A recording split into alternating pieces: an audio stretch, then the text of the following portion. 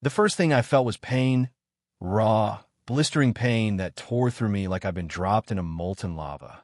It burned from my toes to my skull, an agonizing surge that lasted only minutes but felt like hours. When it finally receded, I dragged in my first breath. Cold air filled my lungs, and I lay there panting until my heartbeat settled. When I opened my eyes, something was immediately wrong. I was staring up at swaying branches, green leaves, sunlight, a forest canopy. Definitely not my ceiling. I tried to remember last night. A snowstorm. Staying home. Watching random movies. That was it. Then nothing. I pushed myself upright and froze. I was completely naked. And different. My physique had been upgraded from dad bod to something that could front a fitness magazine. I'd gone from 6 feet to maybe 6'3". Lean, muscular, balanced. Not bulky, not wiry. Just unfairly perfect. My skin was pale and smooth, and my hair, long, white, and tangled with dirt, fell all the way to my waist. I did a slow look over of myself. Damn, I muttered, because really, what else do you say after waking up like this? After a few minutes of trying not to admire myself too hard, I looked around for anything useful. On the ground near my feet was a woven sack. Inside were sandals, a gray tunic that reached mid-thigh, a rope belt, and, at the bottom, a piece of paper. The message was printed like someone casually tossed it in last minute. Once done getting dressed, say the word system out loud. Gib. My brain stalled. I'd read enough web novels to recognize the setup. Random guy transmigrated, summoned, blessed, cursed, take your pick. For the love of everything, don't let this be some anime summoning, I whispered. I never got into anime. No clue how to ice guy protagonist my way through anything.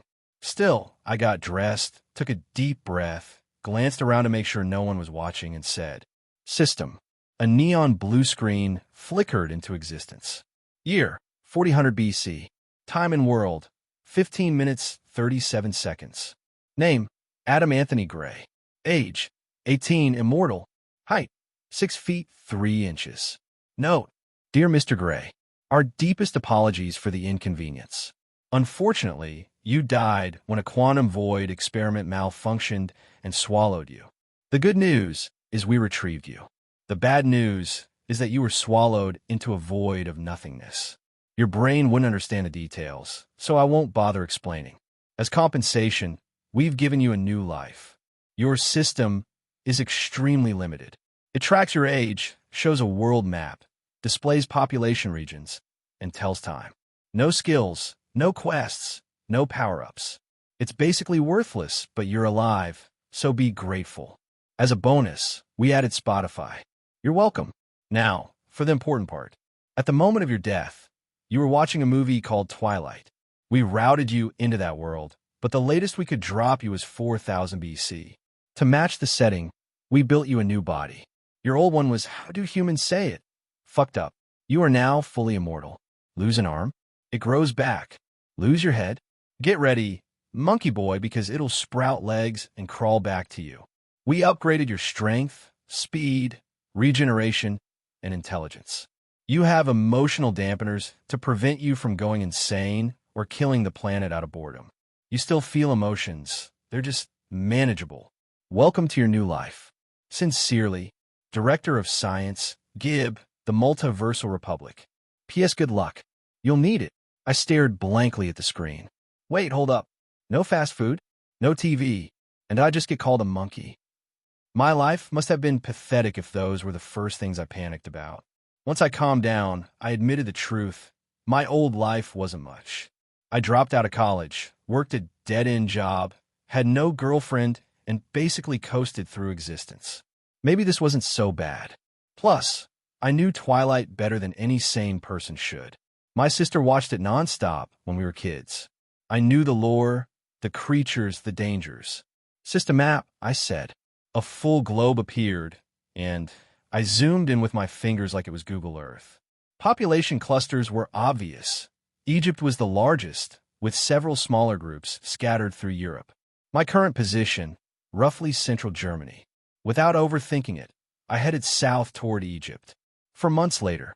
Fuck this. That summarized the trip. The first week was endless storming rain. After that, The weather became manageable. My new body handled travel easily. I could walk from sunrise to sunset without tiring. Hunting was absurdly simple. My speed outmatched every animal, and my strength made kills instantaneous. Cooking was the real struggle. Starting a fire with sticks was a nightmare. No tools meant I had to tear open animals with brute force. I cooked meat on sticks over fire like a prehistoric barbecue. But there were moments that made it worth it. Every night, I lay under a sky filled with stars, thousands of them, more than I'd ever seen back on Earth. It gave me time to think about my old life, my missing family, and a strange numbness I felt. I cared, but distantly, like grief filtered through glass. Around the 4th month, I tried tanning hides. My clothes were shredded from constant travel through brush, so I experimented. I used an antler from a large buck to carve a crude bone knife. It took 3 days to sharpen it without breaking it. With it, I hunted another deer, skinned it, thanks to random documentaries I remembered, and stretched its hide until it dried. The final product? A pair of rough shorts. And my torn tunic became thread. If I had to describe the look, the hobo caveman aesthetic. Not pretty, but functional. And I hadn't seen a single person in 5 months. So who was judging? My skin didn't burn anymore either, so that was a strange perk. I never made it to my original destination. I didn't even get halfway through what would one day be Ukraine before a large nomadic tribe found me. Or more accurately, tried to kill me.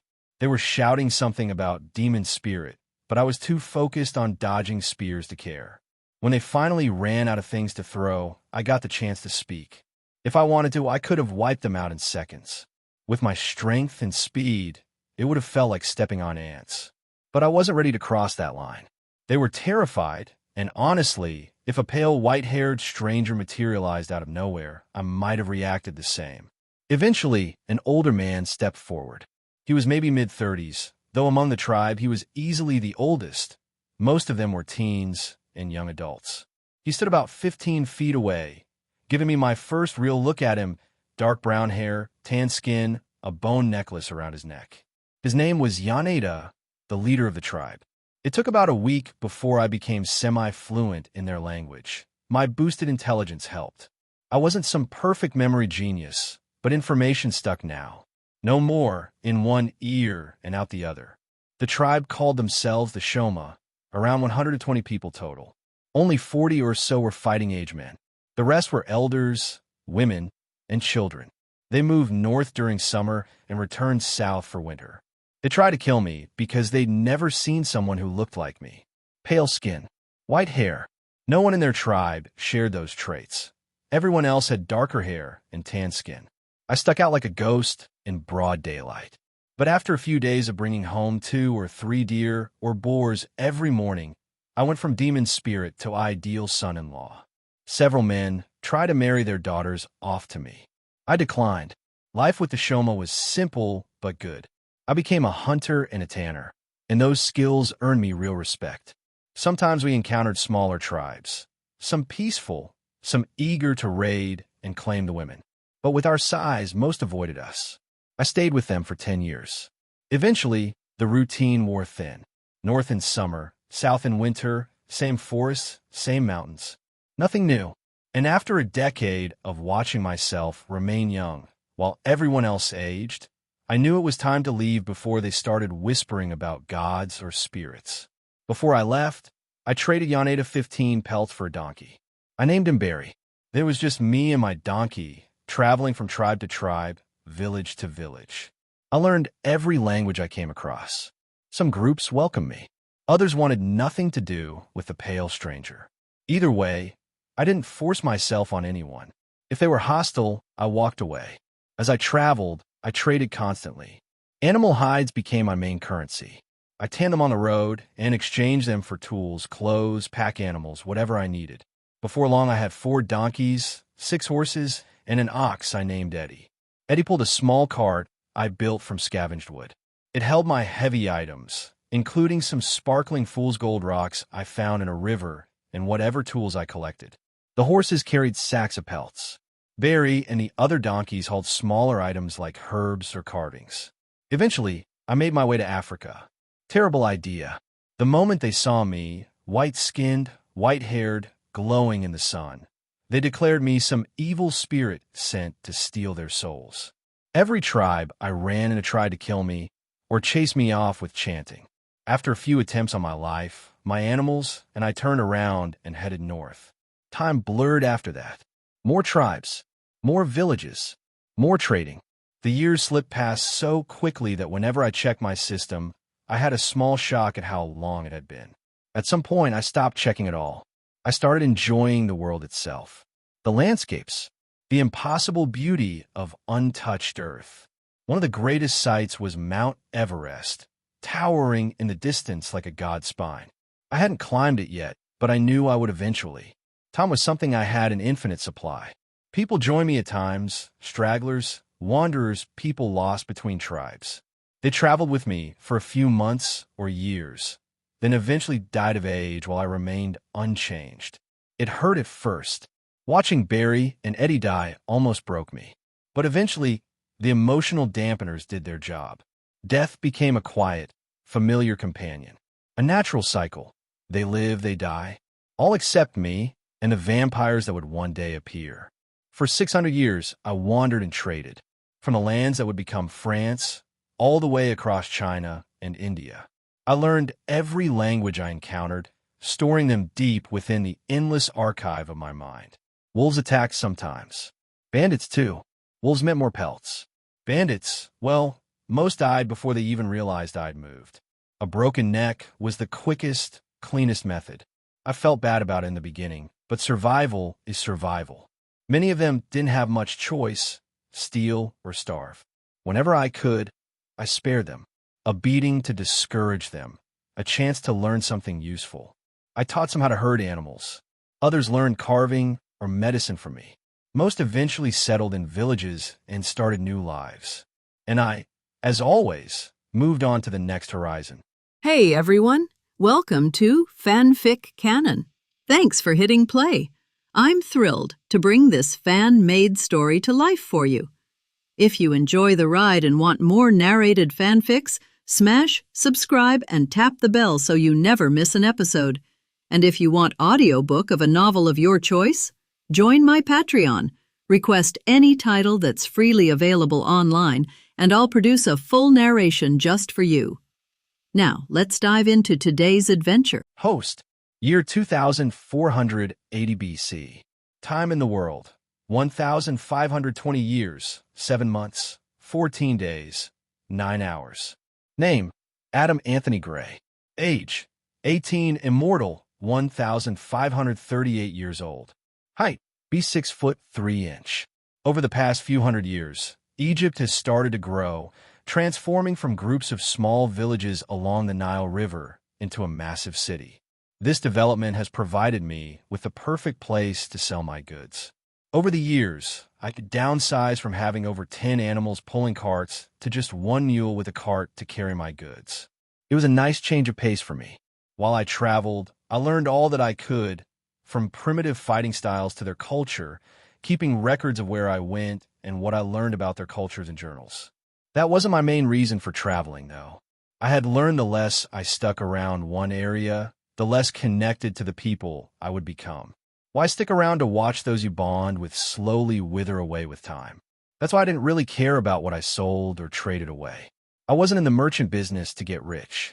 All of that aside, it was also a great way to see the world, to see things I could only ever dream of. I didn't have a place I needed to be, and I was never in a hurry. I would get there when I got there. Every now and then, I would stop somewhere for a few years just because I felt like it, and leave when I felt like it. It's strange knowing that you're immortal. Time just doesn't have meaning anymore. A year is a blink of an eye to me now. It's surprising how much some of these people are willing to spend on wolf or tiger hides. But as long as they're willing to spend, I'm willing to sell to them, making me one of the more popular stalls in the market. Early on, I learned that with my looks, it would be impossible to sell to anyone in Egypt. Most people in these times were very superstitious, and any time they saw my hair and pale complexion, they would think I was a spirit that possessed my body. So I took a new look. And no, I didn't cut my hair or dye a new color. Over the millennia, I've become too attached to it. So instead, I always wore a head and face cover, better known as a keffiyeh. It was a long piece of fabric that I would wrap around my head and mouth, only letting my eyes show. I covered the rest of my skin, not wanting them to see my pale skin either. I tried to tan my skin a couple of times, but with my healing ability, it was impossible. Of course, I still got strange looks, and my height didn't help, but I got fewer than I would if I didn't wear it. I sold animal pelts and small trinkets that I made on my travels. Today was like any other. I had to stand in a large market that I could rent for a few weeks until I ran out of things to sell, then leave and let someone else rent it out after me. It was late in the day, the sun was beginning to drop behind the horizon, and it became twilight. I was just about to start packing my pelts when I caught sight of a group of people moving through the market. All of them were dressed in the finest clothes available at the time, and all of them had gold jewelry covering them, from necklaces to earrings and rings. They didn't seem to walk, but glided, and I instantly knew what they were. I hadn't seen any before, but it wasn't hard to tell what they were. The group was vampires, and, just my luck, they were heading right for me. I stood and watched them move in my direction. Everyone gave them space to move, as if they knew what they were and didn't want to even look in their direction, as if just by looking in their direction, they could get killed. But I just stood there and watched them come even closer, step by step. Finally, they were standing in front of my stall, all 9 of them, 8 men and 1 female. I recognized one of the men and the woman instantly. It was Ammonius and his mate KB, just like they did in the movies. Only Ammonius and KB stepped forward to look at the pelts. The rest of the men, my guess their guards, turned outwards, watching for any danger. They too were vampires, with red eyes and cold expressions. And now I was face to face with my first vampires. I would like to say that I wasn't nervous, but I was. I wasn't afraid of them. If things got bad, I could try to outrun them, hoping the shock of seeing me take off in a blur would give me a good head start. And if they caught up to me, I would fight. But against 8 vampires, there was only one possible outcome: me being torn into a million pieces. I had dreamed of my first encounter with vampires. Anything from them trying to kill me to just seeing them from a distance. But now I had 2 vampires from the movies in front of me. And not just some random vampires, but Ammonius and KB, 2 of the oldest vampires in the Twilight movies. For a few moments, they examined the different pelts from wolf to tiger, lion, zebra, and many more. KB turned to Ammonius and in a soft voice said, "What do you think of them, my love?" Her voice was soft and soothing, like pure honey. "I like them, especially this one," Ammonius said as he rubbed a Bengal tiger pelt. "How much for it?" Ammonius asked, not looking up. I decided to leave a good impression on them, so I said, "Please take them as a gift." Now Ammonius looked up at me, looking me right in the eyes, as if he was trying to look into my soul, searching for any bad intentions I might have. But over my 1,500 years of being a trader, I have developed a very impressive poker face. After a few moments, Ammonius started to smile, showing off his perfect teeth and slightly longer canines, but not in a threatening way. "I like you," Ammonius said, not losing his smile. "What is your name?" he asked me, looking back at the tiger pelt. "Adam. Adam Gray," I replied. "Adam, strange name. Where are you from, Adam?" Ammonius asked. "Everywhere and nowhere," I said simply. "So you're a traveler?" KB asked. "I am. That is how I get my pelts," I said, pointing to some Bengal tiger pelts than the wolf furs. "These animals only live in certain areas and are hard to kill, so they're hard to come by, and I have to travel sometimes for years just to find one. And you were just giving them to us." "What?" KB asked.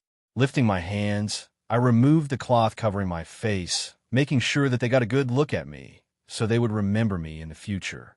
"It never hurts to make new friends," I said with a small smile. They seemed awestruck by my looks. My pale skin, untanned by the sun, and my sharp jawline gave me quite the attractive look. They seemed stunned by this, and both stared at me in wonderment. After a few seconds, they both snapped out of it and looked at each other. All the while, I grabbed one of the tiger and wolf pelts, rolled them up, and tied a leather strap around the middle. Once I was done, I set the rolled pelts in front of them. "And here you are," I said, tying the cloth back over my face. "Thank you very much," KB said, picking up the rolled pelts. Both of them were still looking at me, with curiosity as they walked away, whispering to each other. As they were leaving, one of the guards stared me down, and I knew that look. I have seen it more times than I would have liked over the years. It was a look of murder and lust. Then it connected. He wanted my blood. So once they were out of sight, I began packing my furs like a madman possessed, picking up whole stacks of furs and throwing them into one of my carts, getting everything in only minutes.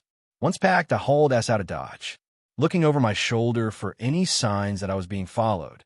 But there were too many people in the streets to tell. Finally, making it a few miles out of the city, I looked around again. Nothing. The moon was thankfully full, giving me enough light to see a good distance. But nothing. Closing my eyes, I let out a sigh of relief.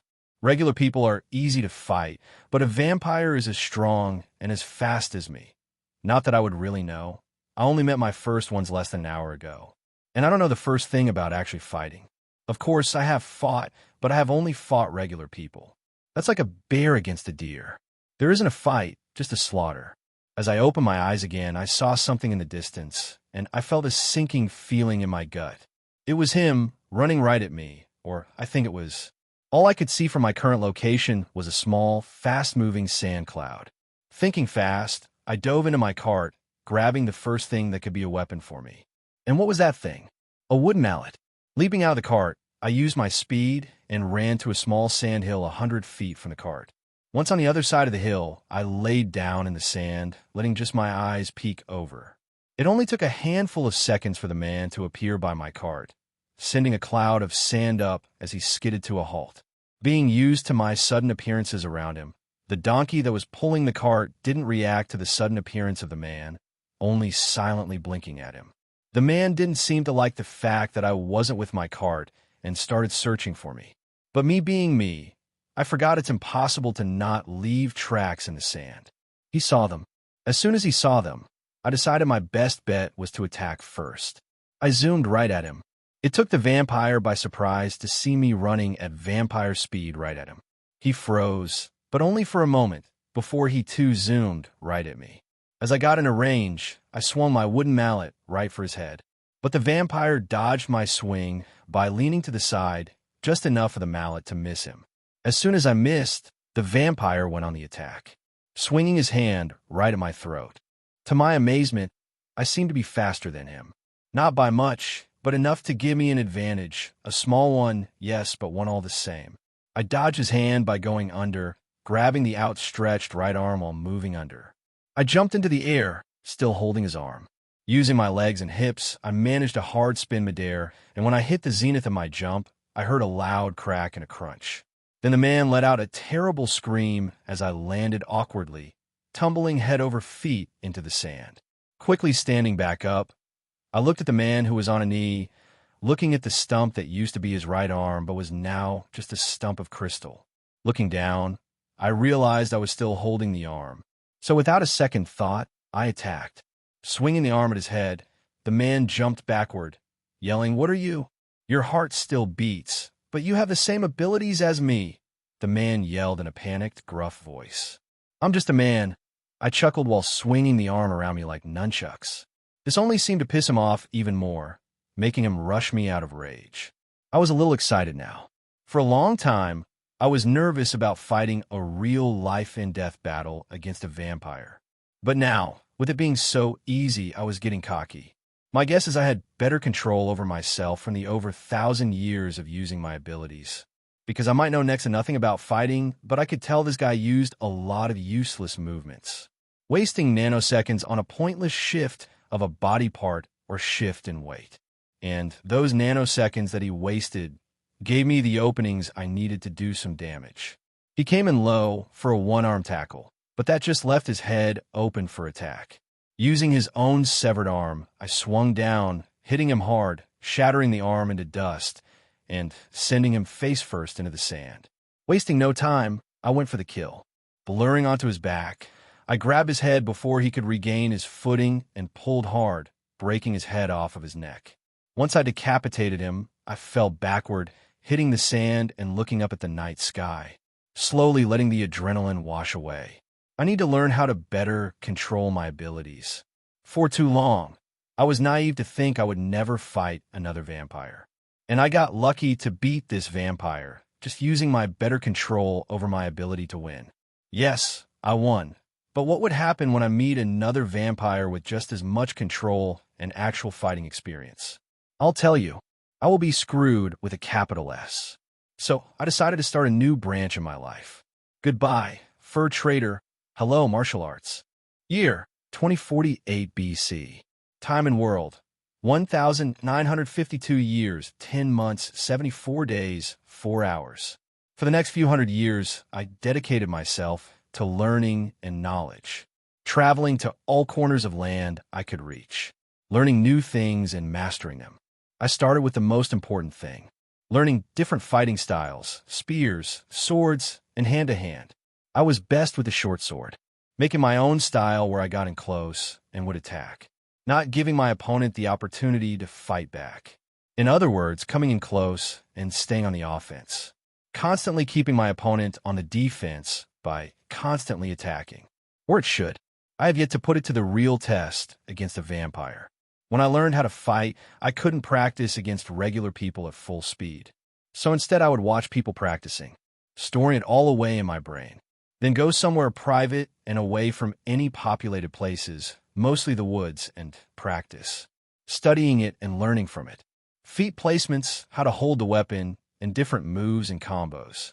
Practicing it and mastering the moves, molding and improving them to better fit my speed and strength. Spending most of the years in China itself.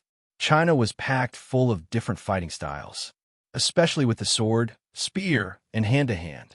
It was very impressive to see it. My guess is the constant wars fought in those times gave birth to hundreds of different styles, and every one of them I mastered.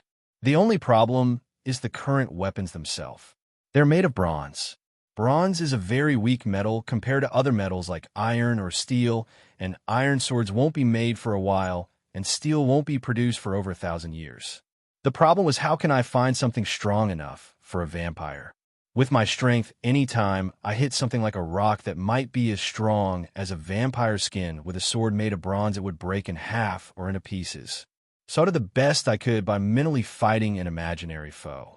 Over the years, I fought millions of imaginary enemies, sometimes multiple enemies all at once. So for about 300 years, I just studied martial arts.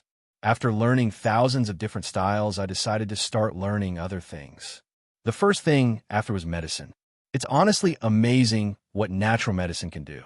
It can heal rashes, and mixing certain herbs with hot water can get rid of coughing or colds. Natural antibiotics. It really is fascinating. I just kept moving from one thing after another.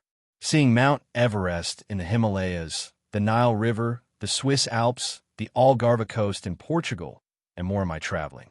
Time skip. Year 1000 BC. Years in world.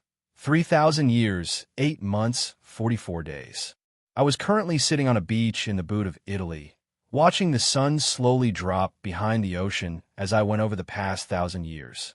I learned to fight, medicine, an insane amount of other things, from carving to building, cooking, languages, and all sorts of things. And I was still traveling to learn more things. But at the moment, I was having a little vacation. As I was thinking, my mind began to wander. There was still one thing I had yet to do, or even attempt, and that was to find love. Since I've come here thousands of years ago, I haven't felt the urge to find love. Of course, I've been with women, but only for one-night stands. I never got attached. Why get attached when they're destined to die in a blink of an eye for me? And the last thing I want right now is immortal children. It felt like I was waiting for them, waiting to meet them, whoever they are. But who are they? I could only guess. Volterra, Volturi, sitting in the audience chamber of the Volturi's main base. Aero, Caius, and Marcus were listening to a very interesting story from one of the vampires they had sent in search of new covens. And finally, he had returned after almost 100 years of traveling in search of more covens to add to the Volturi's numbers. But he didn't just return with information on different covens, but with a very intriguing story. I first heard of this man not long after I left in search of other covens. The tall vampire, named Anchelai, said as he kneeled in front of the 3 leaders, I started my journey by going north into the land of the savage tribesmen. In search of any information that might lead me to a coven, I also started hearing tales of a strange man that would come to their village every few decades and heal their sick or dying. At first I thought that it was a traveling healer, but the farther I traveled, I still heard stories.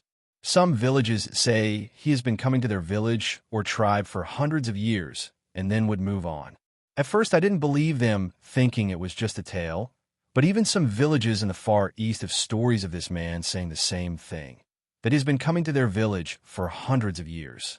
Arrow sat on his throne and tapped his fingers on the armrest, thinking. Turning to look at Marcus, Arrow asked, "What do you think, brother? I think we should find this man. Who knows how old a vampire he is and what abilities he may possess?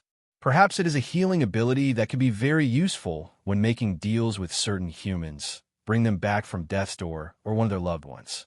Arrow smiled and let out a chuckle. "Yes, brother, that would be a good idea.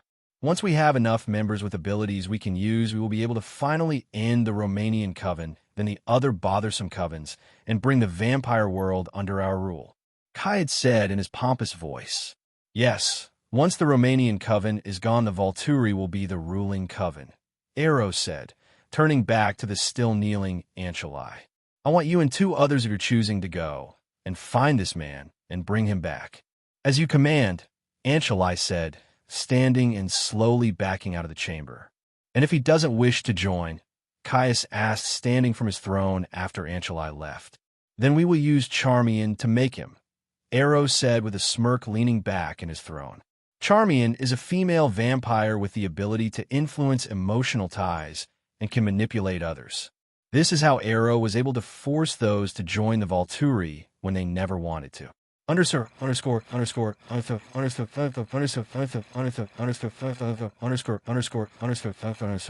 MC. I was currently traveling among tribes in Spain, or at the time known as the Iberians, healing and doing a little trading. Instead of the over 10 animals I used to have, I only had a horse named Buttercup pulling a small cart now while I walked beside it. I was walking down a small path that led east. While walking, I turned on my playlist of favorite songs and zoned out, knowing that my horse would stay on the path and would stop when confused on where to go. It was mid-afternoon when I stopped to have lunch under a tree just off the path that kept the sun out of my eyes. "I'm so happy I made sunglasses," I said to my horse Buttercup. "I have made glass thousands of times in the pursuit of making sunglasses. The only problem is I was shit at it. First, it was finding something hot enough to melt the materials for it. Then the shaping and darkening of the glass that took so long. But I was determined to make them. And now I have a few done in my wagon as backups. Over the years, I've had many animal companions.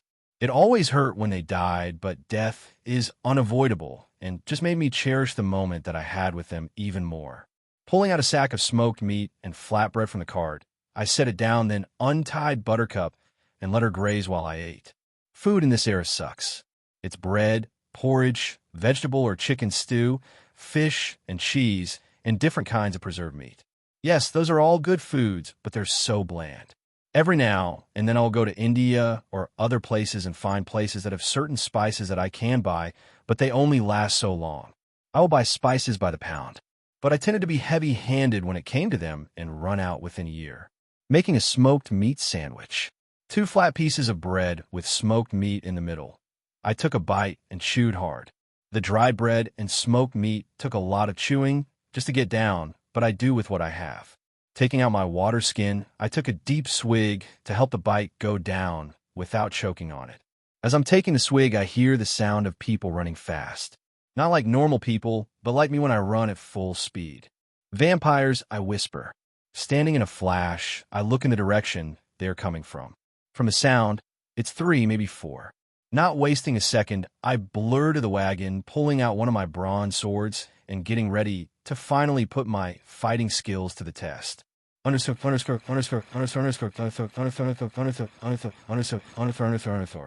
Anchelai. It's been 2 years since he was sent in search of the white-haired man. First, he went north looking for any village that had seen him recently. It took 7 months to find a village he had recently been in. So following his trail, we figured out he was going southwest towards the Iberian people. As they passed through the villages, something piqued Anshali's interest. Every time the white-haired man came to a village, no one went missing from the villages, not even the poor people that nobody would miss. That's how Anshali could track covens. Look for a village or city where the poor tend to go missing and you find the coven close by. But never did a person vanish when the white-haired man was there, making Anshali slightly suspicious. How is he surviving if not on human blood? Anshali thought as they continued their journey. It took them over a year to finally catch up with the white-haired man. It took them this long because they would need to stop and feed every time they found a village or city and would lose a day every time. Thankfully, the white-haired man stayed a few days at every village or city, letting the vampires slowly catch up with him. Finally, they came to a village in the southern area of Iberian. Like usual, they entered the village covering themselves in black and red cloaks, making sure not to let the sun touch their skin and let the villagers see them sparkle. It only took a few minutes to get the good news. The white-haired man just left the village. Once they got the direction that the white-haired man headed in, the three took off once out of sight. Blurring through the woods, following a path through the woods, the three of them could finally see an end to this long journey of tracking down this man, and finally bringing the hunt to an end. After running for 10 minutes, they finally caught sight of a cart and a brown horse grazing not far from it. Then finally the white-haired man. Mac POV. Shit. I thought as I saw the three vampires stop 10 feet in front of me. It was clear to see who they were or what group they were from. The Volturi. I mumble as we stare at each other. Over the past 1,000 years, the number of vampires I've seen has grown, starting in Romania, where the current ruling coven is. The Romanian vampires didn't care if people knew what they were, ruling the people with cold hearts and an iron grip, massacring whole villages at a whim. In some of the worst times, I would take large groups of villagers and guide them to newer lands. I figured the more remote the place, the better, because vampires needed human blood to survive, to not be in pain from the lack of blood, so vampires wouldn't risk a long-distance travel where it might take them a month just to reach them with no villages close by. Thankfully, there are a number of places for that, and I would teach them how to survive in those places, not leaving until I was sure they could survive on their own. After doing that a few times, the Romanian coven got wind of what I had been doing and sent 70 vampires after me. The pompous vampires were a bunch of mentally challenged pricks, and only chased me for a few days before they got tired of it and went on a blood rampage through countless villages, killing hundreds of men, women, and children just because they could, and to crush those with the hope of a new and better life that I might have brought them. While I watched them from a distance, unable to stop the pointless killing, vowing that one day I will end the Romanian coven. And I knew just how to do that. The Volturi. Yes, they aren't much better than the Romanians, but the Volturi brought law to the vampire world, stopping the massacres and open killings of humans, hiding the vampire world from the human world. So I chose from two evils. One who killed hundreds for fun, or those who brought rules and order to this lawless world, punishing those who broke those rules harshly. It wasn't a hard choice to make. The only problem was I didn't know when the Volturi started their rise to power. But now I had what looked like three members of the Volturi in front of me. It wasn't hard to figure out. They were in black and red cloaks, the signature appearance of the Volturi, or a cult, but if you think about it, they might as well be the same. The three stopped about 15 feet in front of me, staring at me and my sword. A tall vampire with night black long hair and pale white sculpted features stood in front of the other two, clearly the leader. I stood tense, ready for any sudden movement that might signal an attack. The leader of the group tilted his head to the side, looking confused. Turning to look at one of the men behind him, he said, "It's not him. This is just some human with white hair." Turning back to me with an evil smile, he said, "We weren't able to have a meal in the village because of you, so now you are our meal." Without wasting a second, they attacked, moving in a blur right at me. I'm not entirely sure what they were expecting me to do.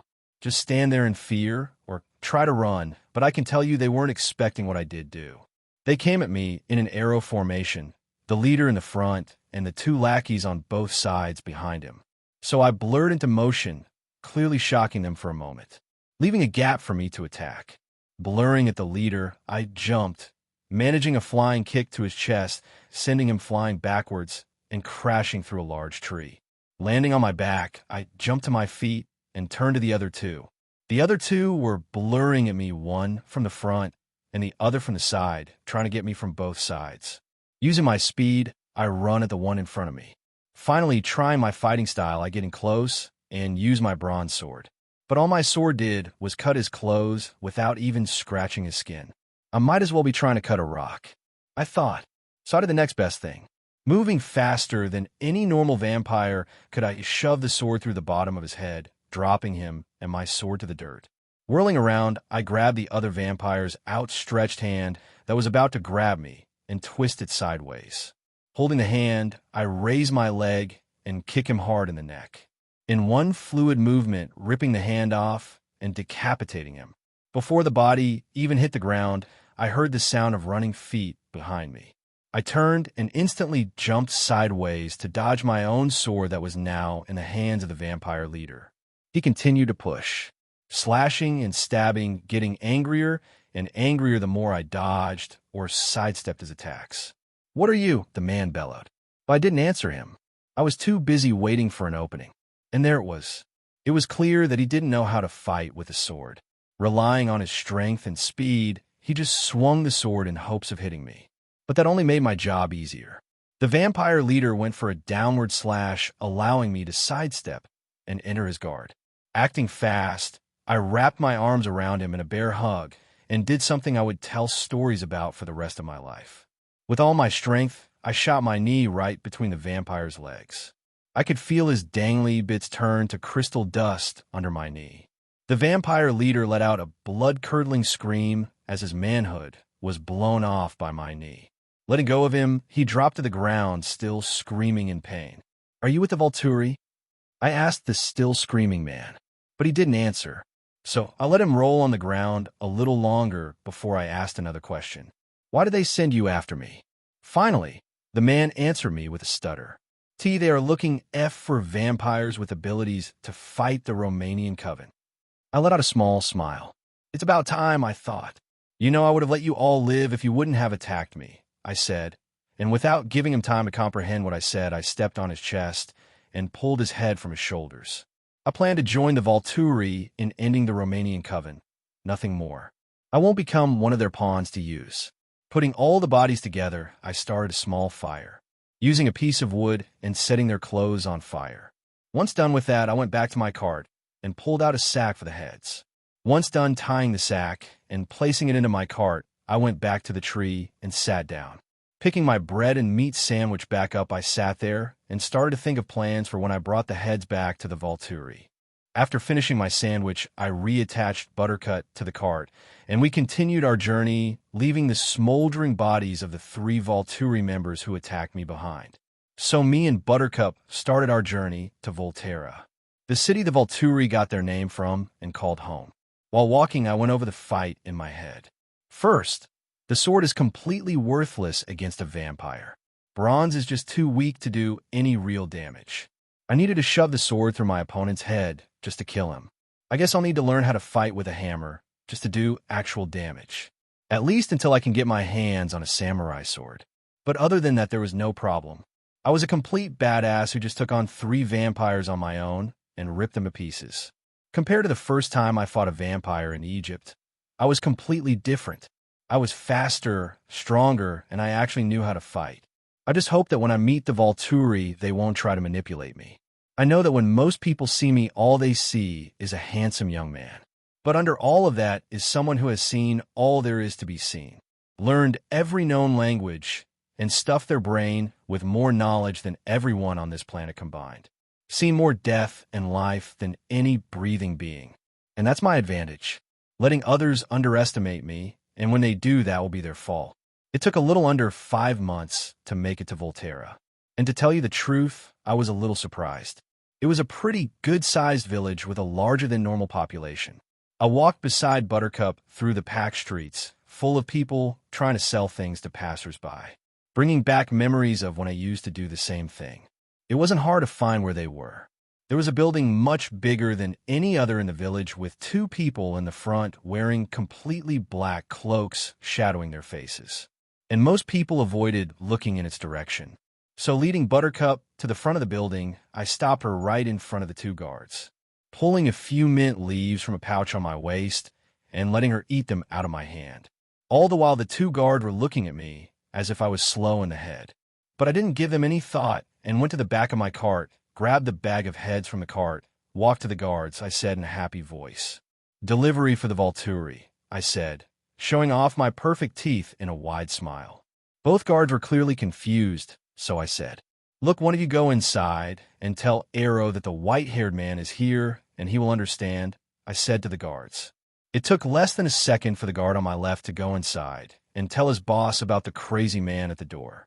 As we waited for the guard to come back, I stood there with the bag in my hand, tapping my foot and whistling a tune while waiting. Looking at the guard in front of me, I asked, "Nice weather we're having today." But he didn't say anything, just standing there trying to be intimidating, thinking his crimson red eyes would scare me. Instead, it made him look constipated. Before I could warn him about his eyes popping out, the door opened and the second guard stepped out. "Follow me," was all he said, then stepped back inside. Following him through the corridors, he led me to a large door.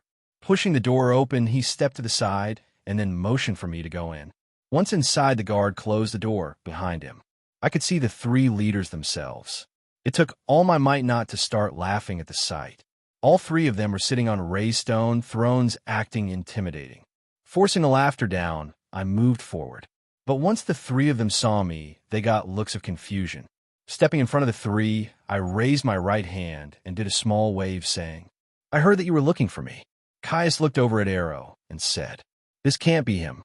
This is just a boy and a human at that. I can hear his heart." That is true.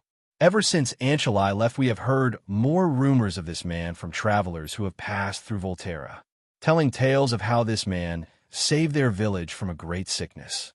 And if it was him, Anchelai would be here. Marcusa said in his deep monotone voice. "Oh, that was his name," I said, bringing their attention back to me. "What do you mean?" Caius said in a voice that sounded like he was disgusted just by talking to me. Setting the bag on the ground and opening it, I grabbed the vampire leader's head and pulled it out. "Is this him?" I asked in a casual tone. The three of them froze, not saying a word.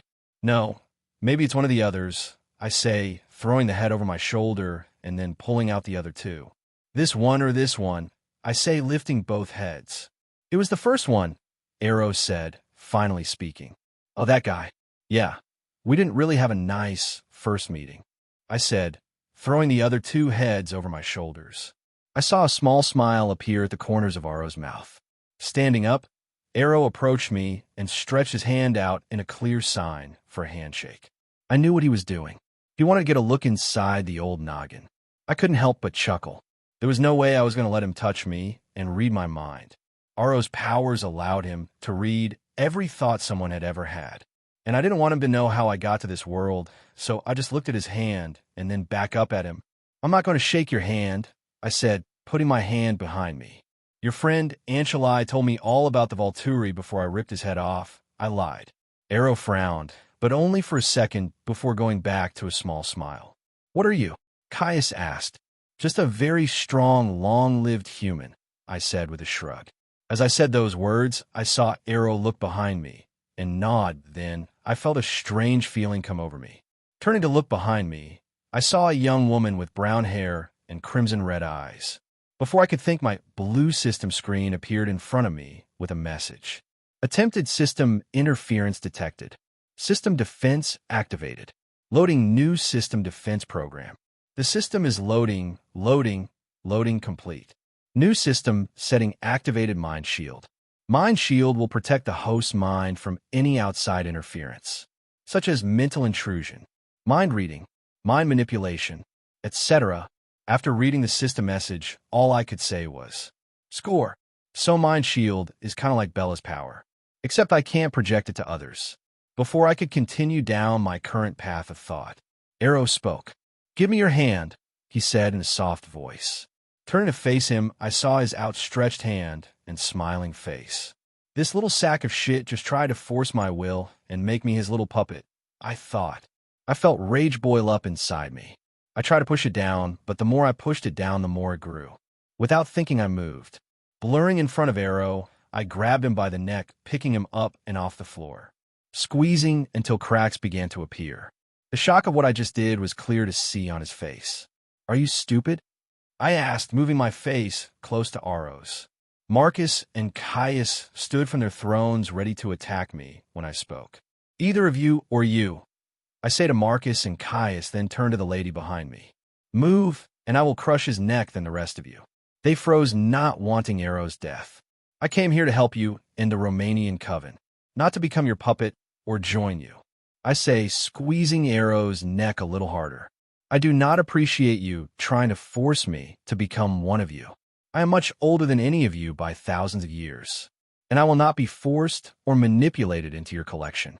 And if you fuck with me, I will rip all of you apart," I say in a cold voice while looking right into Arrow's eyes.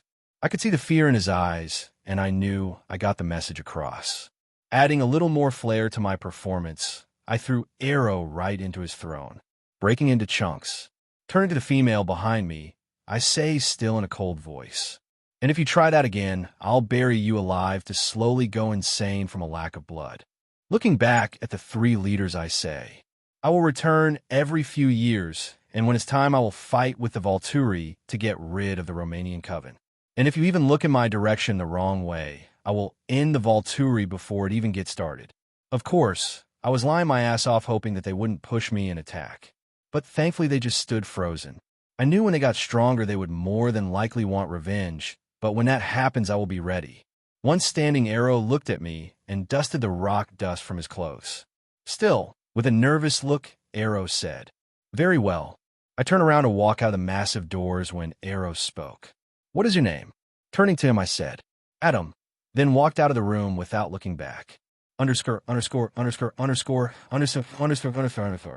Volturi POV. Once Adam was gone, Caius turned to Arrow and said, "How is that possible?" I could hear his beating heart. "He's just a human, but has abilities that can kill a vampire." "I don't know." When he grabbed my neck, I wasn't able to get any information from him, and Chelsea wasn't able to affect his loyalties and bring him to the Volturi. "He must have shielding abilities," Marcus said while looking down at the destroyed throne. "What will we do about this, Arrow?" Caius asked, sitting back down in his throne. "We will wait and play nice. And once the time is right, he can either join us, or we will crush him under our might." "Good," Caius said with an evil smile, leaning back into his throne. For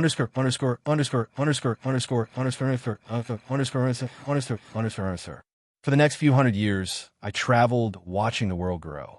Every few years, I would check in with the Volturi, but they were still looking for vampires with strong abilities before starting the war with the Romanians. So while they did that, I went back to China and continued my studies of martial arts. In the past few hundred years, China has grown exponentially in population, leading to more and bigger wars, and as a byproduct, more fighting styles. As I was traveling through China, I passed a small blacksmith hut. Realizing that I had yet to learn smithing, that I bought it from the old man who owned it before me. I paid him extra to teach me for a few years before he left to retire.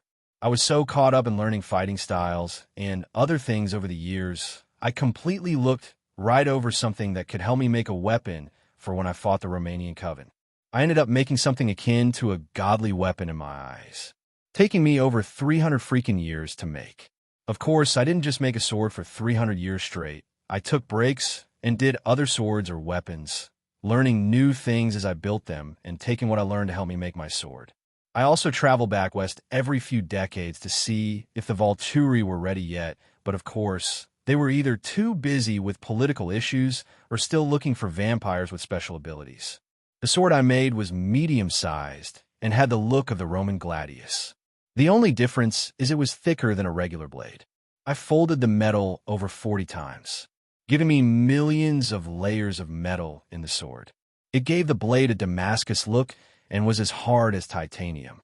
A katana blade is only folded 10 to 20 times, making them incredibly hard and durable. And I just doubled it using my insane strength to hammer and mold the blade. I had to restart hundreds of times, but that's blacksmithing for you, one mistake, and you could ruin it. I also went through a few hundred hammers in the process. After making the blade, I tested it by cutting whole trees down in one blow, and then finding out that boulders fared the same as the trees did. To say I was excited would be an understatement. Finally, I have a blade that can do some damage to vampires. Once done testing my blade on trees and big rocks, I decided to put it to the real test against a vampire. So I headed west to Romania. Year 440 BC. Once in the lands of the Romanian Coven, it wasn't hard to find a vampire. They walked in the open, letting people see them sparkle, unafraid that anything can kill or wound them. In a small village just inside their lands, I saw a shorter male vampire with short black hair and bright crimson eyes. His skin sparkled in the sun for all to see. I wore a brown cloak covering my head with a hood looking like a monk. The long cloak also hid my already drawn sword, allowing me to get right up next to him and attack. Acting fast, I swung the sword. With a loud boom, my sword hit his neck. Sparks flew as my blade chopped into the vampire. The vampire never even knew that he died. All this happened in less than a second. Most people in the street didn't even see me cut his head off. All they saw was the vampire's head fall off. Once I got my fill of the peaceful life, I decided to head to Rome. Over the past few hundred years, Rome has started to conquer lands in what will become Italy and grow. Knowing how powerful Rome will become, I decided to start making some serious money. So after packing my belongings onto a cart, I headed south to Rome. The closer I got to Rome, the more I saw the flourishing lands full of farmers and crops. Once the city came into view, I was amazed. The temples to the gods and just the number of buildings was incredible to see. Once I got to the more populated part of the city, I couldn't stop myself from looking in all directions, taking in the happy atmosphere of the citizens. As I traveled to Rome, I came up with an idea of how to make a living in Rome. Of course, I had a boatload of gold in my cart, but that won't last me forever, so I decided to become a blacksmith. It took a few days to find a blacksmith willing to sell me the shop and tools, but he was only willing to sell an insane price. But I would make it back in time, and I had a lot of that. The shop was in a good market district and had a lot of foot traffic, so I wasn't too upset about the loss of gold. Once I owned the shop, I began to build tools or weapons for sale, pumping them out at an incredible speed. Business was slow for the first few years, only doing farm tools for farmers or tools for craftsmen. But finally, I had a soldier enter my shop looking to see if I could fix his heavily dented sword. The sword looked like it was used in battle, so I asked, "Seen some fighting?" I asked, picking the blade up from his hand. "Yes, the northern Gauls are pushing south. My patrol found a group of them far into our borders. My guess is they're going to attack soon, so I wanted to get my sword fixed before that happens just in case," the soldier said, scratching his head tiredly. "Well, we can't have one of Rome's soldiers entering battle with a sword like this," I say, looking at the heavily dented sword. "How long until you can fix it?" he asked me. "I can have it done by early afternoon," I say to him. "But that's only a few hours. Most smiths take days," the soldier asked in a confused but happy voice. "Yes, most smiths would take that long, but I'm not them," I say, giving the soldier a smile. "How much will it cost me?" the soldier asked. "I will do it for 7 bronze. The soldier only got more confused. "But the rest of the smiths do it for 10 or more bronze. Like I told you, I'm not like the rest of the smiths." Of course, I wasn't doing this to go broke. I was doing this so he would go and tell his military friends that there's a smith that does good, fast work for a lower price. Fixing his sword would only take me an hour at most. For most smiths, it would take multiple hours, so they charge more for the time it would take to fix their blades and the material needed to do so. Once his buddies come, I will charge them 8 or 9 bronze for things that will take me an hour, making me a good profit for an hour of work. And it worked. Before I knew it, I had more work than I could handle. I ended up hiring people to work the front of my shop while I hammered away in the back. But even then I was getting flooded. So I took on some apprentices, teaching them how to forge. Of course, they couldn't get as much done as me, but they did get very skilled. The good thing about all, though, is I was making some serious money, allowing me to buy some more shops, and sending those smiths to my shops, with me only taking a 10% cut of their sales. Within 30 years, I had over 10 smith shops. Unfortunately, Rome was taken over by the Gauls for 7 months. They massacred many innocent people and stole anything that wasn't attached. While Rome burned for the first time, I used my main shop to hide civilians, my smiths, and their families while I killed any Gaul soldier that tried to enter. Only when I had killed more than 100 soldiers with ease did they finally leave me be. Once the Gauls were defeated and left did Rome began to rebuild, and so did I. Most of my shops were still intact, but had been looted for any weapons or tools that were inside. But I could buy and rebuild, because what else could I do? After a few months, business began to pick up explosively, due to the fact that my smiths and I were some of the only living smiths in Rome. All the others either died or fled and haven't returned yet, leaving a vacuum for weapons or tools that I was more than happy to fill. In just a few years, things were back to normal. And once again, I was making more money than I knew what to do with. So I started buying more stuff. Because the best way to make more money is to buy things that can make you more money. It's simple math. So I started buying potteries.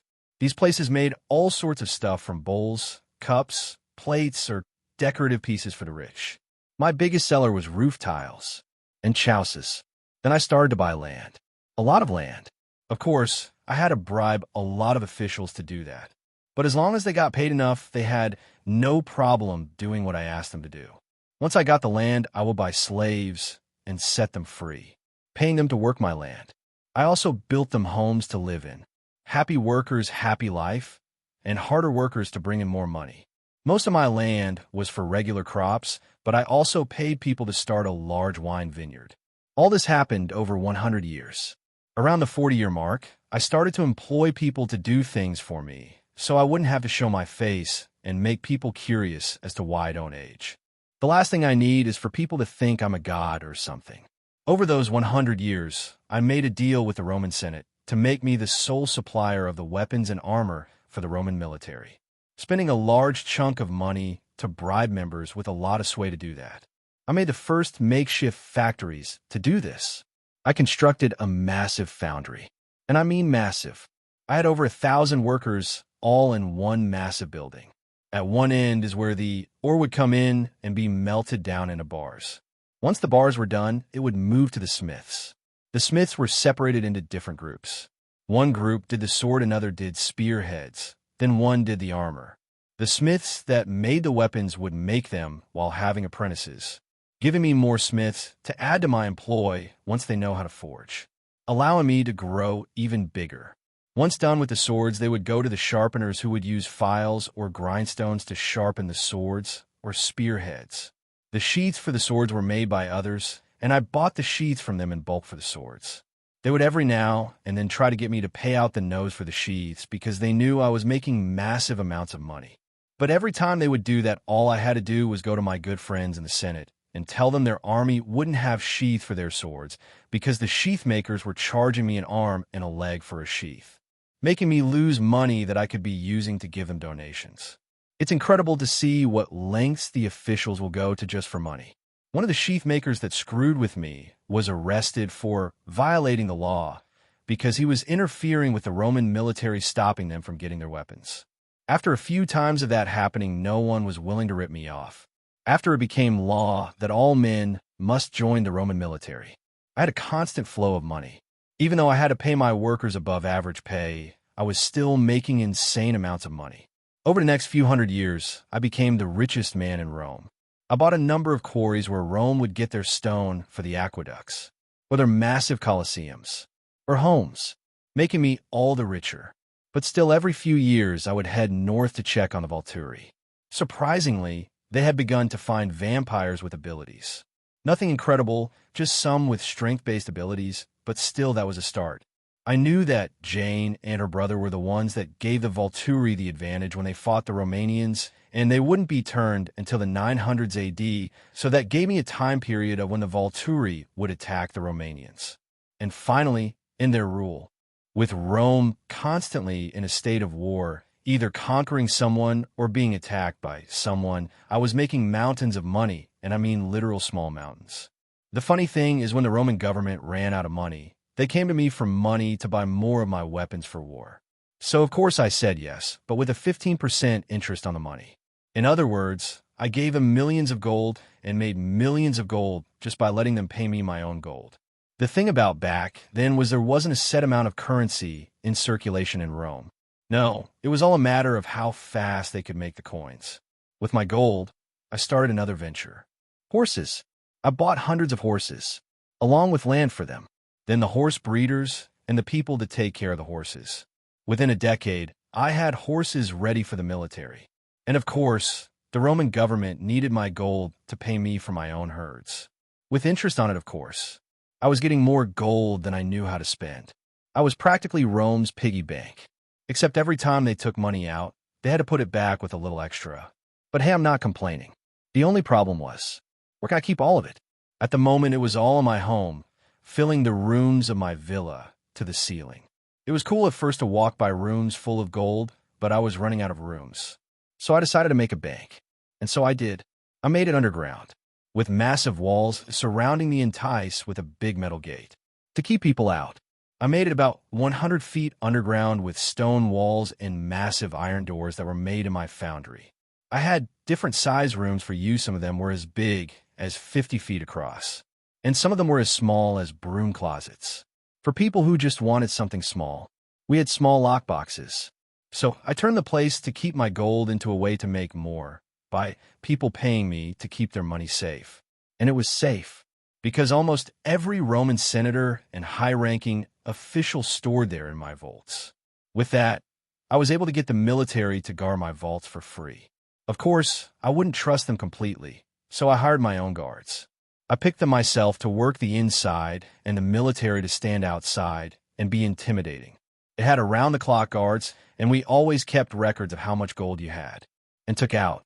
It was a huge hit with the rich. Every rich person with 2 gold coins to rub together was scrambling to put it in my vaults, making me all the richer. After that, I started looking out words to other countries and had a great idea. I bought 11 ships and started importing and exporting goods from Rome to other countries and bringing spices and dyes to Rome. In a couple of years, I bought out my competitors, making me the only person that imported and exported goods to Rome and having over 100 ships to transport the goods. After that, decided to stop. I was making too much gold. With all my businesses in Rome constantly using my gold to pay me, I was about to explode with gold. At my peak, I had a little under 1 billion gold coins. I remembered reading something that said Rome minted 20 billion coins over its rule.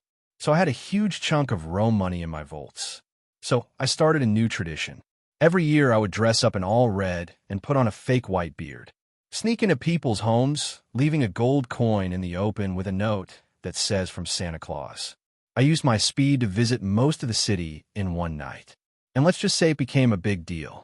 People thought it was from a new god. But hey, whatever rose their boats is fine with me. I was just trying to stop an economic crisis from happening by spreading the money around for people to spend and generate some spending. So I started Christmas all to stop an economic collapse. Thankfully, it seemed to work, and I didn't need to give gold away anymore. And it gave me an idea. Now that the economy is stable again, why stop it? So in the far north of Italy, I bought some land and hired a bunch of wood craftsmen to build toys. I would let the toys build up until once a year I would have all the toys delivered to some of my warehouses in Rome. At this point, it was too big for me to do alone, so I paid helpers to help me deliver the gifts, but only to their doorsteps. Some people were upset that they didn't get gold anymore, but they got over it.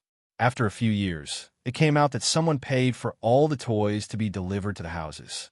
But no one knew who it was, and they never did. I was just happy they found out before they started building temples to the god Santa Claus. After a decade, it became an actual holiday for giving gifts. And I didn't need to give the toys away anymore, because they sold very well for the holiday of giving, accidentally making me even more money. Year 165 AD. Years in World 4 165. I was currently on my way north on a small vacation, leaving some of my most trusted men in charge.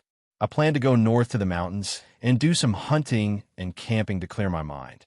It may not sound like fun, but when you have lived in a crowded city for hundreds of years, you get tired of the constant bustle and noise. I was halfway to my planned camping grounds when I was passing by a village. It was a little after dark, so I decided to camp outside the village. Finding a flat area not far from the village, I dropped my pack and started collecting wood from the close-by trees, making sure to grab dry wood. I quickly made a good-sized pile for the fire. Pulling some flint from my bag, I had a good-sized fire, cracking and popping in no time. Now, with a burning fire, I grabbed some of my rations from my bag, dried meat, and the few remaining vegetables I had packed for the journey. The dried meat was the average affair of bland and tasteless, while the somewhat fresh vegetables was a boost to my morale. Finishing my food, I pulled out a woven blanket made out of a rough material and laid it on the ground so I wouldn't be sleeping in the grass. By this time, the sun had started to set, so I lay down on my back and looked up to the night sky and the breath-taking beauty it showed. While I was watching the stars, I heard a footstep behind me. Without thinking twice, I jumped up and flipped over the fire, drawing my sword while flipping. Now that I was facing whoever was behind me, I got a clear look at them. It was a young teen, maybe around 16 or 17, and instantly I was able to see his crimson eyes. The teen was frozen with eyes wide in shock of fear. As we stared at each other, I looked him over. He was around 5'9", with short brown hair and sharp facial features. He wore fine clothes showing he came from wealth. "H, how did you do that?" the boy said hesitantly. "Practice," I say jokingly. Before he could speak, I spoke. "What's your name?" "Julius Augustus Minusus," he replied. I slowly sheathed my sword. "How long has it been since you turned?" He looked at me confused. "Turned?" he asked. "Yes. How long has it been since you were turned into a vampire?" "Viain spur." Julius said the word unfamiliar to him. "Wait, have you had blood yet?" Julius only stared at me, but I could see his eyes slowly move to my neck. "I'm gonna guess no. It's actually very impressive that you, a newborn, didn't try to kill me or attack the village." I wanted to ask more questions, but I could tell he was fighting himself to not attack me, so I said, "You need blood?" "No," Julius said in a loud voice. "I will not become what killed my family. I will fight it." I put my hands up in a calming gesture. I guess some vampires attacked him and his family. So, thinking fast, I said, "You can't fight it, but you don't need to kill people for blood. You can kill animals for their blood instead. If you don't, the pain in your throat will get worse. It won't quench the thirst completely, but it will help with the pain I'm sure you are feeling right now." Julius absent-mindedly lifted his hand and touched his throat. "How do you know all of this?" I chuckled and said, "Because I've been around some vampires before." I didn't want to drop the whole "I am over 4,000 years old" on him just yet. He was already confused and scared enough. "Follow me," I said, pulling my cloak off, then blurring into the woods. Julius didn't even register that I blurred away. His mind was too fogged up with the need for blood to care. Julius followed at a slower pace, still getting used to his newfound speed. It only took 5 minutes to find a large male deer lying on some grass in a small field deep within the woods. I stopped just inside the tree and waited for Julius to catch up. Within a few seconds, Julius appeared a few feet from me, clearly not wanting to get close to me and lose his internal battle and attack me. I pointed at the deer and said, "Let your instincts take over," and before I could continue, Julius blurred towards the deer. In 3 seconds, Julius traveled the 70 yards and tackled the deer, and instantly bit into its jugular. So for a few minutes, I waited as he slowly drank the deer dry. Once done, Julius let go of the deer's neck, letting the head thud onto the earth. He had blood running down his face and covering his hands. Julius slowly lifted his hands to look at them blood-soaked, and from where I stood, I heard him whisper, "What monster have I become?" I blurred to Julius's side, kneeling beside him and slowly putting a hand on his shoulder. "You are not a monster, Julius. Monsters are the ones that kill the innocent for no reason or for fun. You are still the same person, except now you are a little different is all. A little. I'm a monster that craves blood. Julius, if you were a monster, then why didn't you attack the village and let yourself fall into the blinding thirst for blood?" He didn't say anything. Instead, you fought it. Or when you came to my camp, you never attacked me, even when the thirst was stabbing at you. Julius dropped his head down and began to cry. With chest-rattling sobs, he let his emotions out. I enveloped him in a hug, letting him grieve for his family who is more than likely dead and the fact that he has become the same thing that killed them. And now he was the young man filled with emotions, scared and alone. After a few moments, Julius began to regain his composure, so I released him. Come on, I will answer any questions you have. Standing, I walked to the dead deer. Picking up the back 2 legs in one hand, I began to pull it behind me with ease, while Julius followed. I carried the deer back to my camp and started to carve the deer for some fresh food. All the while, Julius stood a few feet away, silently watching. Do you have questions, or do you just want to stand there and stare at me like a creep? I asked, not looking up at him. What is a vampire? He asked. Well, vampires are a pseudo-species of crystallized immortal beings who must feed on the blood of humans or animals to survive. It is impossible to not drink blood. The longer you go, the more you need it, until you lose all mental faculties and give into the thirst and go on a blood rampage for anything that is blood, but mostly after humans. Looking up, I saw Julius standing there with furrowed brows. So now I must drink blood to survive. Yes, I say, standing to my feet. And unfortunately, you won't be able to be in the sunlight where people can see you. Why? He asked. Well, when you turned you and your insides took on crystal-like properties. So when you go into the sun, your skin will sparkle.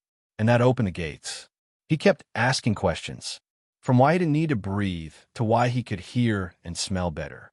While I cooked the deer meat and ate the food, I answered his questions as best as I could. But Julius was a never-ending well of whys. But I couldn't blame him. I would have done the same if I was him. So I answered his questions as best that I could. All the while, I learned a few things about Julius.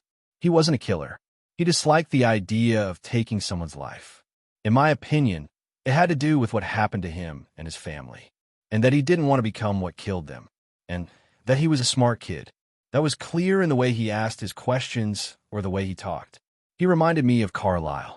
He didn't want to kill people, and his self-control was good enough for him not to instantly kill a human.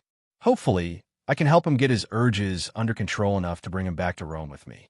I didn't want to ask him about his family just yet. The last thing I'm sure he wanted was to be reminded of that right now. So I decided to wait and ask later. After a few hours, he finally ran out of questions to ask about vampires. And finally, he asked a different question. What now? Well, it's not going to be easy for you to be around people right now with you being newborn. Your thirst for blood will be a problem. Like right now, even though you just drank all the blood from a fully grown deer, you still feel the need for blood. You seem to be very strong-willed, or you might have a power that helps you with it. I say, so you can come with me, and I can help you get it under control. I'm going on a camping trip into the woods for a few months before I return to Rome, and in that time I will help you.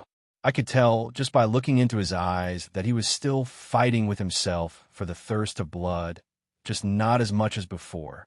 Very well, he said. I will come with you. Well, I'm going to get some sleep if you want to have this, I say, grabbing a scroll from out of my pack and handing it to him. What is this? He asks. It's a play I wrote, I say, lying down. It was a rip-off of the movie Ben-Hur. I wrote for fun. Laying my head down on my pack, I closed my eyes. I wasn't afraid that he would kill me. He had more chances than once to do so, and hasn't. And while I can't die no matter what he did, so I slowly fell asleep, hoping that I woke up in one piece and not scattered all over the place. I woke early just before the sunrise and looked around, happy to see that I was still in one piece and wasn't drained of all my blood. I looked over to Julius. Julius was looking in the direction of the sunrise. Are you nervous? I asked him. Julius looked over at me. A little. There's no need to be, Julius. I knew he was afraid that he would actually sparkle. It was just one more confirmation that he was now a vampire. Slowly the sun rose. The rays of the sun hit his skin, and he began to sparkle in the light. Julius looked himself over and sighed in resignation. After a few minutes, he looked back at me and said, "That was a fantastic play you wrote, by the way. It was a great blend of betrayal and hardship. But through constant hardships and pain, he was able to get his revenge." I smiled at him and said, "So you liked it, did you?" "Yes, I did." As we talked, I put a metal pan in the still hot coals of the fire. Once it was hot, I laid some pieces of deer meat on the pan and let it sizzle. Julius watched as I cooked. It was silent for a few minutes. The only sound was the sizzling of the food when Julius spoke. And what about you? You seem to know a lot about vampires. Well, it has to do with the fact that I am older than vampires themselves. Julius was clearly shocked at that. But before he could speak, I cut him off. I'm over 4,000 years old. And when you have lived as long as me, you tend to run into some strange stuff. You are 4,000 years old? But how is that possible? Are you a vampire like me? But that can't be. I can hear your heart. And you said vampire hearts stop working. So how did you do it? The last thing I wanted to do was tell him the truth, so I said the same as I did in my journals. I don't know. I woke up in a forest without my memories. It took me a while to figure out that I was immortal. And well, I just can't seem to die. But, Julius said, trying to wrap his mind around what I just said. Yeah, you must have some pretty good luck. Out of all the people to run into you, run into me. Before Julius could ask more questions, I spoke. I will answer your questions later, but let me pack up, and let's get a move on before I answer them. All right, Julius said in a sheepish voice. Once I packed up and made sure the fire was completely out, we started our journey into the forest, getting farther and farther away from any humanity. It took us around 2 days to find the perfect place to set up camp. The whole time I told Julius my story with a few lies here or there. I also told him about the different covens and what was happening in the world of shadows. So, in other words, you are running Rome from the shadows? Julius asked. Kind of. Mostly I let the emperor and the senate run things. But if I need something done, all I have to do is pay them, and they will get it done for me. But what if they won't do something for you? Well, they don't have much of a choice. I have most of the senate on my pay, willing to do anything for a gold coin. So they would use their sway to get them removed from the senate. That's a little scary. I've lived in Rome all of my life, and I had no idea Rome was this crooked. Well, that's how life is for normal people, Julius. For us, money doesn't really mean that much anymore. I could lose every single gold I own, and I wouldn't care. Because I know I can make it back. Maybe in a few hundred years or a few decades. But normal people only live for so long, and they can never make as much as us. But they're willing to do anything for gold to make the years they have comfortable. I said, I see, Julius said while kicking a small stone. It was quiet for a while as Julius thought over my words. It only took around 15 minutes for us to arrive at a small field surrounded by trees. This will do, I said, dropping my pack to the ground. Stretching my back, I said, Are you ready to get started? Started? Julius asked. Yeah, on your training. Oh, yes, I am. Good.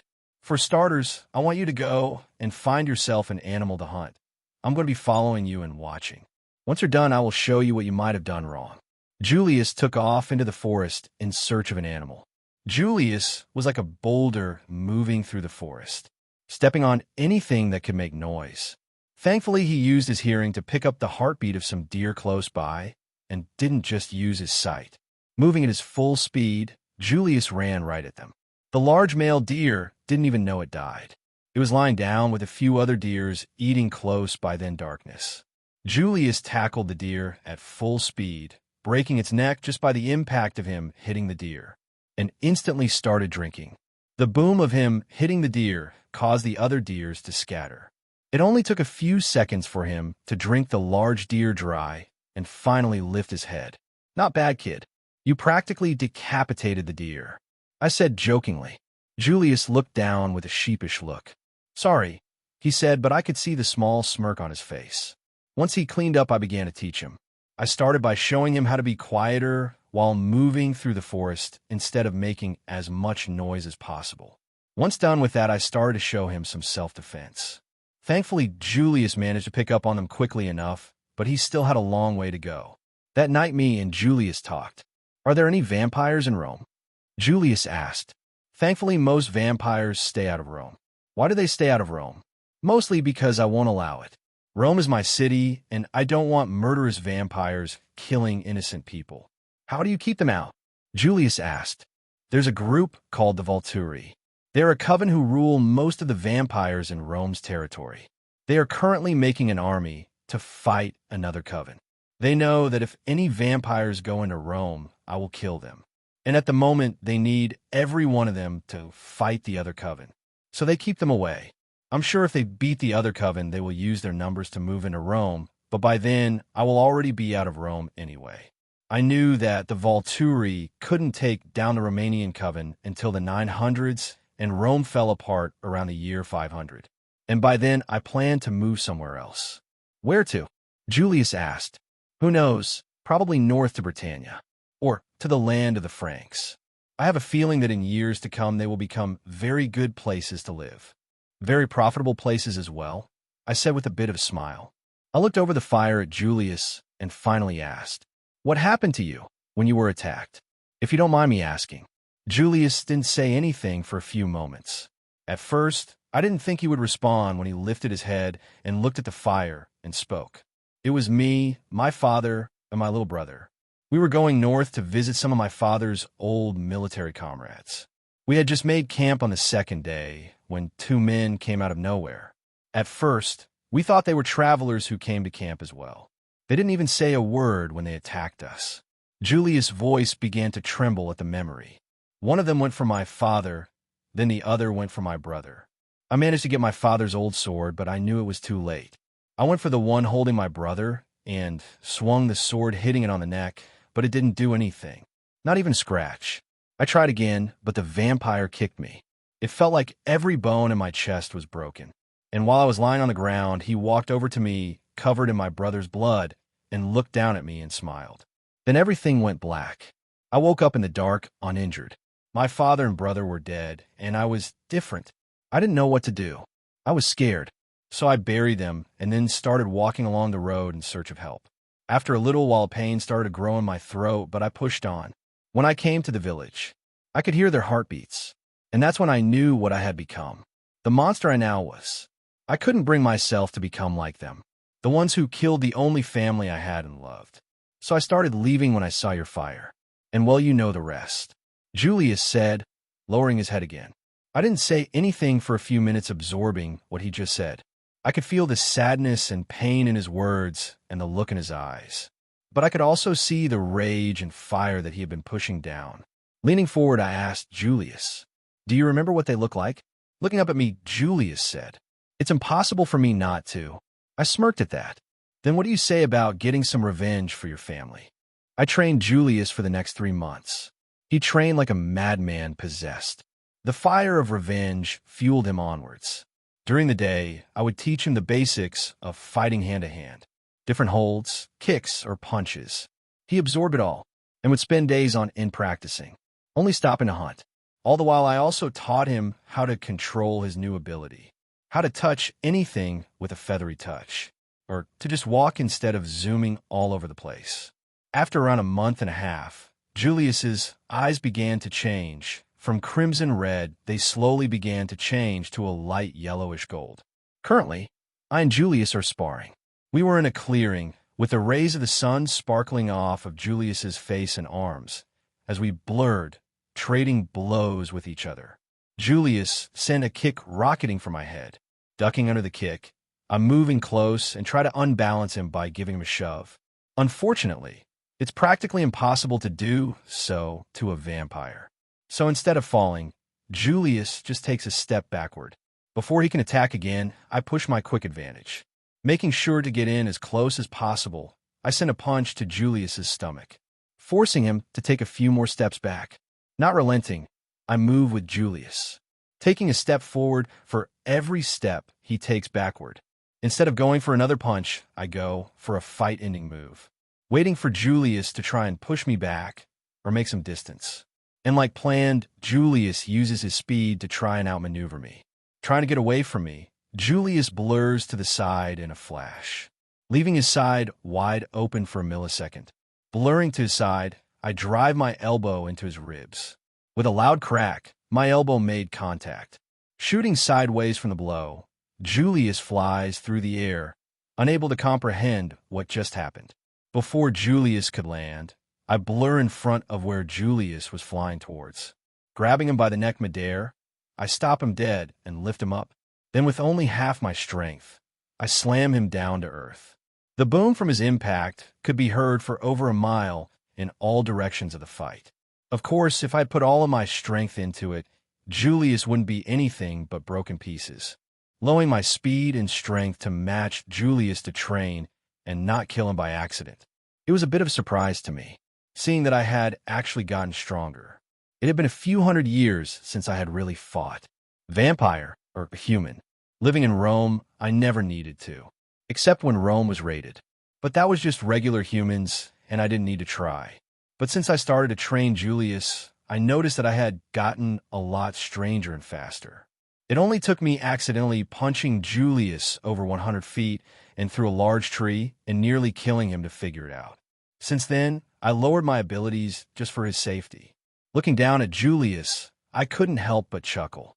I had slammed him hard enough to make a decent-sized crater in the ground. I could also see the small cracks on Julius. The small hairline cracks slowly healed as I waited for Julius to get up. After a few moments, Julius finally moved. Turning over onto his back, he looked up at me. Ouch, was all he could manage. Well, you're getting better. Last time you only lasted 15 seconds. Oh, really? And how long did I make it this time? Julius asked as he slowly sat up, making a few pops and cracking noises as he did so. 23 seconds, I said with a chuckle. Oh, well, then that sounds like something to celebrate. Standing to his feet, Julius dusted off the dirt, grass, and small rocks from him and then looked at me. One go again? I guess you hit the ground a lot harder than I thought, I said, looking him up and down. Okay, one more, then that's all for today, I said, turning my back on him. Once we were 50 feet apart, I turned back to Julius. This time go all out. Don't hold back. Let out all your anger on me. Are you sure? You're always telling me to never go all out or lose control. True, I have. But if you keep pushing yourself like this and holding your anger, then you're just going to end up letting it out during a real fight. And that could get you killed. So come on and let it out. Taking in a few deep breaths to prepare myself, I wait for him to make his move. And in a split second, I start my mental music to pump myself up for the fight. And the perfect song for it started to play in my head. Adelita's Way, Invincible. As the intro begins, I can see a change come over Julius's face. It was like a switch was flipped in his head, unleashing the hell inside that he held onto to fuel his hatred. In a blink, Julius was in front of me, swiping his hand at my head. I leaned backward, his hand missing me by a hair's breadth.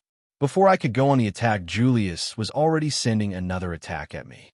Sending a punch to my abdomen, Julius managed to connect with me, making me take a few steps back. Using the gap, I lift my leg and kick Julius, sending him a few feet backwards and me some breathing room. Using his hands, Julius stabbed them into the earth, stopping his motion. In a crouch position, gave Julius the perfect opportunity to launch himself at me. Rocketing right for me, Julius went for a torso grab. With arms outstretched, he got closer and closer. Without thinking, I jump. Just in time, too, because Julius's blurred form shoots past where I was just standing. Landing on my feet, I turned to face Julian head-on. Once again, he was on me in no time. He was like a wild animal. No thought to his movements, just pure instincts and rage. Fist after fist, slash after slash. Julius pushed his attack. It actually amazed me at his speed and strength that he was showing, making me kick up my abilities just to stay on his level. My guess is the rage was boosting his abilities, making him stronger and faster off of pure rage. I continued to block or dodge his constant onslaught of blows. Julius went for a swipe to my head, and instead of dodging or blocking his attack, I lift my hand and catch his wrist. This gave me the opportunity to do a quick twirl around him. Still holding his arm, I lifted up, putting pressure on his shoulder blade. Vampire or not, the anatomy still stays the same. Instantly, Julius bent over in pain. All right, calm down, Julius, I say, waiting for him to calm down. But instead of calming down, he seemed to get angrier, doing something I didn't expect. Julius went completely limp. The unexpected weight made me tighten my muscles, expecting his weight. But instead, it gave Julius a split second to get free from my arms. He sends his free elbow into my ribs, which causes me to loosen my grip enough for him to get free. Swirling around, Julius kicks me, sending me flying backwards. Thankfully, I was able to orient myself and jump off a tree, shooting right back at Julius. But before I could reach him, something really crazy happened. As I flew through the air toward Julius, I could see the earth around him start to tremble.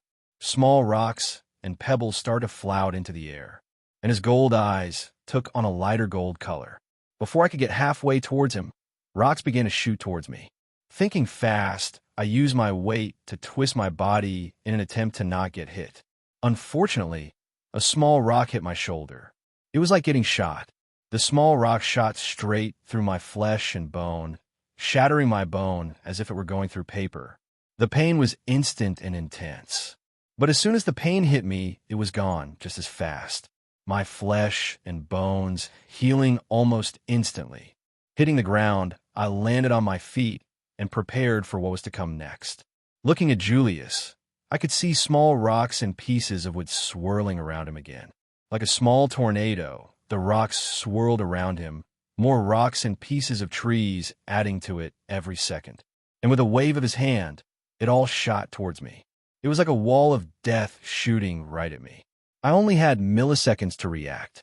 There was no way I would come out unscathed or get out of the way. My best choice was to take a hit and get to him before he started picking up more things to throw at me. So putting my arms in front of my face and head in the hope that I don't take a hit to the head and need to regrow my brains. I wasn't sure if I would retain my memories if that happened, but better safe than sorry, and began running full speed at the wall of death. It hit me like a train. I could feel the stones shoot right through me. I was hit in the chest, breaking my ribs and going through my left lung. For hit my arms. Once in the right forearm, the other 3 in the left. One took 2 of my fingers, and the other 2 shot through my arms and through my shoulder. Then 3 of them went through my legs, twice on the right and once on my left. On my left, they were just flesh wounds. But on my right, it hit the bone, breaking in 2, causing me to stumble. Thankfully, by my next step, the bone was healed enough for me to continue running at Julius. I was now only feet away from him when he lifted his hand again. But this time, instead of him lifting more rocks, he used his new power on me. I stopped dead in my tracks. It was like I hit a stone wall at full force, and I couldn't move. Julius was in front of me, his hand still outstretched, palm open. Using all of my strength, I pushed hard on the force holding me. Slowly, I could feel my bones start to crack from the force of me pushing my arms and legs, trying to overpower him. I could see the strain on his face. And after a few seconds, I could feel whatever was holding me start to fade away. And in a split second, it was gone. As my feet hit the ground, and so did Julius. He fell backward and hit the ground, clutching his head. Julius, I say in a panic. Zooming to his side, I kneel next to him. I think you might have overdone it a bit, I say with a chuckle after checking him over. From the look of it, Julius has telekinesis. I thought. This was the first time I had come into contact with a vampire that has this kind of ability. Most vampires only had mental abilities, like mind reading, or can affect others with their mental ability. But never one where their mental strength can affect the physical world. No kidding, he says, still holding his head. After a few minutes, Julius manages to sit up and looks over at me. What was that? Julius asked, still holding his head. Well, it turns out you have a gift, I say, sitting down next to him. Some vampires, when they are turned awaken gifts, it's said that it's their biggest trait during their human life and that it manifests when turned. I continued, patting him on the shoulder. And what was it I was doing? I didn't even realize I was doing it first. It was all natural. I was moving things without touching them. Julius asked me as he looked at his hands. It's called telekinesis. It's where you use your mind to move objects with your mind. I say, pointing at a small rock in front of us. Try moving that, I say to him. Julius looked at the rock and furrowed his brow. A second later, the rock began to lift from the ground. Then 2 and 3, more and more of them lifted from the ground and started to float. Incredible, Julius said with a big smile on his face. Julius then started to do tricks with the pebbles. First, all of them lined up, then started to make the shape of a circle, then rotating it, going faster and faster until it started looking like a perfect solid circle. Then he started to add more rocks until they were close to 100 pebbles. Then they came to a complete stop. Ack, Julius said, clutching his head as the pebbles dropped to the ground like their strings were cut. I guess either your powers have a limit or you just need some practice using it to strengthen your abilities, I said while standing to my feet. I think I just need to practice, Julius said. Well, then I think we should get to practicing, I said, walking towards our camp. Every day we waste here, the farther your family's killers get, and the more people they will kill, so let's kick up your training, I said, not turning around. For the next 3 months, Julius trained his new abilities. And I must say, holy fucking shit. Julius's power stopped growing after a month of him awakening it. But by then, he could already unroot 100-foot trees with his damn mind and shoot rocks or pebbles faster than bullets. If he wanted to, he could pick me up and throw me around with his mind. But he quickly learned that was a bad idea. I started carrying pebbles with me, and he found out that I throw accurately when I need to. I found out that his power has a feeling to it. It's very subtle and almost impossible to feel unless you're around it all the time when he uses it. And if he wants to use it on me, I can feel it creep towards me. And that's when the pebbles come in. It only took him having to reattach one of his ears for him to get the memo. I'm not a rag doll to be thrown around.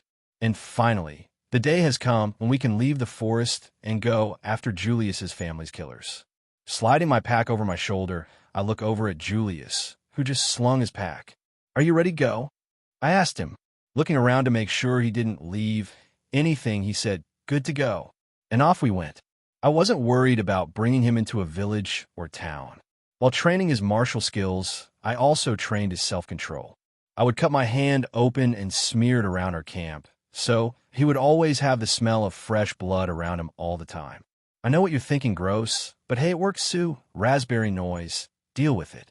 With his already incredible self-control, all that was needed was more training with the direct smell of human blood instead of smelling it through skin and flesh.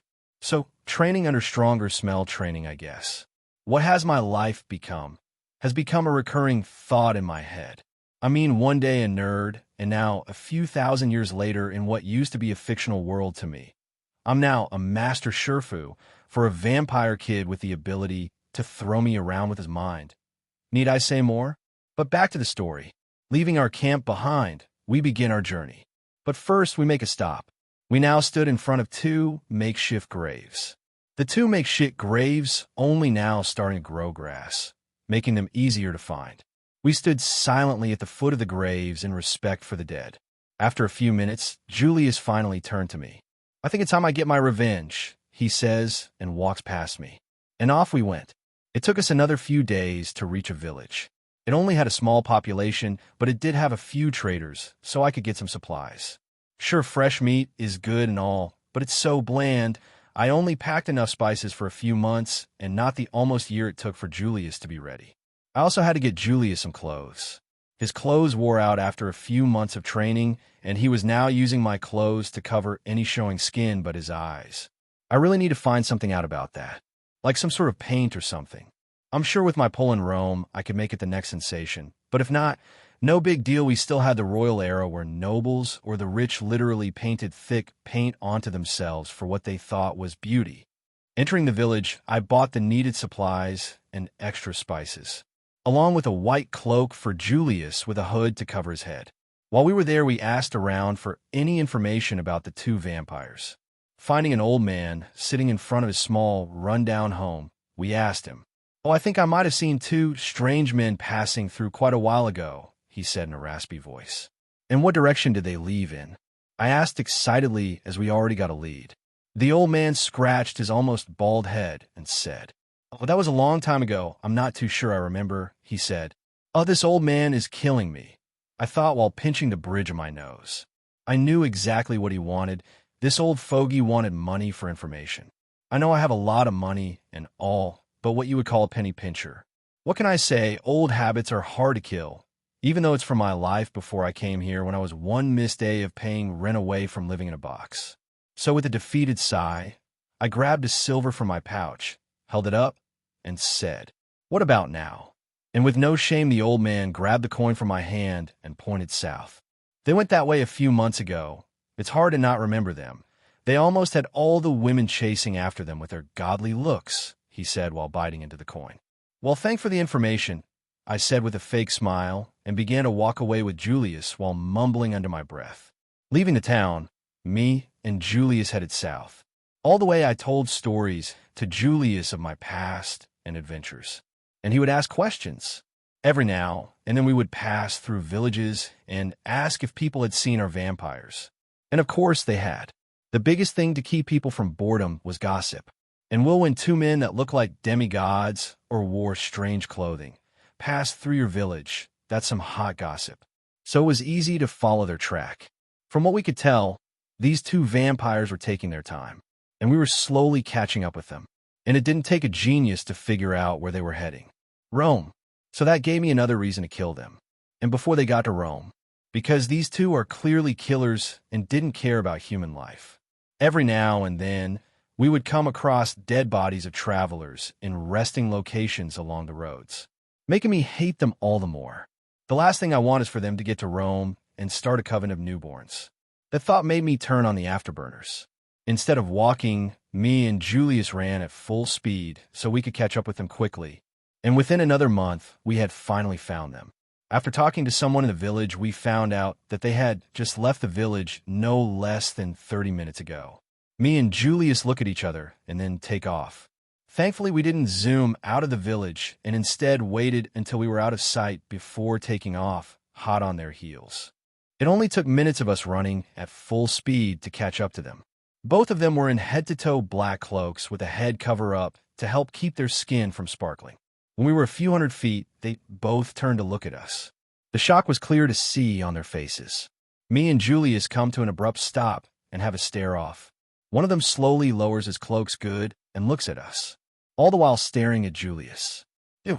The taller one with long brown hair said with clear disgust in his voice, "You are supposed to be dead."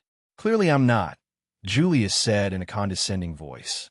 This time the shorter one spoke, but he had yet to remove his hood. It seems he held on to life long enough for him to change. Turning his head to Julius, he said in his deep voice, revealing only an evil smile from under his cloak, "Come to get revenge, have you?" he said with a chuckle in his voice. "I've come for more than that," Julius says, his voice cold as ice and devoid of any feeling. This was a side of him I had yet to see. This was the really pissed-off Julius. "And what? You and your friend here thought you could get your revenge," the tall, skinny vampire said slowly, taking off his cloak. "But I laughed at him. I won't do anything," I say, walking to the side of the road to lean on a tree. "There's no need for me to help. Julius here can take on both of you all on his own." Both of them only give me a quick glance before looking back to Julius's cold, expressionless face. The shorter one smiled again and said, "It's your life you're throwing away," he said, and took off his cloak, revealing a very blocky, ordinary face, with dark brown hair, almost black hair, and his deep crimson eyes. The evil smile never leaves his face all the while. "Would you like to know something?" he says, tossing his cloak to the side. "Your little brother, he had some of the sweetest blood I have ever had. It was like the nectar of the gods as it touched my tongue. The sweet, savory taste makes me salivate at just the thought," he said and smacked his lips to drive the point home. Then the other vampire, also with an evil grin, spoke. "Then there was your father. He had a very unique taste. How should I put it? A very gamey taste, yes, like the taste of those who have lived a full life with many more years to go, but was destined to die at our hands," he said with a sadistic chuckle. These two were clearly unhinged and had a few screws loose. "And the best part," said the shorter one, "was when I looked into your eyes, that fear in them, I can see it now.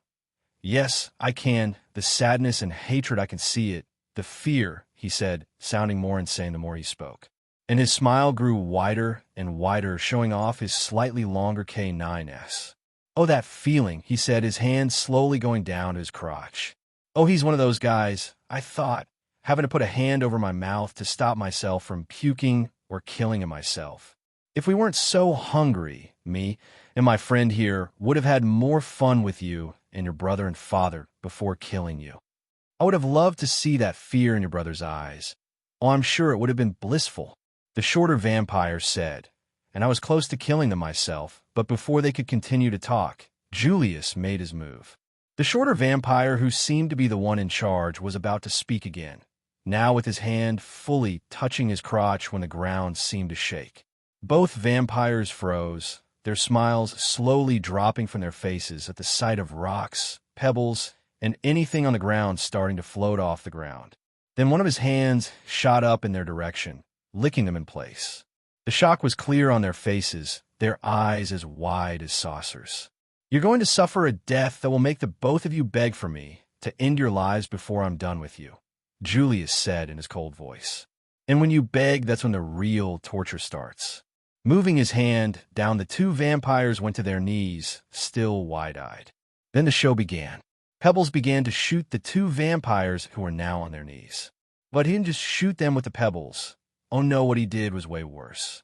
He only grazed them, talking them apart piece by small piece, slowly taking them apart. Each pebble taking small pieces of them, causing them to scream in agony. And for hours he continued. And I let him, because I knew, if I was him, I would have done much worse. I would have taken off their arms and legs and cooked them over a volcano for a few hundred years. The first one to break was the tall guy. "Just kill me already. I can't take this anymore," he bellowed. And I saw the smile spread over Julius's face. "Sure," he said. Then with both hands aimed at the tall vampire, Julius slowly moved his hands inward, slowly crushing him. After a minute, the vampire started to scream bloody murder, like his flesh was being cut off of his bones. Then the creaking sound started, crack after crack, then the sound of him slowly crumbling under Julius's hate and anger that he buried deep down inside him, waiting for just this moment to be used as the fuel to kill his and his family's killers. Crack, then a loud crack, then crumble sounded out as the tall vampire was turned to all but crystal dust, all the while his shorter friend watched on in horror. The gross part is I could see that he was hard the whole time. Disgusting. I thought as I could only imagine how sick this man was. "Your turn," Julius said, looking back at the shorter vampire. "Wait," was all he managed to say before he was lifted into the air. Then in a flash, all of his limbs, except for his head, were torn from his body. "Oh," the shorter vampire screamed. "Well, I would save that," said Julius. "Like I said earlier, we're just getting started." I was starting to wonder if I should stop him, but I realized that in his current state, he would more than likely try to kill me if I tried to interfere with this. The best I could do was hope that him doing this won't affect his personality. I watched as Julius aligned the limbs back into place on the shorter vampire's body, then they started making circling motions. He's going to ground him into dust using his own limbs to do so, I thought as I watched on. Not gonna lie, I was impressed. I would have never thought to do that, but I had to put an end to this. "Julius, that's enough. It's time to end this," I said, making sure to keep a good distance between us. Julius looked over at me, and I could see the emotions in his eyes. It was a mixture of rage, sadness, and loneliness. "Why should I? They are monsters, and like you said, monsters don't deserve to live after all the death they leave behind them. How many bodies did we pass on the way here? How many have they killed? This is the least of what they deserve." Julius all but yelled. "They're monsters, Julius, but what you're doing will also make you a monster. You already tortured them. It's time to end this and get it behind you." There's something I've learned over the years, and that's that no matter what you do, the feeling of loss or rage you're feeling for your family will always be there. Even after you grind him to dust, it will be there, and you will still feel the exact same as before. I say, slowly walking up to him.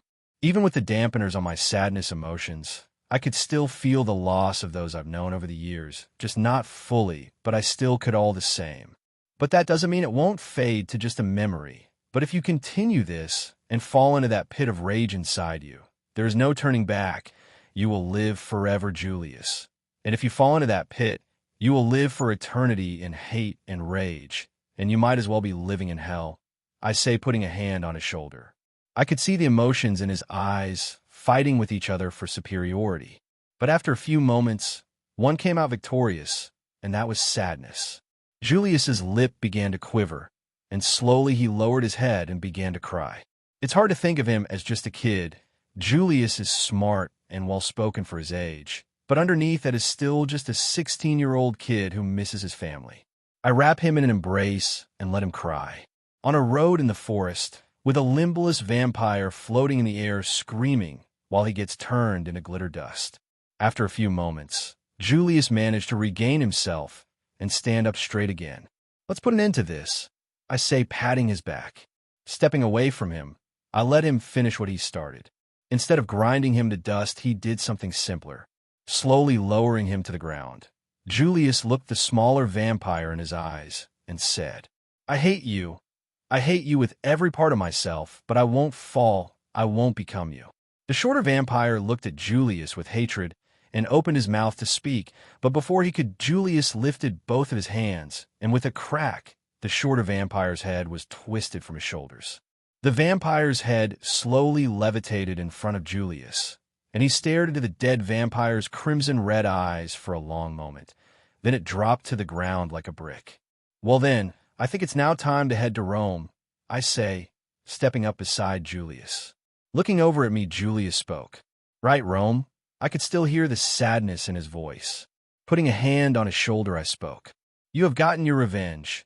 Now it's time to take a step forward down our infinite road of life. I know I might sound harsh, but your family is gone, Julius, and it's time to move on." In a small voice, Julius spoke, now looking down at the remains of the vampires. "I know. It's just that ever since I was turned into a vampire and met you, I have pushed down all of these emotions and used hate and rage to push myself forward, while I lock my sadness and sorrow behind a locked door, all to push myself to get my revenge. But now that I've gotten it, all of it is coming to the surface, and I don't know what to do with it." He said, his head still lowered. Patting him on the back, I say, "It will fade, Julius. Just give it time, and let it all out. We live too long to hold in our emotions, because the more and longer we push it down, the harder it will hit us when it comes back up." Julius nods at my words, but doesn't look up. "Now let's get rid of these two sickos," I say, kicking the head in front of us. Then with a quick flick of my foot, I started to bounce the head on my sandaled foot. Then I flicked it up again and started to bounce his head on my knees. "Think fast," I say to Julius as I kick the head to him. With a startled look, Julius started to copy what I did to the head. I couldn't stop the laughter that bubbled up and out of my mouth. Then Julius started to laugh as he continued to play soccer with the vampire's head. How morbid have we become, where playing hacky sack with a head became a way to release tension? I thought as Julius tossed the head in my direction. After a few more moments of fun, we got to work, moving the bodies into a pile, including the head and the dust from the vampire that was crushed. After starting a small fire, I give Julius a stick with a small flame at the tip and say, "To starting anew, to starting anew." He copied, then lowered the small flame to the cloak of one of the vampires. In a matter of seconds, the vampires were engulfed in flames. After watching for a few moments, we grabbed our packs and started down the road, straight for Rome. It took a little more than 2 weeks to get to the outskirts of Rome, where my villa was located.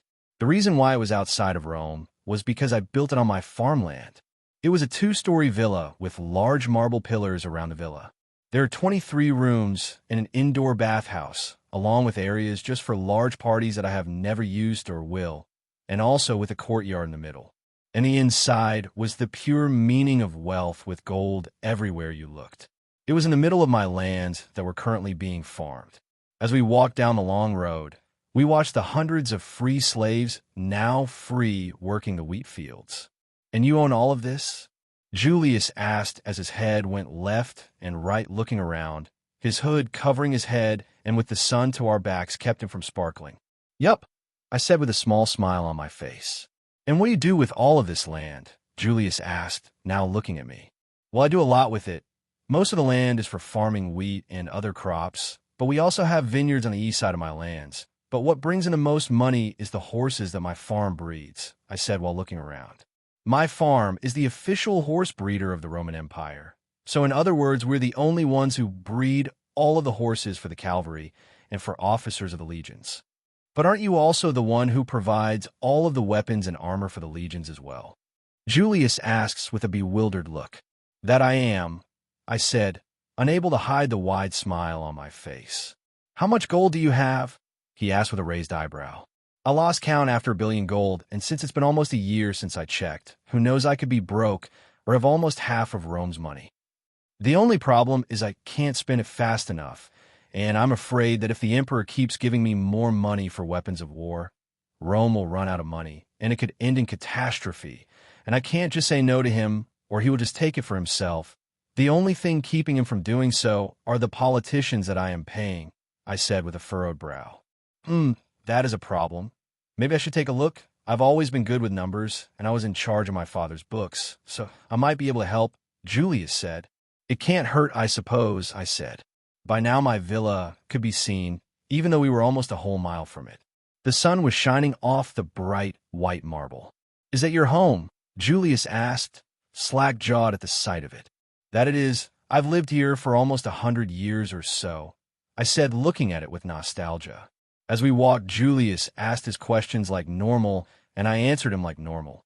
It took another 15 minutes or so to finally arrive at the entrance of my villa. In front of the main door stood all of my employees or staff who worked for me. They were my cooks or cleaners as well as some of my head farmers and horse breeders. They were all lined up and waiting for me. In the middle of them was the man I left in charge. His name was Alista. Alista is a smart man who has worked for me since he was in his early 20s and was just kicked out of his father's estate all because he didn't believe that Alista was his son. In the end, his father, who was a sea merchant, ran out of business when I took over all of the sea trade in Rome. He was a very smart man, good with numbers as well as people, making him the perfect person to do business for me. In other words, he was the face of all of my operations. Everyone believed he was the one who owned all of it as well, but a certain few knew otherwise, that he was just working for someone else. But now he was starting to get on in years, and unfortunately, his wife couldn't have kids, so it was just him and her. I planned to buy them a nice villa by the sea and let them have a peaceful retirement. He also knew my secret about me being immortal. He couldn't tell the difference between that and me being a god, making him very loyal to me, no matter what I say to him. As we got closer to the entrance, all of them did a deep bow in respect to me and in unison said, "Welcome back. It's good to see all of you again, and all in good health," I said with a wide smile. Stepping forward, Alista and I shook hands. "How is everything going, Alista?" I asked him. "Everything is going well, sir." After a few more minutes of talking to my staff, me and Julius walked inside. "Incredible," Julius said as he saw the inside of my home. And I couldn't blame him. It truly is a work of art, with works of art on the walls or status scattered along the halls. "We should rest for the day. We can check the books tomorrow," I said to Julius as I dropped my pack on the ground. "If you get hungry, there are some woods a mile to the north with a good amount of wildlife for you to hunt. I would just recommend you go at night, so nobody sees you," I said. "Now let me show you to your new room," I said, gesturing down the hall. His new room was the second biggest, besides my own room on the second floor. It had a high ceiling with a large balcony with a good view, and a large bed with fancy drapes around it to keep out the light. "Now I think I'm going to fall into a deep sleep now. I will see you early tomorrow," I said, then left his room. I didn't even bother to change into any new clothes or wash myself. I simply undressed and then fell onto my bed naked. It's surprising how much I missed the luxurious lifestyle that I now lived. After thousands of years of living under the sky, it only took a few hundred years for me to become addicted to this. Of course, I could have lived like this long ago by becoming a king or a ruler, but that just seemed like too much of a hassle. I got to travel to every corner of the world that I currently could, but if I became a king or something I would never be able to leave, I would become caged into the role of ruler, and I would rather be free to do what I want rather than that. I thought as I slowly drifted off to sleep. Year 186 AD. Years in world 4186. After that day, things seemed to take off like a rocket, and I forgot to buckle up. Julius and Alista became best of friends as Alista showed him the books with records of my money and businesses. And the two of them brainstormed a way to spread out my money. Oh, and what is it, you ask? Well, let me tell you. It was to start building a chariot arena, and not just some circular area where they go in a circle on a quarter-mile track. It was a 5-mile-long track with seats going all the way around it, with seats for hundreds of thousands of people, with suites for the emperor or nobles at the very top, with massive pieces of valerium on long poles for shade. We paid the workers an above-average amount for their work. I mean, it's not like we won't make it back when those workers come back and pay for entrance. But the entrance fee might as well be free with how low it was. It took almost 20 years to make the arena. At this point, Alista had retired to the villa I bought for him and his wife with servants for their every need. So now Julius was in charge of my finances and loved it. He was always doing different charities for the poor and building new homes for the poor. And he was always using my money for one thing or another, making sure that it got around. All the while I wasn't sitting in the corner twiddling my thumbs. I was looking to expand out because when Rome falls and the Volturi takes over, I will be able to move somewhere I've already set up. Rome collapsed in the year 476 AD, so that gives me a good 300 years to get a plan in place. And I think I know just the place. England, or what will become England. All because in later years England will be a superpower with its fingers in every empire's pie. And where else do you put all of your gold, if not in a place that was only invaded by the Normans in 1066 or small amounts of Viking invasions? Currently, England is under the rule of the Romans. So leaving Julius in charge, I hitched a ride on one of my ships to England with a metric shit ton of gold to help with my idea. Once there, I started building my small underground empire. I planned to become an important part of what will become England, and how do you do that? Well, let me tell you. I started by opening a bank. I ended up naming my banks Gringotts because just like the goblins in Harry Potter, my vaults were underground, and I had most of the gold in my vaults. But unlike in Rome, I made this one twice the size of the one in Rome because I was planning for the long term. And with the Romans ruling England, there were plenty of officials and military officers who knew of the vaults in Rome and were more than happy to use my vaults. What I did with this one was loans. With the gold in the vaults, I would lend out their gold to someone, and they would have to pay it back at a 3% interest rate. 2% to the person whose gold we used, and 1% back to the bank. We did monthly payments, or you could pay it all in full. But you always had to put something up as collateral if you couldn't pay back what you took, like land or your home, sheep, horses, cattle. Whatever you took out, you had to have something worth as much as you took out. And let me tell you, was it popular with the people whose gold was used and gained money just by keeping their gold in our vaults? Although it wasn't much because they were paying us to keep their gold safe, we also had 100% insurance on your money. Like if we were to be overrun and some king ran off with your gold, we would give you back what was taken, no strings attached. Back then, your gold was always at risk of being taken, so that was also very important. Something interesting is that I had to employ a literal army of people to work for me. For starters, nobody knew how to count over 10, so I ended up bringing people from Rome to teach my new employees math, so how to count, read, and write. Those who excelled at it were put in places of management, with their own underlings to work for them. I had a department just for keeping the papers in order and up to date, as well as one for the loans, to make sure the payments were being paid on time.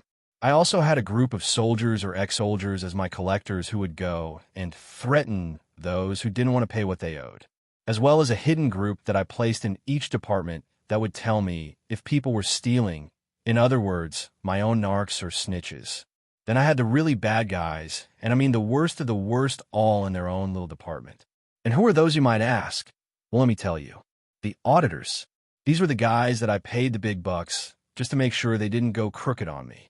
Even though I had my own narc in the group, it's less of a hassle to deal with if I just pay them more and keep them honest and happy. The auditors were the really smart guys, and the hardest to find to fill an auditor position. They were like finding a needle in a haystack. Their job was to make sure everything was run perfectly, and if they found anything wrong, God have mercy on that person's soul. Of course, this was still a small operation, not even a quarter of what was in the vaults in Rome, but that was just for now. After I was done in England, I decided, like a great man once said, well, I got this far. Might as well keep going. So I did. Putting my most trustworthy employee in charge, I got on one of my ships and started moving. After making a quick stop in Rome to see how Julius was doing, I went to Egypt and did the same thing in the city of Alexandria. And let me tell you, it's nice to have friends in high places in Rome. Anywhere Rome ruled, I could do whatever I wanted. After another few years there, I went to India and then the Middle East building my banks. I hadn't gone to China yet, but that was just a matter of time. I just didn't want to overdo it. I was going to let the banks establish themselves and everything get on track, then maybe I would expand. I was making England the headquarters for all of this as well. All banks would make copies of their records, and using my ships send them to England where they would be stored. So if there was a fire or something, they can request the document, where we could copy it and then send it to them, causing me to make another department just for that. By this point, it was the year 227, and I was satisfied with what I had done. My banks were now known all over the known world. Year 300. Years in world 4,300. The time has finally come for us to move to England. It took some convincing to get Julius to come with me to England, but with all of the new banks and England being the new headquarters for the banks, we decided it was best to be there. Originally, I was going to stay in Rome until it fell, but why not get a head start in England and be there from the start? Leaving someone in charge of the Rome branch, we got on a boat and headed to England. Over the years that I've been there, I had a home built for me. It was much simpler than the villa that I had in Rome. It was just a 3-room stone building, but I liked it. It had everything I needed: a bed, a shitter, and a bath area. So I was set. But it's what's under my home that's important. Under my home, I have my library where I put all of my scrolls and journals, and things that I've collected over the years I spent traveling. So when Julius came to live with me, I had more than enough room. Stepping off the large boat and onto the dock, I turned to look at Julius as he grabs his pack and slings it over his shoulder. "Come on, old man, we don't have all day," I say to him, unable to hide the smile on my face. "That stopped being funny 100 years ago," he says to me in a dry tone, but I could see him trying not to smile. "And you're thousands of years older than me. You should be dust," Julius said from behind me, and I couldn't help but chuckle at that. That's true, but I still look good. Over the years, I would visit Julius every few months or whenever I passed by, and slowly we began to take on a brotherly connection. If he had a problem he couldn't solve, I would be there to help. If he needed some advice, I would give it. It was hard on him for a while, watching those he bonded with die. Unlike me, Julius could feel the sadness of every loss, and over time I could see it eat at him. First, he became more of a recluse to those around him and wouldn't leave the villa for years at a time. Then he put more of the work on his second-in-command and wouldn't try to connect with anyone around him. So I didn't give him much of a choice when I told him to come with me to England. During the long voyage, I spoke to him. I told him ways to help with the loss of people he knows. For starters, we shouldn't mourn the dead; they are dead, and unless there's a terrible accident, they more than likely had a great and full life. So we should celebrate the life that they did live and not the fact that they are gone. And so on. Over time, I could see the weight on his shoulders lighten up. Now that we are in England, I lead him to my home. Getting on horses, we pass through the streets of Londinium. At the moment, it's a far cry to what it will be. At the moment, it's practically just a fort city of around 70,000 people. But I had the patience to wait for it to grow. "And why again did you decide to put the main bank here?" Julius asks, looking around. "Well, I have some high hopes for this place," I say. "And what exactly gave you those hopes?" "It's just a feeling, and I've seen many dynasties come and go, and from what I can see, this place has the ability to grow into something great." "Right," Julius said with clear sarcasm in his voice. "Hey, look on a bright side. It's cloudy here almost all the time, so you don't have to cover up." I could see Julius freeze in his saddle as he realized that he had his hood down. Wide-eyed, he looked over to me, then up at the cloudy sky. "We wait," Julius said, surprised. "Yup, it's cloudy here almost all the time, giving you more time in the open. Of course, it's not always cloudy. It does have sunny days just like anywhere else." I could see the smile grow on his face as he looked at the cloudy sky. "That's wonderful. Normally in Rome, there's only 1 or 2 months a year I can go out during the day, and that's only when it rains," Julius said, still smiling. "Exactly why I thought you would like it here," I said. "It took us a little over an hour to make it to my new home." "This is your home?" Julius asked as he looked at the stone building. "Yes, it is. It has everything needed, as well as an underground level where I keep all of my important things." Getting off our horses, I show Julius the inside of my home, as well as the secret entrance to the basement.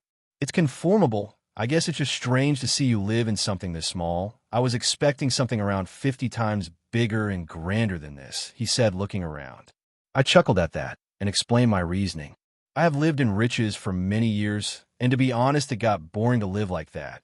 I'm sure in a few hundred years I'll go back to want to live the grand life. But for now, I'm happy with this," I say, taking a seat on my lazy boy that I made. Pointing a finger at my chair, Julius asked, "What is that?" I looked down at my chair and smiled up at him. "Oh, you mean this fine work of art?" I wouldn't call it a work of art, but it does look comfortable.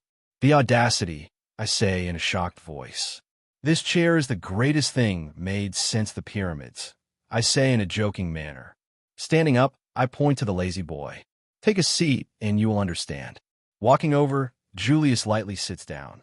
It was funny to see his face when the chair lightly rocked backward when he sat down, the look of surprise on his face when he felt how comfortable the chair was. And that's not the best part, I say with a wide smile. And how can this chair get any better, he asked with furrowed brows. Easy, just pull that lever on the side of the chair. Julius looked over the side at the lever in confusion. What does it do? He asked, looking back up at me. Just pull the lever and you will see, I said. Tentatively, Julius reached down and pulled the lever back.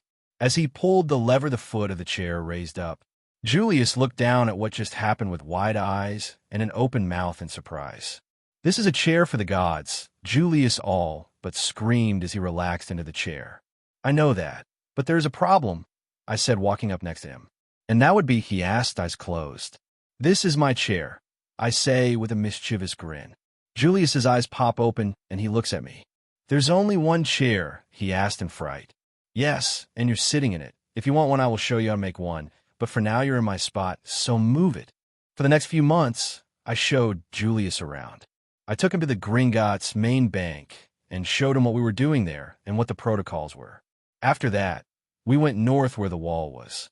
The wall was a massive wall that went straight across England to protect the south from what would become Scotland. But at the moment, we are nothing but a bunch of tribes that like to raid. But to Julius, it was just some wall. I figured he might be impressed with the sight, but I forgot that a wall like this is nothing compared to the great buildings in Rome. So we ended up just exploring England, going village to village, or anywhere that seemed interesting. It's truly amazing when you are immortal, you never have to hurry around, and you can truly enjoy the simple things in life. Once done with that, we finally made our way home. While walking our horses along one of the Roman roads back south, Julius and I spoke. I still don't know what you see in this place. Even the Germanic tribes would have been a better place for the head bank, Julius said. It's easy, really. For one, it's not connected to the mainland, making it harder for an invasion to take over the land and our gold. Second, this land is starting to grow, and it's not every day you can be with a civilization from the start, giving us the advantage of moving things the way we want easier. Julius was silent for a few moments before he spoke. Now I see why you wanted to hear. I don't make choices like this without planning, Julius. I know this is a downgrade from Rome, but only for a few hundred years. Then it will become better here, I said while pulling out some grain from a pouch from my waist and start feeding my horse. I know, I just need to readjust to this. For over 100 years I lived like an emperor, and now I am living like a commoner. I chuckled at that. It would have gotten old, Julius. Everything handed to you on a silver platter, never needing for anything. It takes away the meaning of living. It would have made you go mad. Just look at most of the emperors of Rome. Most of them went mad as soon as they sat on the throne. Or those that went mad tried to obtain the throne, killing in cold blood and as many as needed for it, I said while scratching my horse's ear. We live forever, Julius. And sometimes it's good to humble ourselves, to keep that humanity intact. And you just finished your lazy boy a few weeks before we left. You didn't have that in the villa, did you? No, Julius mumbled while picking up rocks with his mind and throwing them into the forest. After a few more minutes of walking, we could hear the sound of rustling in front of us just off the road. Coming to a stop, we looked over to the noise. It was clear to both of us that it was a small group of people. A group of 5 rough-looking men came to stand in the road in front of us. They all had large beards and dirty, torn clothes, with more holes than a guilty man's alibi. All of them were also carrying some sort of weapon, from swords to spears. One of them even had a bow. It was clear that these fine, respectable gentlemen were bandits. Me and Julius looked at each other, and then back at the group of ZZ Top lookalikes, and started laughing. Out of all the people to stop and rob, they pick one of the only vampires and an immortal with the ability to crush them like grapes. The group of men stared at each other and back at us in confusion, probably wondering if we were crazy. One of the larger men in the group stepped forward. "Give us your horses and anything valuable, or we will cut your heads off and leave your body here to rot," he said in a gruff voice. Looking over to Julius, I ask, "Do you want to take care of them, or do you want me to do it?" He looks over at me and smiles. "I'll take care of them.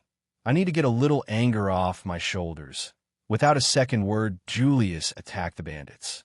The tall man that spoke to us didn't even know he died. Julius zoomed in front of him in under a second and punched his fist right through the man's chest. The rest of them only had time to be startled and take a step back before Julius mentally grabbed the weapons out of the bandits' hands. All the while, I held onto our horses' leads while giving him shit from behind him. "Hey, do you know how much your clothes cost? Now look at them. You just got blood all over it." I yell from behind him.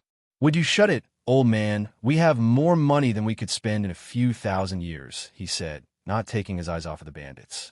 "Buffed. That doesn't mean I like to spend it all willy-nilly," I shout back. Of course, I was just trying to mess with him. But he did have a point. We did have enough money to last us practically forever. As I was having that thought, Julius used the weapons to slash and stab at the bandits, who were now huddled in a circle, trying and failing to block or dodge his attacks. "Put some effort into it," I yell. Then, with a flurry of movement, all the weapons go above the bandits and go vertical. All of the bandits look up at the swords and spears in fear and astonishment. All of the weapons go still and drop right on their faces. It was quite a sight to see.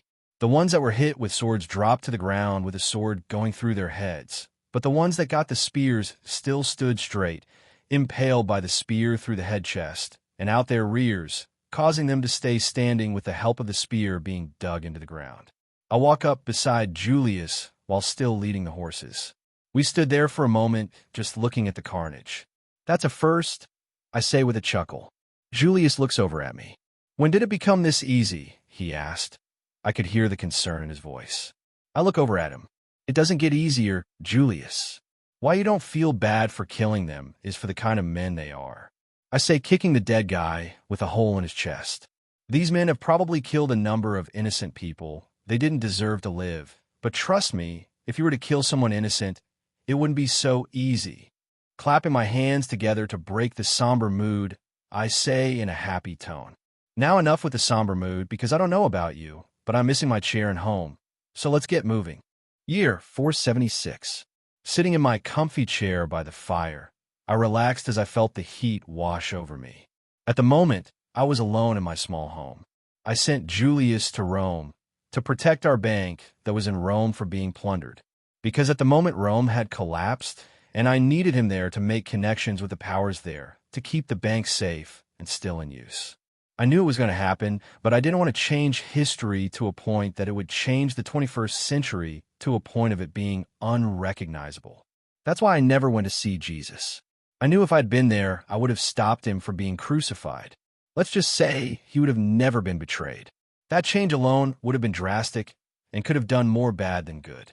Rome did it to themselves when Rome was constantly bringing back slaves. It did nothing but hurt the lower-class citizens and keep them from making money, and making them mostly reliant on slaves, causing the lower-class citizens to riot in the streets.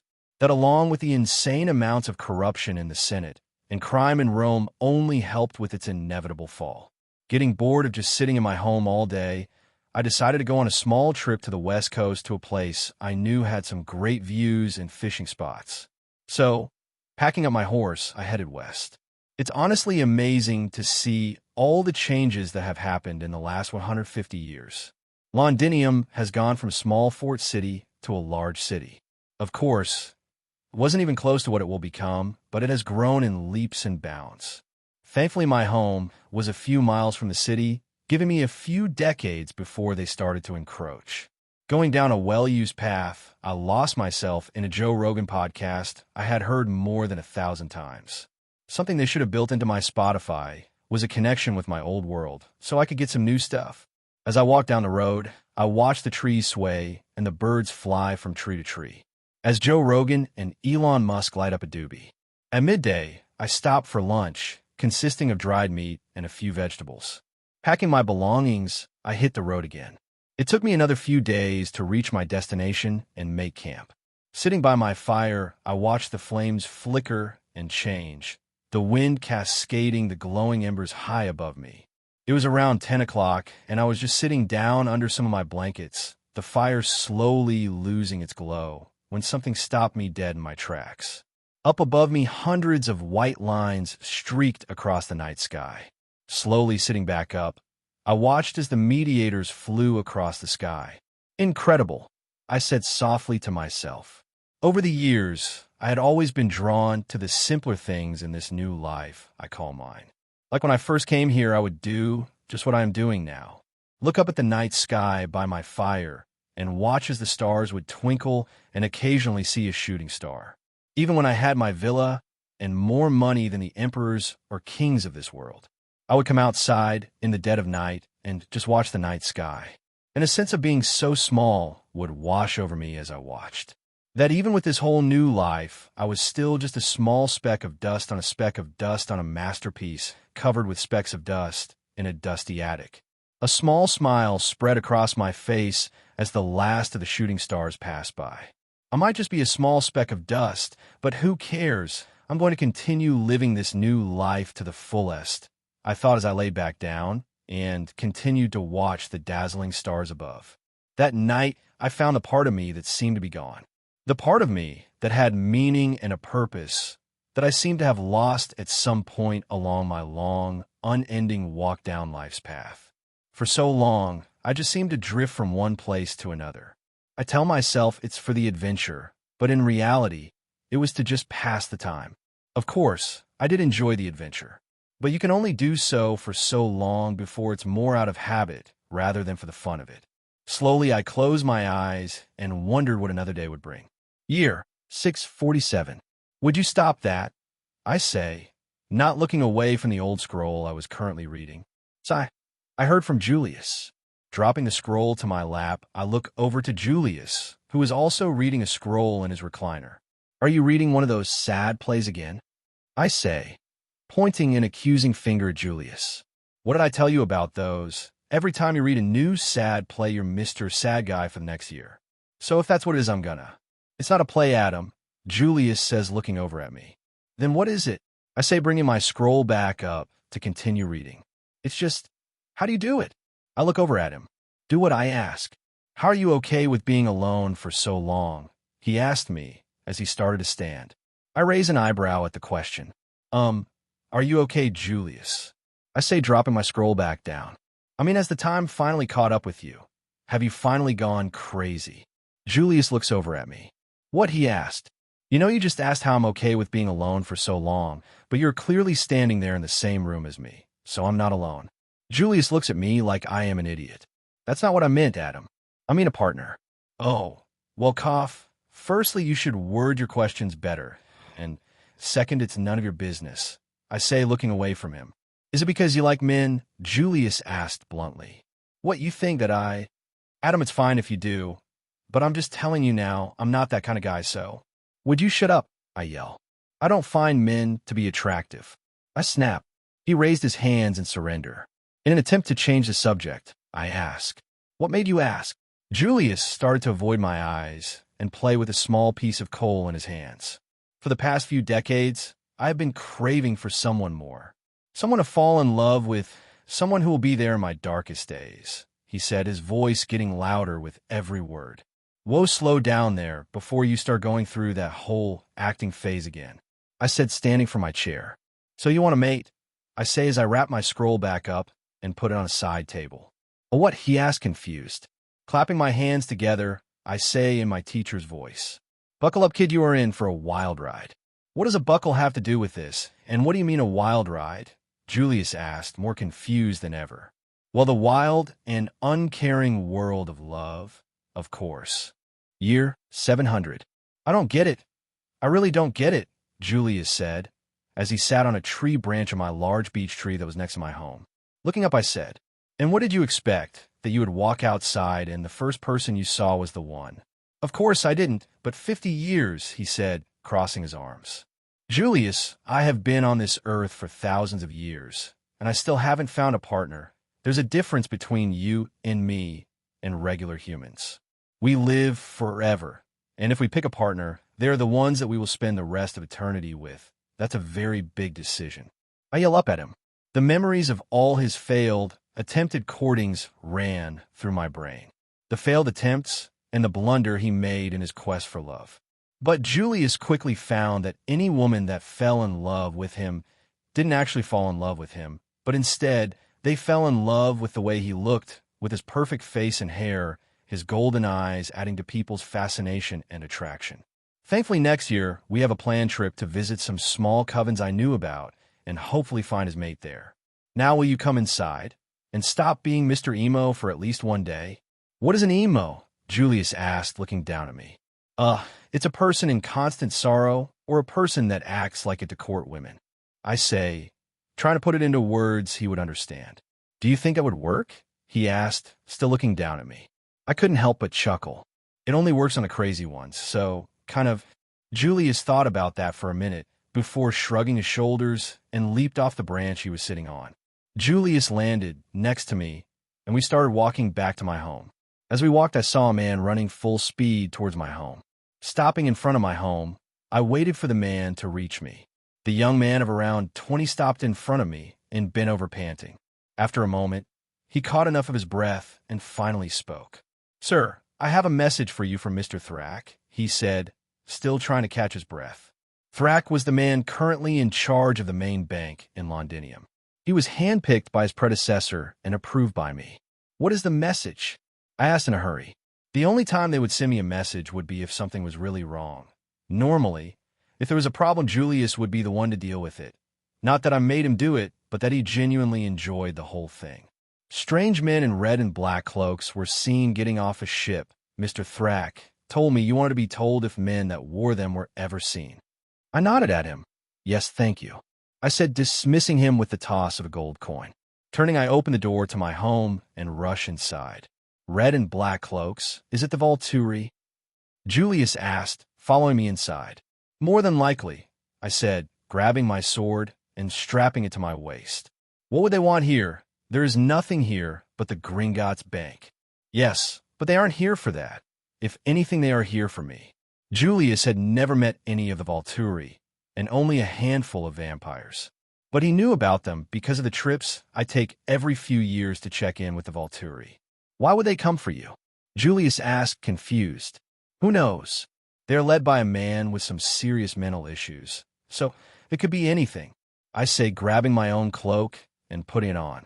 After getting everything I would need, me and Julius run full speed to the city. At full speed, it only took us 10 minutes to reach the outskirts of the city, and another 15 minutes to figure out that they were already out of the city. Going to Gringotts, I found Thrak in his office. Sitting down in a chair by his desk, I asked, So, some people in black and red cloaks were seen. Yes, sir. They were seen leaving a ship this morning. I had over a dozen people tell me about them, how they were the most beautiful people any of them had ever seen. And knowing that you wanted to know if anyone of such discrimination was to show up, to notify you immediately. Yes, that is true, I said, leaning back in the wooden chair. In what direction were they last seen? I asked. They were last seen going north, just leaving the city. How many were in the group? Julius asked. I believe they said 9 of them. I looked over to Julius. It seems they are not here for me. Julius raised an eyebrow. Then what are they here for? I don't know, but that worries me more. Quickly leaving Gringotts, we head north, in the hopes of catching up with them. Running north at full speed. I stretched out my senses, staying alert for any signs of an ambush. We ran for almost an hour before we ran into a small open field. In the middle of the field was a small village, with wooden huts and a muddy road that went right down the middle. I'm going to change a bit of the Twilight history here.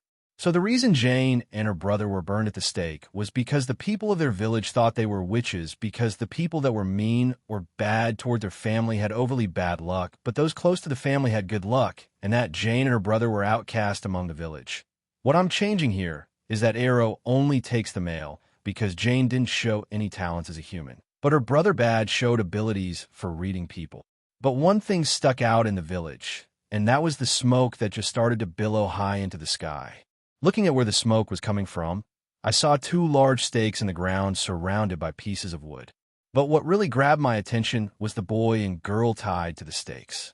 My heart dropped. This must be Jane and her brother Alec. As I watched, I saw on the outer rim of the mob of villagers was the Volturi. They stood there as the flames began to lick at Jane and Alec's feet. Their screams sent a shiver down my spine. I have seen death more than anyone alive, but that doesn't mean I like to watch others die horrible deaths. As I was having that thought, the Volturi moved. In a group, they moved forward, pushing the villagers to the side. But something strange happened. They only went toward Alec, leaving Jane to continue screaming as the flames rose higher. "Julius, get that girl out of there," I order him as we run full speed towards the fires. Julius lifted his hands and lifted the stake and Jane out of the fire. Stopping by her side, I tear the bindings, holding Jane to the stake. Thankfully, she was already unconscious. Half of her lower body was already burned to a terrible state.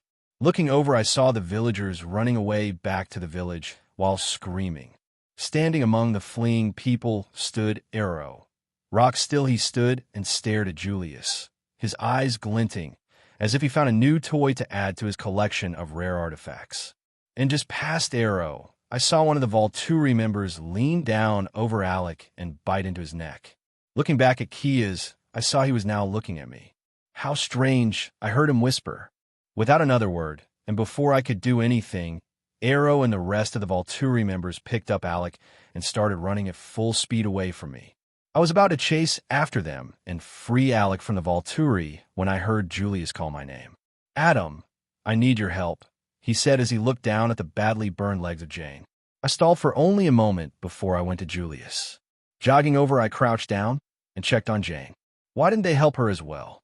I thought, is this world different from the movie, or did I change the course of this history? I thought as I looked at the burns. I could help her with the burns and keep the infection away, but she wouldn't be able to walk again. The tendons and muscles took too much damage for me to fix. But that's not what I wanted. Jane's ability was too strong to go to waste. Looking up to Julius, I say, "Only you can save her now, Julius." Putting the Volturi to the back of my mind for now, I looked at Julius. "You need to change her, or she will die," I say in a rush. "But why? She could survive the burns." Julius asked. "Yes, she could. With my help, she can heal, but she will never be able to walk again. The fire burned too much of her leg muscles for her to ever walk again, so we might as well kill her now to end her suffering." I say, looking into his eyes, "Are you ready to kill this innocent girl, Julius?" I asked him. He looked down at Jane as she lay unconscious with a furrowed brow.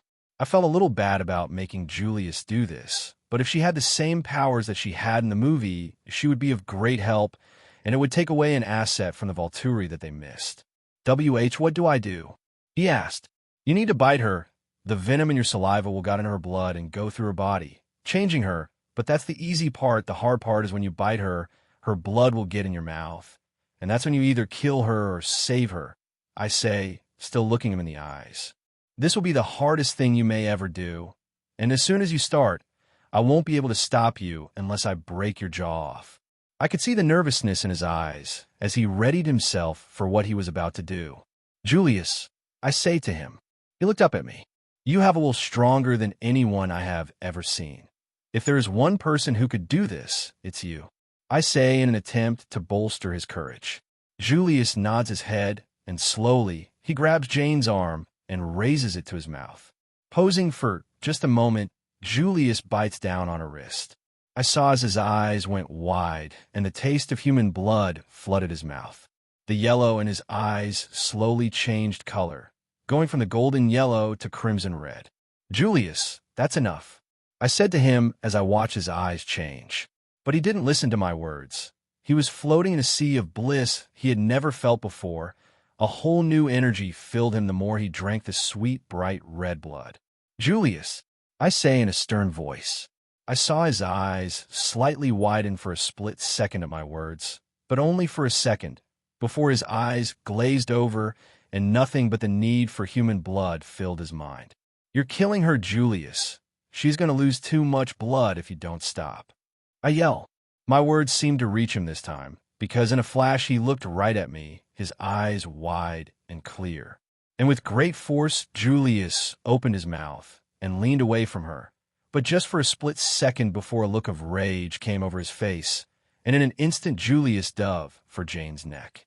Acting fast, I grabbed him by the neck and held him in place, but only for a second before Julius sent a wave of telekinetic force at me in an attempt to launch me from them. But what Julius didn't count on was the strength of my grip that I had on his neck. Keeping a hold on Julius, we both went flying back and away from Jane. When the force hit me, it was like being hit by a truck, the pain washing over me for a split second before it numbed. With Julius still in my grip, I turned my body, placing Julius under me and facing away from me. So when we hit the ground, he would hit the ground first and hopefully get him out of his blood rage. What I didn't count on was Julius using the same telekinetic wave he used on me on the ground to launch us back into the sky. Flipping around in the sky at around 50 feet from the ground, Julius grabbed the hand that I still had on his neck and squeezed, breaking the bones in my hand and pulling my hand away from his neck. "Julius, you need to get a hold of yourself, or I won't have a choice and I will need to hurt you," I yelled into his ear. "Shut up," Julius roared, and in a flash, Julius raised both hands behind his head and grabbed onto my tunic in an attempt to throw me from his back. Knowing what he was going for, I wrapped my arms and legs around his waist and torso. When Julius pulled, all he did was rip off the top of my shirt. Looking over Julius's head, I could see we were only 30 feet from the ground now, and plummeting back down fast. Wanted to end this now. I grabbed Julius's arms, holding him with my legs wrapped around his waist so we don't separate mid-air. I grabbed his arms, which were still trying to grab me, and placed them to his side and wrapped my arms around him and clasped my hands together so he can't get loose. Then, moving our weight around, I angle us straight down. Then, as fast as I can, I separate my legs from his waist and put my hands under his arms and push him as hard as I could, launching him head first to the ground. By the time I launched him, we were only a few feet from the ground, not giving him time to build up his telekinetic pushes. Julius hit the ground hard, a small boom echoing out when he hit. Flipping around, I put my feet under me and landed a second later. I had to wait for my legs to heal back up before moving again. Once I felt the pain wash away and felt that my legs weren't in pieces anymore, I stood and ran to Julius's prone figure. Stopping next to him, I looked down at him. Cracks ran down his face and neck, and his arm was at a weird angle. Slowly, Julius's eyes opened and slowly he looked around, then at me. "Adam, what happened?" Julius asked as he looked down at his cracked figure. I crouched down and smiled at him. "You, my friend, went through something called a blood rage. I figured that out on my own, but what about her? Is she dead?" Julius asked me, now looking away from me. Looking back, I saw Jane still laying still on the ground, her chest no longer rising and falling. "Well, of course she's dead," I say to him with a chuckle. Julius's head whipped around, and he looked up at me, his eyes wide. "I killed her?" he asked. "Yup," I say, trying my hardest not to laugh at him. Julius's eyes go wide in panic as he slowly sits up. "I killed an innocent girl," he stammered. Not able to hold it in anymore, I burst out laughing. "Julius, you dope. You need to die to become a vampire. The venom stops the heart. Then the rest of her will change," I say, bending over just to breathe as tears roll down my face. Getting a hold of myself a few moments later, I put out a hand to help him stand. Once Julius was standing, I helped him put his arm back in place, then looked over my shoulder. I could see some of the male villagers standing at the edge of the village with spears in hand, ready if we were to attack them. I'm sure there was more at first, but after they saw me and Julius fight, more than one probably ran away, leaving the bravest behind. "We should get going. These villagers have seen enough crazy shit for the day."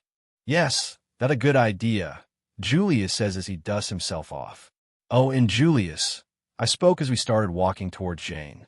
"Yeah," Julius asked. "You're paying for my tunic," I say, looking down at my shirt, which was now around my waist. Julius looked over at me and said, "You are such a cheap person," he said, shaking his head. "No, I'm responsible with my money. You tore it, so you're paying for it. If I tore, I would have paid for it, but I didn't, so you're paying for it. You have over 80% of the world's money in your banks, making you mountains of gold, but you're not willing to pay for a simple tunic," Julius said, shaking his head. Digging into his money purse, Julius takes out a good coin and hands it to me. Why, thank you very much, sir, for your kindness, sir, I say, doing a playful bow as I took the gold from his hand. We ended up stealing a small cart and a horse to transport Jane back to our home. I wouldn't call it stealing. I left a small pouch of gold for the horse and cart, well over the price originally paid for it. Why I say steal is because I didn't ask, I just took it. As we traveled down one of the old mud and dirt roads, Julius decided to speak for the first time since we left. What was the Volturi doing here? I know they try to avoid you, but for them to come all the way here and then take a boy being burned at the stake, it just doesn't make sense. Julius said as he led the horse on. Standing on the other side of the horse, I answered his question. I don't know, I think the only one that can answer that question is her. But still, that was a big overstep on their part. And it's not a good sign either. If they're willing to push on my boundaries I've set with them, that means they're getting confident, and that might make them do something stupid. Of course I knew why they came here, and that was for Jane and Alec, but what I didn't know was why they only took Alec and left Jane behind. I'm certain they came here for the one thing the Volturi's leader, Arrow, loves more than anything, and that's to add to his collection of unique vampires. Julius looks over the horse at me. But neither of them were vampires. That's true, but there's a chance they had abilities before they were changed. Arrow probably got wind that certain individuals here had unique abilities and came to investigate himself. But when he got here, he saw they were being burned alive. So taking a chance, he took one of them and changed him in the hope that his abilities will be useful and powerful when he becomes a vampire. I said, grabbing a stick that was on the side of the road. So he was willing to come all the way here and fight you, just for someone with abilities. Julius asked me. Of course he was. Did you see how many vampires he came with? There were over 12 of them. And if I had to guess, they were some of his strongest ones, but what he didn't count on was you. I said, looking over at Julius. Me? He asked. Yup. He knows I'm strong, and that I have been alone for over the 1,000 years that he's know of me. And out of nowhere I now have a companion. The odds that you are very strong is a certainty. And the facts that you have gold eyes probably threw him off and made him rethink attacking me when he saw me. Is that why you never wanted me to meet them and keep me away from them? Julius asked. Yes, Arrow is a person who seeks power above everything. And he sees the way to power is to have the most powerful under his command or at times control. And if he knew what your power was, he would go to great lengths to have you. But that would never happen. They are cold-blooded murderers. Julius said. The disgust was clear in his voice. I look over to him.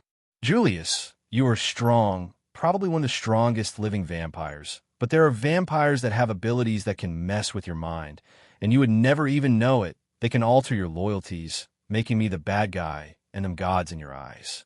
He looks over at me, a worried look on his face.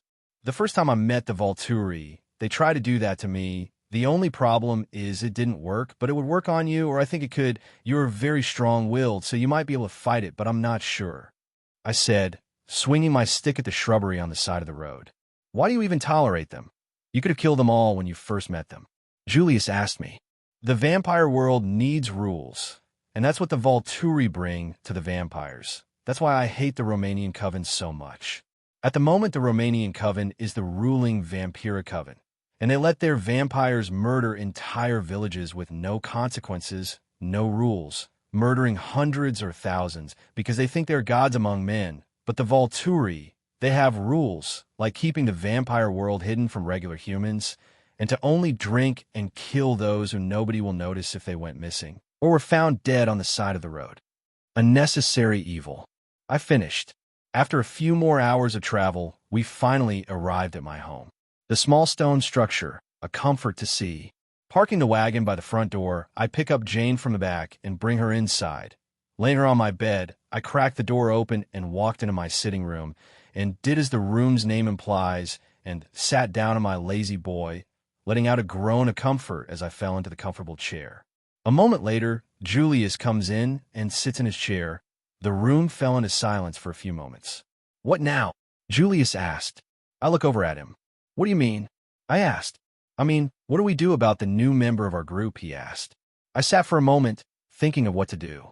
I knew that Jane would be different than Julius. Her hate for humans could be a problem, and that it would be harder to get her to drink animal blood instead of human blood. I think we will do the same thing I did with you. I say, pulling the lever on the side of my chair and bringing up the leg part of my chair. As soon as she wakes, we will take her north and away from any village or settlement and get her on animal blood, but that may be harder to do than it was with you. I say. Julius looks over at me. Why would it be harder? Well, let me ask you this. If you and your little brother were being burned at the stake, would you have a problem with humans?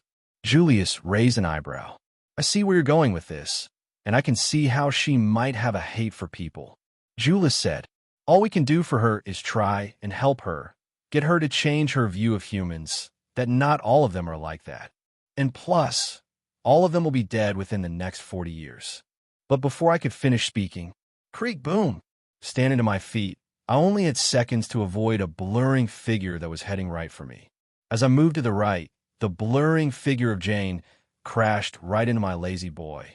Pieces of wood and animal furs went everywhere, as my most beloved possession was destroyed right in front of my eyes. My mouth was agape as I stared at the pieces of my chair that lay scattered everywhere. Looking up, I had to dodge the blurred arm that was launched towards my head. But instead of dodging, I grabbed the arm mid-swing, my other hand shoots out and grabs Jane by the neck, and I lift her off the ground, my 6'3" figure dwarfing Jane's 5'4". Do you know how long it took me to get that sure perfect? I yelled at her, her eyes now wide with fear as she stared at me, and tried her hardest to get out of my grip. I mean, really, I just got a perfect but imprint and everything. I yelled, shaking her hard enough to break a normal person's neck. I don't think I had been this mad in almost 900 years, and I was ready to end Jane now, her powers be damned. Adam, calm down, you can make another one. It's not like you don't have forever to do it.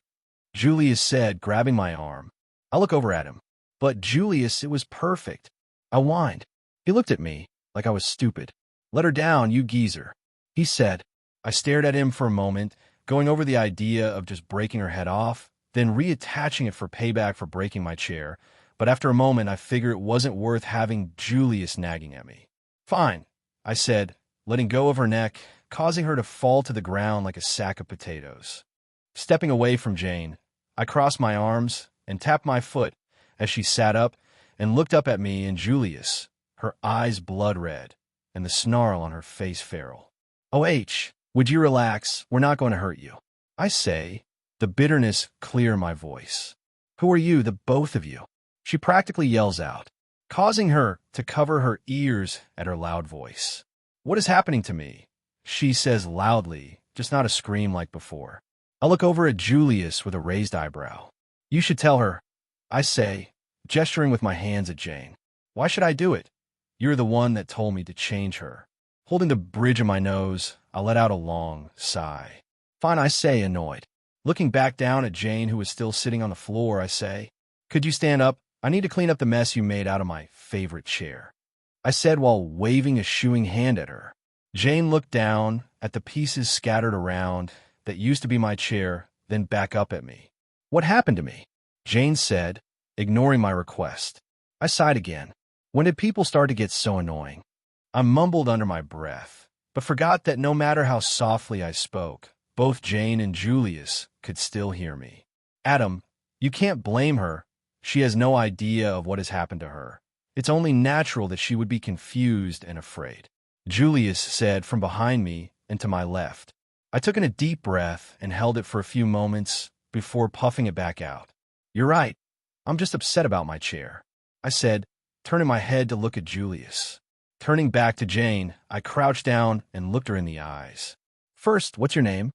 I asked in my best customer service voice, even though I knew what her name was. I didn't want to magically know her name and make Julius suspicious of me, which I constantly have to do nowadays, because I constantly forget that Julius might look like a 17-year-old, but in reality he's almost 500 years old and had a knack for picking up on my words. After the split second it took me to run that through my mind, I came back to reality just in time for Jane to speak. "My name is Jane," she said, now seeming to have calmed down a little. Putting my hand out, I say, "Hello, Jane. My name is Adam Gray," I say, with a small smile on my face. Tentatively, Jane puts her hand in mine, and we shake. Pointing over my shoulder at Julius, I say, "And he is Julius." As we shake hands, I see Jane's eyes move from my eyes to my neck, where she stares at the pulse on my neck, causing her to open her mouth and move closer to me, instinctually.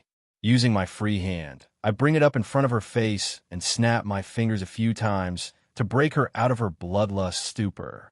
Blinking a few times, she looked back up at me as we removed our hands. Before anything, you need a feed, I say, standing to my feet. Looking over to Julius, I ask him, you should lead us to your normal hunting grounds and away from any people. The last thing we need is for her to go after some lost villagers, I say as I walk towards the door. As I reach the door, I looked back over my shoulder and saw Julius help Jane her feet, the both of them staring into each other's eyes. His mix of gold and crimson red and her pure blood red. Turning around to face them, I clapped my hands together, loud enough to break them from each other's stare. Let's get a move on, I said briskly. I would like to get her back before daybreak, I say, staring at Julius. Last thing she needs is to run into a regular human, and for her to get a taste for human blood, I thought as I turned back to the door and opened it. Stepping outside, I looked up and at the night sky as Julius and Jane stepped out after me. What is this pain in my throat? Jane asked as she put a hand to her neck. Before I could speak, Julius cut me off. It's your thirst, he said. Looking down, I looked at Julius. What happened to you? Told me to change her, so she's your responsibility, I asked Julius. Julius just shrugged his shoulders and smiled at me. My thirst? Jane asked. Yes, you need blood, Julius said as he looked down at Jane. Blood? Jane asked with furrowed brows. Yes, blood, Julius said, not explaining more. We will explain everything after you feed. It will help focus you and keep you from being distracted while we explain everything to you, I say, turning to Julius. Which way? I asked him. Julius pointed north. About a 5-minute run north, there is some thick woods that has a good number of deer and other animals. Good, I say, as I turn back to Jane, who was standing barefoot next to Julius. I didn't even see her get close to him. When we came out, she was at least 3 feet from him, but now was standing inches from his arm. I stared at her for a moment, but decided not to say anything, and instead decided to just watch them closely. Not that it was a bad thing. In fact, if they became mates, that would be great, but not this soon. Because at the moment, Jane was still in a sort of euphoria from the human blood still in her system. But as soon as she is out of it, she could be a completely different person. Images of the cold and uncaring version of Jane that was in the movie came to the front of my mind. The one that hated humans with every fiber of her being. If Julius was her mate, he might be the counterweight for Jane, the one who keeps her on the right path, I thought. I'm sure at the moment she hates humans for what they did to her and her brother, but not as much as was shown in the movies. Because I'm sure, without a doubt, that the Volturi helped add wood to her fire of hatred. And hopefully, without their influence on her, she might become a different person to the one in the movies. All of these thoughts ran through my mind in seconds. Breaking from them, I looked at Julius. We will need to take it slow. She is still getting used to her new strengths, I say. Looking at Jane, I say, you feel different, don't you? I asked her. Jane nodded her head at my question, but didn't say anything. That's because of what we had to do to you, to keep you alive, I say, gesturing to me and Julius. I don't understand, Jane said, looking between me and Julius. That's understandable, I say with a chuckle. My words and chuckle only caused Jane to furrow her brows. Jane, you are no longer human, I say, looking Jane in the eyes. What? She said. Have you noticed since you woke up that you no longer have a heartbeat or a real need of breath? I asked her. Jane froze for a moment as she brought her hand up and placed it on her chest in search of a beat she wouldn't find, or how you were able to do what you did inside of my home. I continued. You ran through a wooden door, then in a blur of speed, you ran at me and destroyed my chair, which was made of thick wood, and you didn't even feel a thing. I added, could a regular human do that? I asked her. Jane was frozen in place as the memories of what she did ran through her brain. After a moment, she looked up at me and asked the most important question. Then what am I? She asked. With a smile on my face, I say, a vampire. Sitting by my small campfire, I watched as Julius and Jane exchanged blows in their fast-paced fight, the both of them moving faster than any human I would be able to follow. But my eyes didn't miss a thing. From any wasted motion or mistaken foot placement, my eyes could see it perfectly. As I watched, my mind started to drift. It had only been a month since we turned Jane into a vampire, and let me tell you, holy shit. The girl was a firecracker with some serious anger issues, mostly towards humans and the Volturi.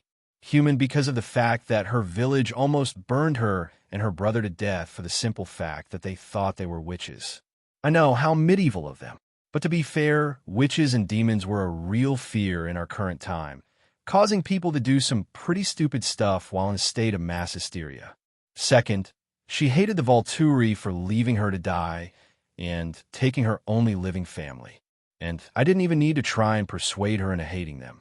She hated them for the fact that they left her behind when they had the chance to save her as well, allowing me to mold her into a better person and to add wood to her fire of hatred she had for the Volturi. Even though she still had some serious issues with humans, I try my best to show her the best in humanity. Even though our current time isn't the best era to try and show someone the good in humanity.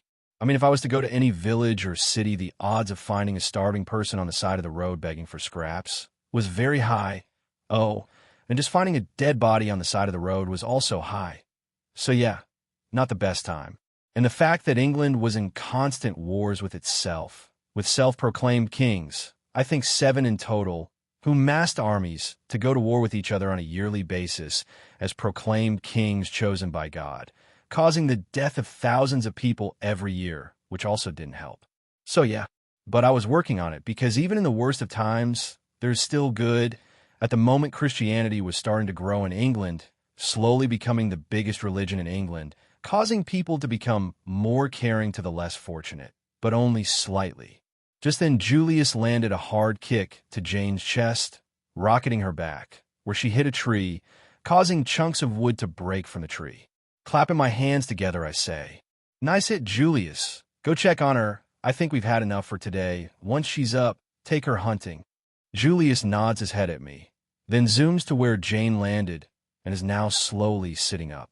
As Julius helped her to her feet, they began to talk. I ignored their conversation and delivered back into my mind as I waited for them to come back from their hunt. Something new that also happened was that Jane and Julius became almost inseparable. They were constantly in each other's company, either talking, reading, or just enjoying each other's company, which I guess is good. I'm just happy that they were taking it slow, because I knew from that first day when they were locked in each other's eyes that they were destined to become each other's mate. I had a few conversations with Julius about his feelings towards Jane, and all it ended up doing was making him blush and avoid the question. I didn't even know vampires could blush, but just the way they talked or looked at each other told me their feelings for each other quite clearly. The only guess I could come up with for why they weren't already together was because of the fact that Jane was still trying to get used to her new life as a vampire. And knowing Julius and his compassionate side, I knew he was willing to wait forever for Jane. Often when seeing them together would send my heart to aching for the lack of love I felt. Of course, me and Julius care for each other like brothers, and that helped numb the longing I felt, but it could only do so for so long. But something told me, just a little longer. It was like a voice in the back of my head that would whisper those words whenever the feeling would bear its head, helping me manage the feeling, pushing that train of thought to the back of my mind before I got consumed by it. I started to think about my next move. Now that the Volturi had Jane's brother Alec, they should be ready to finally fight the Romanian Coven. With Alec's abilities and the army of vampires with abilities under the Volturi's control, they would be getting ready to fight. The only thing keeping them from doing so now was that they still needed to train Alec in fighting as a vampire and how to use his abilities. Just like what I was doing for Jane. Something I found out about Jane was her affinity for combat, which surprised me. In the movie, she only relied on her mental ability to cause extreme pain to others, but from what she has shown in her fights with Julius was that she could fight, and fight well. Of course, she still couldn't beat me or Julius yet, but she was getting better every day that her and Julius fought. In her training, I had given Julius the lead, allowing him to train her in most aspects from fighting to self-control lessons, with me watching from the side to give him instructions on what he could do better or what he should teach her first. Me doing this also caused Jane to underestimate me. In the first week, Jane thought it was a good idea to challenge me to a fight. I can't blame her for her confidence, which she seemed to lack none of, causing her to be overconfident. To her, I was just a human with certain abilities like my ability to run as fast as a vampire, which at the time was the only ability she had seen me do when I went with her the first time she went hunting, but she also saw my need for human food as well as sleep, and she could hear my beating heart, causing her to think I would be an easy opponent that could just run fast. I guess the idea of a human with abilities wasn't that outlandish in a world where vampires exist as well as the shapeshifters. To her great dismay, it only took me 2 moves to nearly kill her, which also surprised me. All I did was kick her in her side, causing her to go flying, then unconsciously I chased after her, catching her mid-air, then throwing her to the ground. My kick and my unconscious actions nearly broke Jane into pieces, surprising me and Julius. Never before had I done something I didn't consciously do, as well as the power I had put behind my kick and throw was stronger than I even thought I was capable of doing. But I also remembered that I was getting stronger the longer I lived. And the last time it was obvious was almost 500 years ago. By my guess, I was a little over 2 times stronger than a regular vampire, maybe as strong as 3 vampires, making it hard for myself to train with Julius. It was no longer a challenge to fight him because now he seemed to move slower to me, allowing me more openings to hit. Switching subjects in my mind, I thought of Jane's powers. It didn't take long for Jane to use her powers for the first time. It was actually on the first day of being a vampire that she used her powers. It was by accident when she was telling us the story that led to her and her brother being burned alive at the stake and the pain she felt. When she said the word pain and the memory of the pain she felt ran through her mind, she was looking right at Julius, and the pain hit him hard, dropping him to the ground. Writhing in pain, the feeling of being burned alive washed over him. It answered a question I had, and that was that she had the same powers that she had in the movies. For the next week, we tested her powers on a few really bad guys, me and Julius kidnapped to be our own little test mice.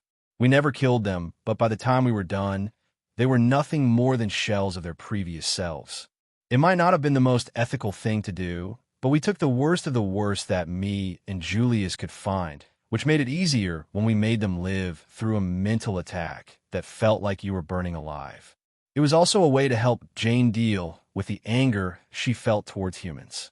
But if me and Julius weren't there to keep her from killing them, every last one of them would have been torn to pieces because of her pure blood lust she still had when around normal humans and just her pure hate she currently had for humans.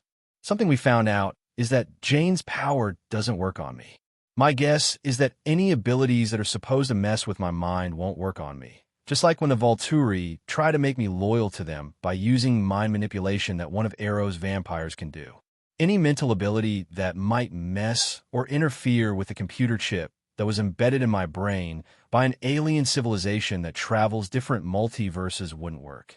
The chip blocks any interference from mental intrusions, like Jane's mental fire, or any abilities that mess with the mind. And it should also be able to block Jane's brother's ability, which should be some sort of sensory illusion, where he can take away all of your senses like touch, smell, vision, and hearing, making you a perfect target to attack.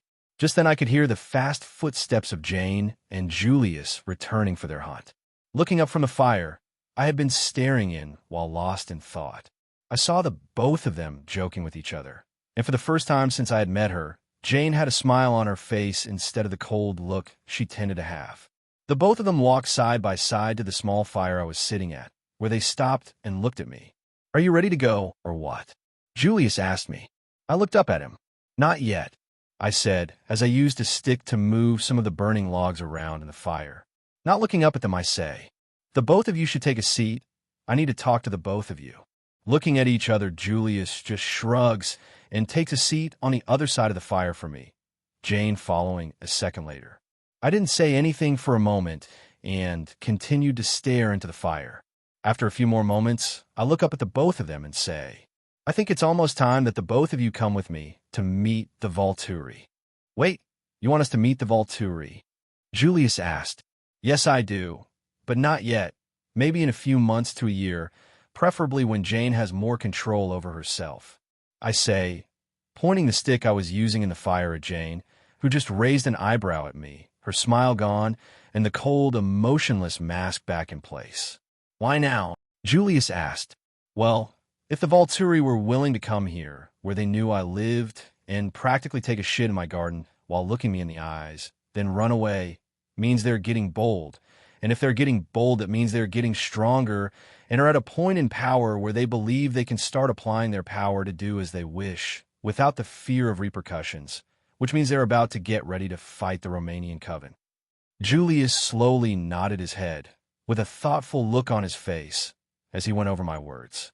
Julius opened his mouth to ask a question, but was cut off by Jane. The Romanian Coven? Jane asked.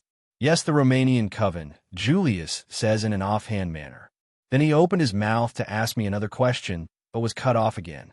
Who is the Romanian Coven? Jane asked, this time looking at me. The Romanian Coven is the current ruling vampiric coven. Vampires have rulers, Jane asked, tilting her head to the side slightly. It was my idea to keep Jane away from the political world that the vampires have, in an attempt to keep her mind more focused on her training. Because the first year of being a vampire, they tend to be very unstable mentally and in their ability to control themselves around humans and their blood. Things were starting to move in the vampire world and fast, and now I had a choice either to tell her or not. Of course, I told her about the Volturi, but I didn't tell her about the other covens spread across the known world. And now that the war with the Romanian Coven seemed to be coming closer, I had no choice but to tell her, to prepare her for what to expect and what will likely happen. Yes, the vampires have ruling covens. At the moment, it's the Romanian Coven, and the Volturi are about to go to war with them in hopes of taking the throne for ruling coven. Jane looked past me, with a thoughtful expression on her face at my words.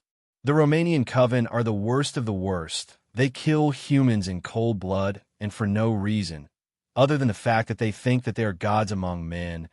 I say, looking back down at the fire in front of me, the memories of the people I tried to help flashing through my mind.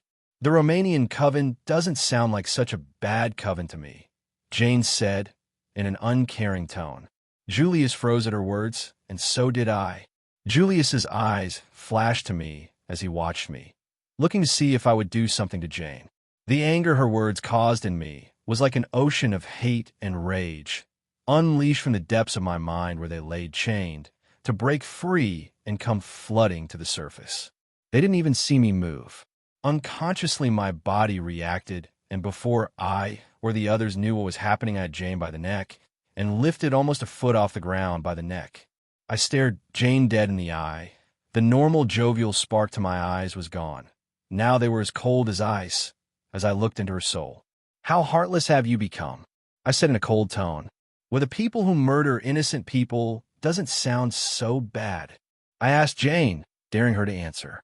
They have killed untold thousands of innocent people for the fact that they wanted to.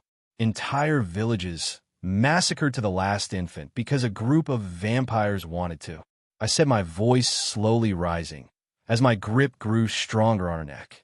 You hate humans for what they did to you and your brother, and you have a right to hate people, but only hate the village that tried to kill you, not the entire species, because of a group of people who will be dead in a few decades while you stay the same. I yelled at her. Jane's eyes were now round in fear as my anger increased. I tried to save some of them once, I said, now in a quieter voice. And I managed to do so a few times, moving a few villages to the far north. But once the Romanian Coven found out what I was doing, they amassed a large group of vampires to track me down and kill me. There was too many of them to fight, so I ran. Of course, they couldn't catch me, but they made me pay for my actions by killing a whole village of innocent people as I watched from a distance. Back then, I was weak and afraid, and I couldn't save them because of it, and even now, there's only so much I can do on my own. That's why I need the Volturi, But for you to say the death of innocent people is okay is disgusting and so hypocritical and make me sick, I said to her. You stand on your high ground, acting like they were in the right for killing them, like their lives never mattered, because your life almost came to an end by a group of villagers who were afraid, which you thought gave you the right to hate every breathing person to exist. Adam, you need to calm down, Julius said, zooming to my side and placing a hand on the arm that was holding Jane up. I looked over at him, causing him to flinch at what he saw. What he saw was the part of me I was able to push down far enough to forget. Using my emotion dampeners, I was always able to push them down in a way, but never able to destroy them. With Jane's words, she was able to bring them to the front. And now I looked at Julius with the eyes of a person who has seen more death than any living being alive, a man who has seen the collapse of nations, wars, plagues, and the constant death of his friends, one by one. The real immortal. Julius took a step back at my stare. He knew, if I was to attack him, I wouldn't hold myself back like I normally did. Looking back at Jane, I saw the fear in her eyes as she stared back at me, with her half-gold and red eyes. You have more than a right to hate that village for what they did to you and your brother, but that doesn't give you the right to hate all humans. I'm thousands of years old, and I've seen the darkest side of humanity more times than I can count, giving me more a right to hate them than you. But I have also seen the good in humanity as well. I say my voice almost a whisper. By this point, I was able to get my emotions pushed back down and under lock, at least enough to where I wasn't going to kill the both of them. And after taking a few more calming breaths, I slowly lowered Jane back to the ground. And something happened to me for the first time I could remember since I came to this world. Tears began to slowly fall from my eyes and run down my face. At first, I was a little shocked to feel them fall. Bringing my hand up to my face, I wiped away the tears that continued to fall freely. Alert! Recalibration of emotion inhibitors needed. Self-diagnoses activated. Loading error. Overload of emotional dampeners detected. Said a robotic voice in my head. Recalibration needed. Loading new parameters for recalibration. Loading error. New parameters for emotional overload not found. Self-calibration activated. Activation of basic self-AI readjustment parameters activated. Starting adjustments now. With those last words, everything went black, and I became weightless, floating in a black abyss. Floating in the abyss was a strange experience. It was like I was floating in a completely dark piece of space, with no stars to be seen, just a completely dark space, with no ability to move, see, hear, or feel anything. So, while floating aimlessly, I thought about what I had just done.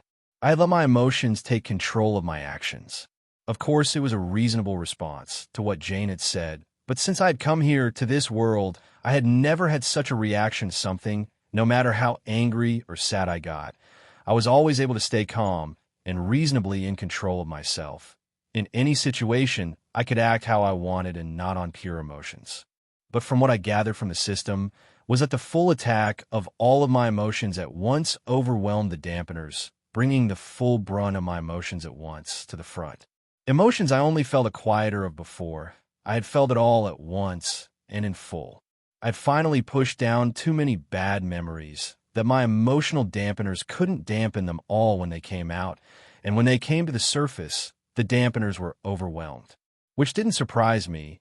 The memories of massacres and the death of untold amounts that I had seen and pushed down had finally come to the surface in a wave of force.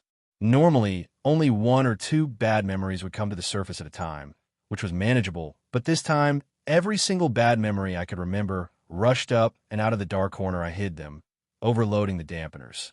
As I had that thought, I got the sensation that I was moving, unable to see anything or do anything about it.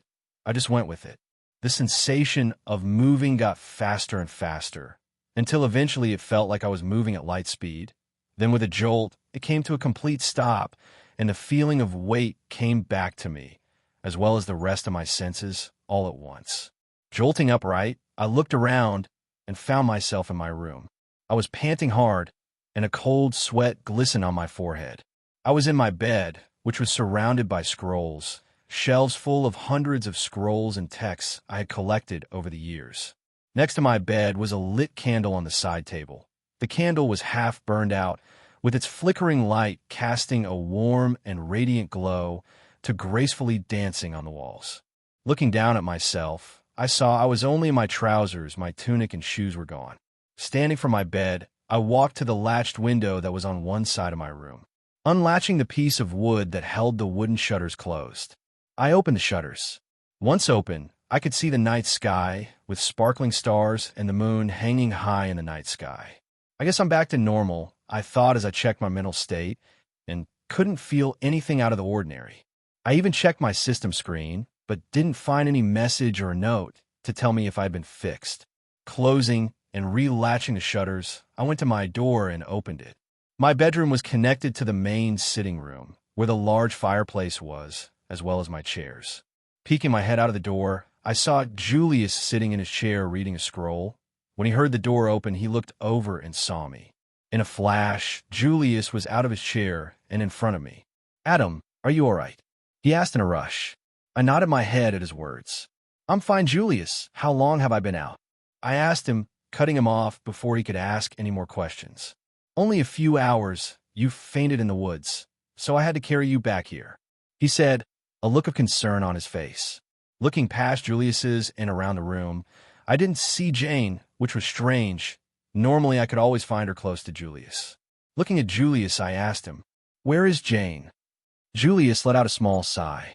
"She's out front. I try to get her to come inside, but she refuses to come in," he said, looking at the front door. "My guess is that she feels ashamed for what she said today. It took you nearly killing her and telling her the hard truth, which we had been avoiding doing until she was on a more stable mental ground to do so, to finally realize how morbid and cold-hearted she had become," he said, looking back at me. Slowly nodding my head, I asked him, "Has she said anything to you?" Julius shook his head. "She won't even look me in the eyes, let alone talk to me," he said. "I'm going to go talk to her," I said, taking a step back to enter my room.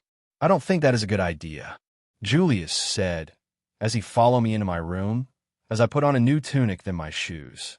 "And why is that?" I asked him while putting my shoes on. "Adam, you scared her today. You scared me as well," he said, his voice becoming quieter. I looked up at him, stopping what I was doing.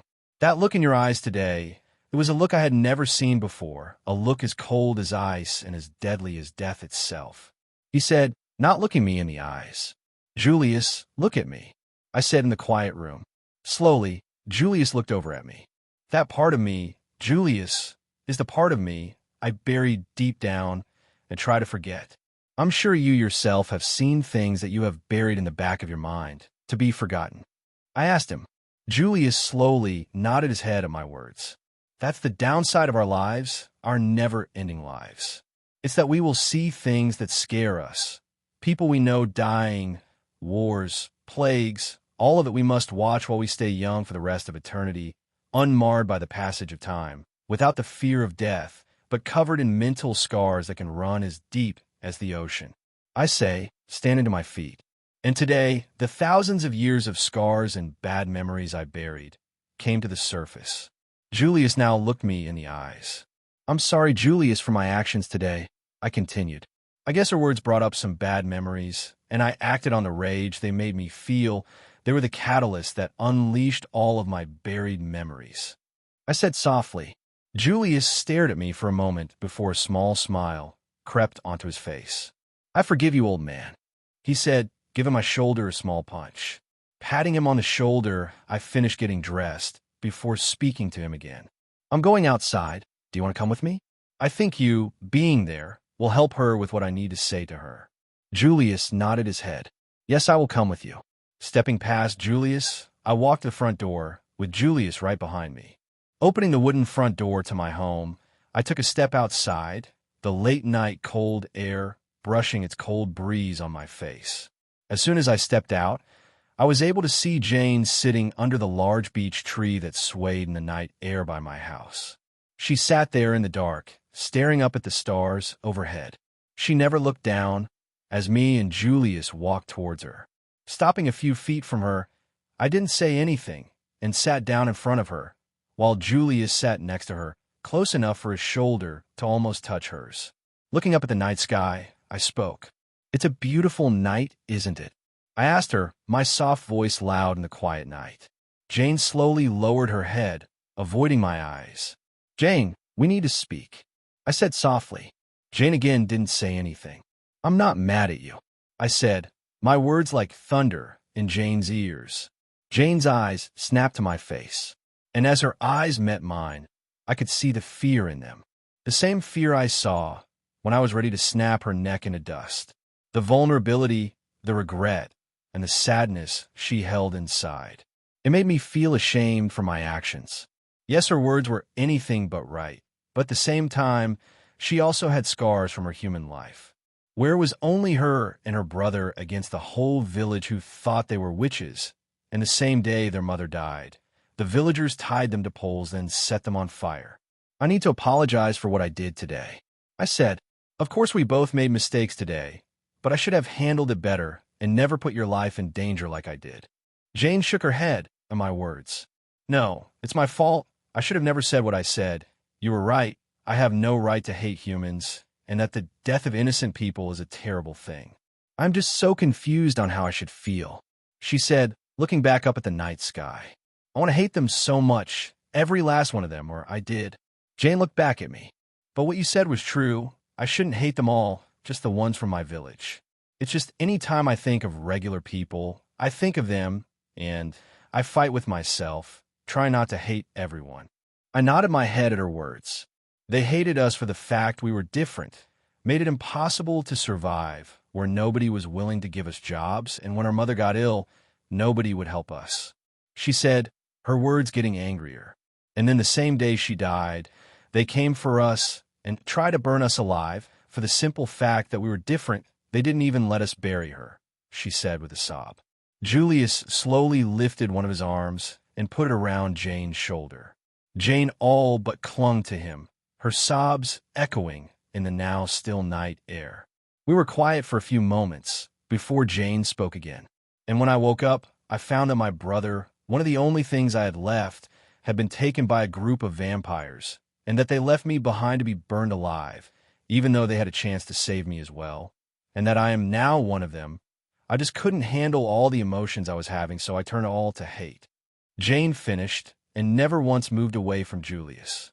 It's natural to feel anger, I told her, but it's important that you don't take your anger out on others like I did today, I said, scratching my head sheepishly.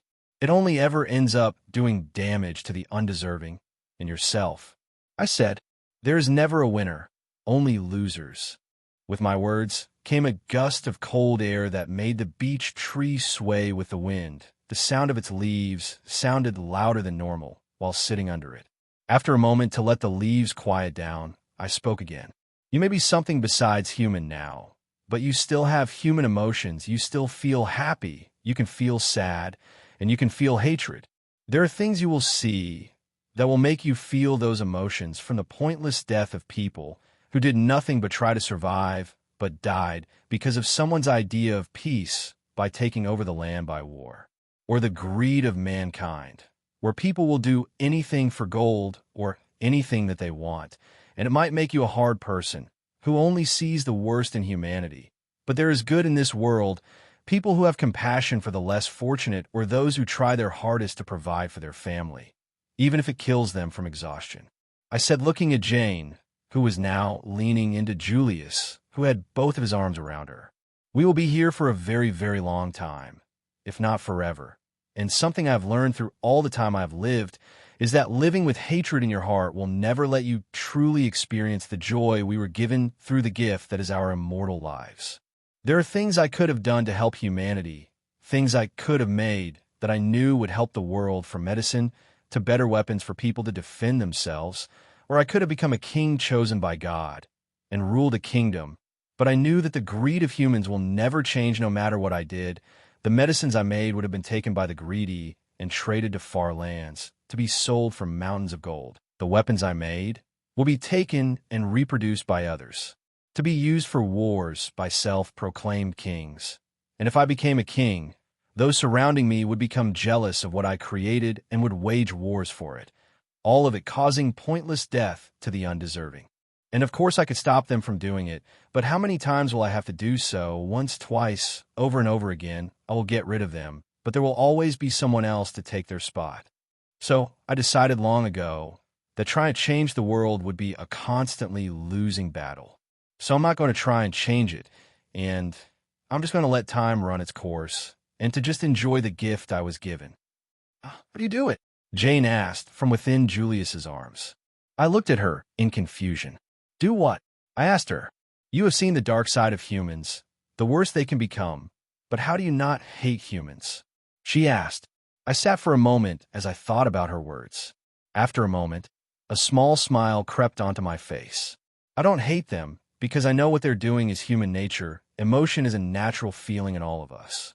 There are a lot of things in us that we can't control because it's human nature, all the bad and good emotional characteristics in us we take on through life. And let's be honest, in this point in time, there's a lot of bad happening, making a lot of bad people. It's the circumstances of our lives and the world around us that make us who we are and who we become. If you were born poor, you could be greedy, selfish, or jealous. If you're born rich, you could be arrogant, lazy, cruel, and ignorant. I said with a shrug of my shoulders. But that doesn't mean all those people born in those circumstances take on those characteristics. I said, raising a hand and pointing at Julius. Take Julius, for example. He was born into a rich family. His father was a successful merchant. He had everything he could want growing up, but his father instilled in him good characteristics like empathy, generosity, humility, and integrity, when he could have been cruel, ignorant, and greedy. Then, pointing at myself and twisting some words, I said, in myself, I came into this world with no family and lived in a nomadic tribe that hunted for food, and where wealth wasn't even an idea in anyone's head. With my abilities, I could have taken over the tribe for my own benefit, just because I wanted to, or because I could, but I didn't, because those people put in me a good set of standards that I stand by and still use today: honesty, humility, and love. But not everyone has good people to guide them in the right direction, some none at all to guide them. And there are some who, no matter what you do or the circumstances they were born into, they can still take on good or bad traits. It's life, personal choices, the people and the family who guide us, and the circumstances that we are born into. All of that is what will carve out who we will become, because it is human nature to take on the characteristics of those around us. Julius looked at me with furrowed brows and asked, then why do you hate the Romanians? I let out a sigh. That is for self-redemption. I tried to help them, but my actions caused the death of a lot of innocent people. Even though I saved some, I indirectly killed a lot more. And I'm hoping that after taking down the Romanian coven, that it will allow me to wash some of the blood off my hands, I said, unconsciously rubbing my hands together. After a moment of silence, I spoke again. I guess what I'm trying to say with all of this is, there's no point in hating people for human nature. Like with you, Jane, it's human nature for people to be afraid of things they don't understand, and they didn't understand you and your family. I'm not saying it's right what they did, but just keep that in mind when you think about it, or when you also see the bad part of humanity. Jane nodded her head. And I mean what I said, Adam. I am sorry for what I said. Jane said. I smile at her. I'm also sorry for what I did. So now that that is out of the way and behind us, I think it's time to bring up the Volturi. I said, clapping my hands together and in a happier voice in an attempt to clear the sad air. 5 months later. Year, 701. Age, 4701. The rock of my ship swayed me side to side, or I should say through me, side to side. From the start of our journey, it had been nothing but bad weather the whole time. And on a ship, bad weather means bad seas. And when there are bad seas, that means a terrible trip. I was currently on the main deck of one of my trading vessels that I commandeered for my own use. It was one of my middleweight ships that traded spices and fabrics from the far east of Europe. I was standing by the steering wheel, where the captain stood and navigated the large waves as they bashed into the ship's hull like large hammers. Thankfully, the rain had finally stopped for the moment. After a few minutes of the salty sea air, I went back under into my small cabin. Inside the blackened room were Jane and Julius. Stepping into the small room only lit by a small candle, I could see them reading books at a small table and bench that was nailed down to keep the user or the table and bench from flying across the cabin, along one side. Taking off my coat, which was now soaked with seawater, I hung it on a small peg that was placed by the door for this very use. Julius looked up from his crudely made book and asked, "What did the captain say?" Sitting down next to him, I said, "We should be there tomorrow by midday."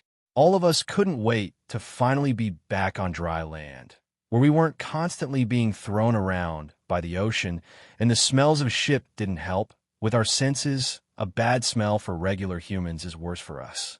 And the wooden cages of small animals we had prepared for the journey stank as well. Before the voyage, we had prepared a few wooden cages for rabbits me and Julius had caught. So, when on the voyage, we wouldn't run the risk of them getting thirsty before we reached land and needed to find something else to fill the thirst. Just then the ship rocked backwards, then forward. The cages that held the rabbits slid along the floor with their inhabitants inside. After a few seconds, the ship went back to its natural heavy sway. Grabbing one of the scrolls from one of my bags, I read through its contents. Once I read through the scroll and about a medical theory where it was believed that removing the pinky toe could cure kidney stones, my mind went over how I obtained this scroll and most of the others I owned.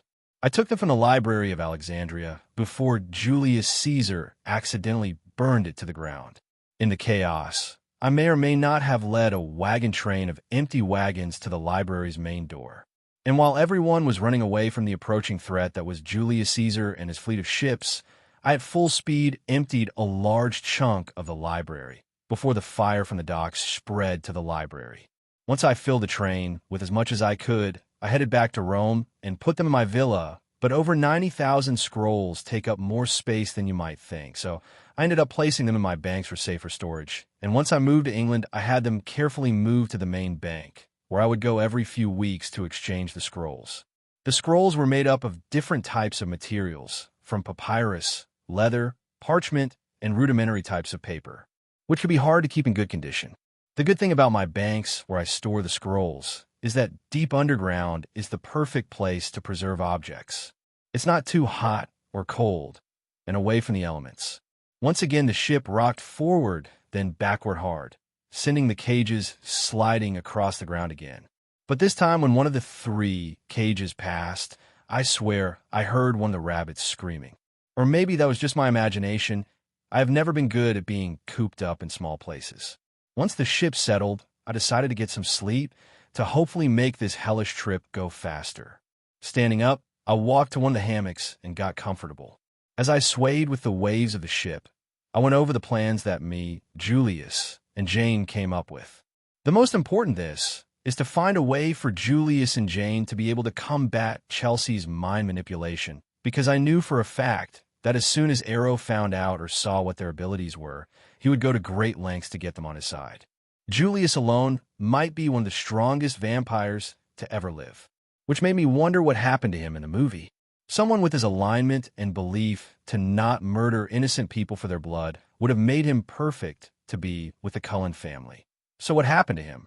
This is a quandary I have thought about many times, and over again I came to the same conclusion, and that is that Julius probably ended his own life rather than kill humans. And that conclusion stemmed from Julius's biggest fear: to become a monster. At first, Julius thought he had become a monster. The call to human blood, he felt, confirmed it to him. But when I showed him he could survive on animal blood, it showed that to be otherwise. Kicking my brain back on track, we weren't sure how we might be able to shield their minds from the mental abilities that Chelsea possessed, other than a vampire who might possess a shield ability. I thought about giving them my blood, but I realized that it's the chip in my gray matter that protects my mind from mental abilities, and my blood wouldn't have the same effect. So the plan we came up with was to find an old friend of mine, an Egyptian named Ammonius, who I'm sure at the moment is very angry at a group of vampires who killed his whole coven in front of him. We weren't sure if he would even have anything or know something that could help us. But he was the only vampire that I really knew besides the Volturi, Romanians, or Julius and Jane. Of course, I knew other covens existed across Europe and Asia, but I never had any contact with them. I was always happy to let them do their own thing as long as they left me alone to do mine. And I'm currently hoping that Ammonius might still be angry at the Volturi for what happened, that he would be willing to help. But I also wasn't optimistic either. From what I remember, the mental scars of seeing his coven torn to bits made Ammonius incredibly afraid of angering the Volturi and sending him and the surviving members of his coven into hiding, not even shadows of their previous selves. I was also hoping that they would still even remember me. It had been a few thousand years since I last came into contact with them, so the probability that they still remembered me was slim, but hey, we can hope, right? Slowly, with the gentle sway of the ship and the hammock, my eyelids slowly drooped until completely closed, and I was asleep. It took another week before we finally made it to Egypt. Thankfully, the last few days, the weather had settled down and made the trip a little more bearable. The ship docked in Alexandria. As the ship was tied to the docks, I looked around at the busy dock area, where thousands of people could be seen wandering around the docks. At the moment, Julius and Jane stood beside me, both covered in long, lightly colored cloaks that covered them from head to toe, only leaving their faces exposed, but covered by a shadow that was made by the hood of their cloaks. While I, on the other hand, I wore a dark green tunic that went to right above my knees, with a fine fabric as my belt that went around my waist, and dark breeches with knee-high deerskin boots, what I normally wore every day. The only thing different is the fact that I had my hair tied up and hidden under a piece of fabric that I wore over my head to keep my hair out of sight, as well to help keep the sun out of my eyes. Normally I would wear my sunglasses, but I was trying to blend in with the crowd, not stick out more than I already will. In England or other European areas, people might think my hair is just really blonde, to the point it looks white or silver. It's been known to happen, but here the sight of white hair could become a problem. I'm just thankful I no longer need to hide under long clothes to hide my pale skin. With the occupation of Rome and Egypt, it became common to see pale people here. Of course, I still got stared at for my overly pale skin and height, but a lot less than I would have gotten a few thousand years ago. Stepping off the ship, we merged into the large crowd of people and headed to my bank, which was placed in the middle of the city. Rome had been forced out of Egypt a little over 600 years ago, but thankfully I got word of the trouble that was taking place and sent word to the Alexandria bank head to get in touch with the leaders of the forces that were kicking the Romans out and to make a deal with them, offer them 20,000 gold for leaving the bank alone. Of course, we also told them what would happen if they didn't. It was the usual, we can destroy your country with the pure amount of money we have, by paying whole countries to go to war with you at the same time, to the point you are surrounded on all sides and have nowhere to go, or that we can hire assassin groups to go after you every day until one of them is finally successful, or you back off and leave the bank alone.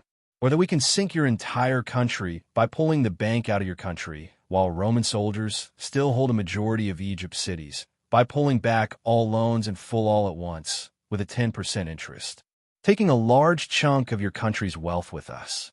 And of course they would say something along the lines of, we will take your banks first before the rest of the cities, in the hope of securing wealth for themselves and the country. And we would say, you could do that if we had gold in our bank, but most of the gold is moved between the other banks. When there is conflict in a country where a bank is, the gold is transferred to one of the other banks, where it is safe, making it a moot point. But after we showed the stick, we showed the carrot, where with our far reach, we can help with trade agreements, we can help with your economy, and us just being in your country is a boon that will draw traders. But as soon as we're gone from your lands, no country will want to anger our bank and risk us taking away the boons we give them. So they won't trade with them and avoid any contact with the country that angered the Gringotts Bank. I'm really happy Julius implemented that rule recently. Wars have been a worry to me for a long time, but now anytime a country is under attack or a state of conflict, most of the money in the banks is transferred to other banks. I had forgotten how much war and conflict there was in this period in time. I was used to the 21st century, where war didn't involve conquering and just involved blowing stuff up from a distance. Then once everything was destroyed, we left. But now, in the time of kings, war was the only option for most monarchs to expand and grow, to support their subjects as well as to add to the ability to bring in income. As we neared the bank, I looked at the building that was built on top of a large hill that rose above the city. The building was built in a mix of Greek and Roman, made out of white limestone for the walls. The large pillars that went around the building were made from marble, like what you would see in Greece. But it also had its Roman flair. with statues on the roof at all four corners, as well as intricate art built or carved into the limestone and marble. Walking up the 12 steps and past the massive pillars, I came to the main door. The main door was made out of 6-inch of steel that could be locked from the inside. And with a foot of limestone as the walls, it would be extremely hard to get in, if not impossible to get in with the door closed. But what caught my eyes was what was above the door. In gold, the word Gringotts was displayed, and I couldn't help but chuckle at the historians explaining all of this in later years. During the day, the large metal doors were left open, with 8 guards standing outside the door. The guards all wore polished Roman-style armor, with helmets and purple capes and tunics under their armor. The purple was my idea for the bank's color, which I chose to be royal purple. From the look of them, the guards were ex-Roman legionaries who found our pay better than their military pay. The guards' eyes glanced at me for only a moment, but slid off me a second later, when they didn't see anything dangerous about me. They did linger on Julius and Jane, but only for a moment before looking for other threats. Stepping inside the massive building of opulence and wealth that was my bank's, the floor was polished marble with intricate art on the walls and ceiling. Candles lit up the inside, from where they were placed on the walls and hanging from the ceiling above on large metal chandeliers, all of which had gold inlays added to them. Inside the bank, there were more guards inside the main area, all standing to attention off to the side, where they would be out of sight unless you looked right at them. The massive open room was cut in half by the reception areas, which is where you go and talk to a person who will help you. Behind them is the office area, where you could see people hard at work with paperwork and other duties.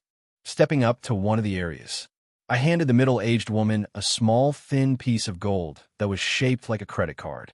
The woman looked at it in confusion, but she did take it from me and glanced at what was on the gold card.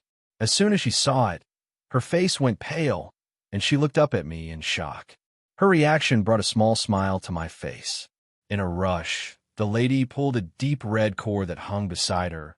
The cord went to the ceiling and along the top to the back wall, where it ran along the wall to where I could see a large desk with a man sitting behind it.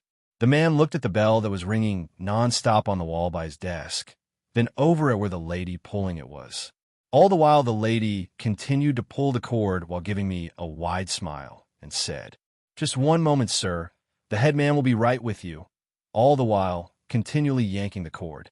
The small bell echoed through the building, drawing people's attention to the spectacle. The man that was sitting behind the desk must have figured out something was going on, so he scurried over as fast as his legs could carry him. As he scurried between the desks and the people working, I watched his approach.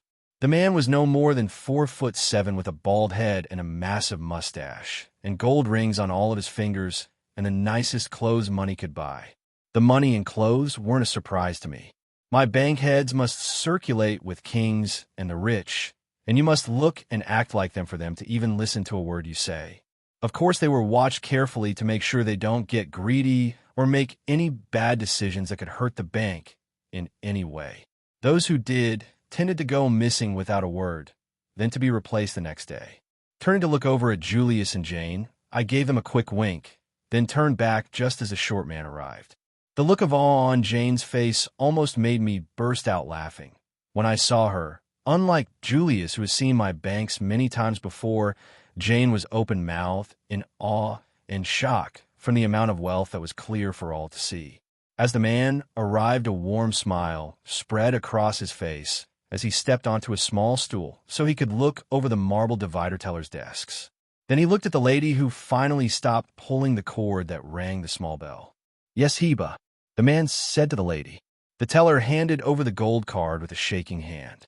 Taking the card from the lady, the short man looked at what was carved delicately into it, and nothing happened, or well, something did happen. The man froze completely, and for around 30 seconds he stared at the card and the seal punched into the middle of the card.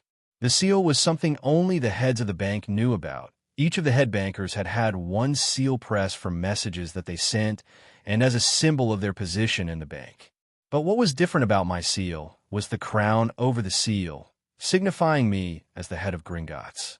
As I was starting to worry about the man kept out a yell grabbed the right side of his chest, then fell backwards, off his small stool and onto the hard marble floor. Leaning over the desk, I could see the small man holding onto his chest, all the while still staring at the card in his hand. It turned out that the man didn't have a heart attack like I had originally thought, but instead a panic attack. Not because he had anything to hide or did anything wrong. I would know if he did, but out of panic of meeting me, because over the years I had become such a mystical person to the bank heads. Never before had any of the living bank heads besides the one in England seen me before, making me someone that the bank heads could only imagine in their heads. They didn't know I was immortal or anything, but to the bank heads the owner was a shadow that none had seen before. After the man woke up and was no longer hyperventilating, he was given some water so he could calm down. After a few more minutes, the man was finally able to talk and move. He guided me, Julius and Jane, back to his desk, where he asked me to sit at the desk where he would have sat. Waving him off, I said, "That is your chair, not mine," I said, waving his request off and taking a seat in one of the nice wooden chairs that sat in front of his desk. Once the man sat down, so did Julius and Jane. Once we were all seated, I began talking. Where are my manners?" I said as I stretched an arm over the desk. As he shook my hand, I said, "My name is Adam Gray." Yes, my name is Thoth Bichet," he said as my large hand practically swallowed his small handhole. "It is nice to meet you, Thoth. I have heard good things about you," I said as we separated hands. Thoth smiled at my words and said, "I try my best, sir." I chuckled at his words. "I am sure you are wondering why I am here without warning," I said with a small smirk. Thoth nods his head. "I will not lie. It is a shock for you to come here, but I am always happy and ready for your arrival," he said in a chipper voice. I smiled at the man. His happy attitude seemed to radiate off him and fill the large room. "That is kind of you to say, Thoth," I said with another chuckle. "The reason I came was because I'm looking for someone," I said, leaning back in my chair. Thoth sat forward in his chair and looked me in the eyes and said, "Of course, sir, all I will need is a name, then a family name," he said, pulling a piece of parchment from his desk, then grabbed something to write with, ready for my words. "His name is Ammonius. I don't know his last name, but whoever has that name with the most gold in their vault is them," I said. Thoth wrote down the name, then said, "I'll be right back with the information for you, sir," he said, getting out of his chair, then scurrying away. Jane looked over at me and in a whisper said, "This place is yours." I looked over at her and smirked. "It is why didn't think I was a man of good standing in the world." Jane rolled her eyes at my words. "No, I didn't. Of course I knew you had valuable things in the underground area of the house. But this," she said, looking around. Jane has only recently become accustomed to being around people again without the urge to drink them dry. We brought her to Londinium a few times to test her being around people, but we never brought her to the bank because there was no need. And the first time she heard of the banks was on the ship, where I explained to her how I owned a few banks that were spread out among other countries. I may have not told her the fact of how big my banks are and how much money my banks deal with. To be honest, my banks sometimes surprise me.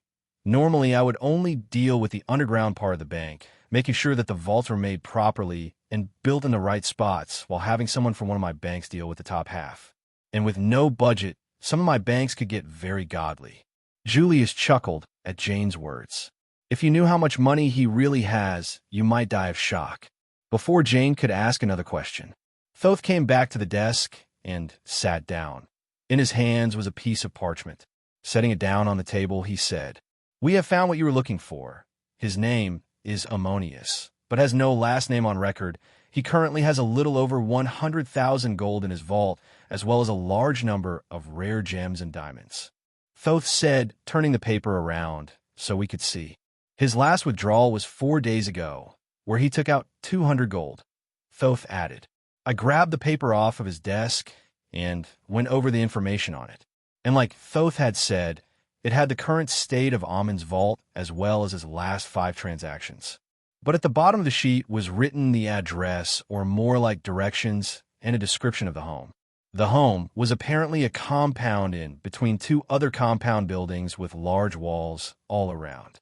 Looking up at Thoth, I gave him a smile and said, "This is just what I was looking for." Thoth smiled at me and said, "I'm glad I could help, sir." Standing up from my chair, I say, "That'll be all I will need. If I need anything else, I will come back." With handshakes and a goodbye, we were back out the door. The home was in a busy area close to a market and was only a 30-minute walk from the bank. As we walked through the crowds of people, I thought back to when I used to set up my own stand in places like this and spend hours every day selling pelts and small knickknacks that I would make or find on my travels. A part of me missed it, the adventure and the people I used to meet and help on those travels. Maybe one day I would start doing so again. After 20 more minutes of walking and thwarting a few dozen pickpockets, we finally found the place. Tucked in between to other buildings was a 7-foot wall with large wooden doors. Stopping in the street in front of the doors, I looked at Julius and Jane. The odds are that they won't want to talk to us, so just let me handle this, I say, looking at both of them. They both gave me nods, so stepping up to the door, I knocked twice on the door. And nothing. We waited for a few minutes before I banged again, this time harder. But once again, nobody opened. "Maybe they aren't here," Julius said from behind me. "Oh, they are here," I said, looking up at the large door. "I'm going to knock again to be nice, but if they don't answer, I'm going over the wall," I said, not looking back at Julius and Jane. This time when I knocked, I put much more power into it. Now when my knuckles hit the door, there were loud bangs, making the large doors rattled on their hinges. Not even a second later, the doors swung open, and there he stood, with dark curly hair and a goatee. Was Ammonius. "Are you insane?" he bellowed. "Don't you people know to leave us alone? We have warned you time and time again, and yet you continue to bother us." He continued, but before he could continue, "Long time no see," I said in a chipper voice, cutting off his next rant. Ammonius froze as he looked at me, his mouth hanging open as he looked at me. "You," he yelled again. I nodded my head. Yeah, how am I alive?" I said, waving a hand in the air. What, how?" He stammered. "Look, we need to talk," I said to him. "So can we come in, or are you going to continue yelling at us?" Now Ammonius just stares at me, breaking away from looking at me. He turned to look at Jane and Julius, who were behind me. His eyes lingered on them for a moment as he saw the color of their eyes. And then he did something that surprised me. In a blur of motion, Ammonius slammed the large doors in our faces. I was confused and a little bewildered. Turning around, I said to Julius and Jane, "That went better than expected," I said with a smile.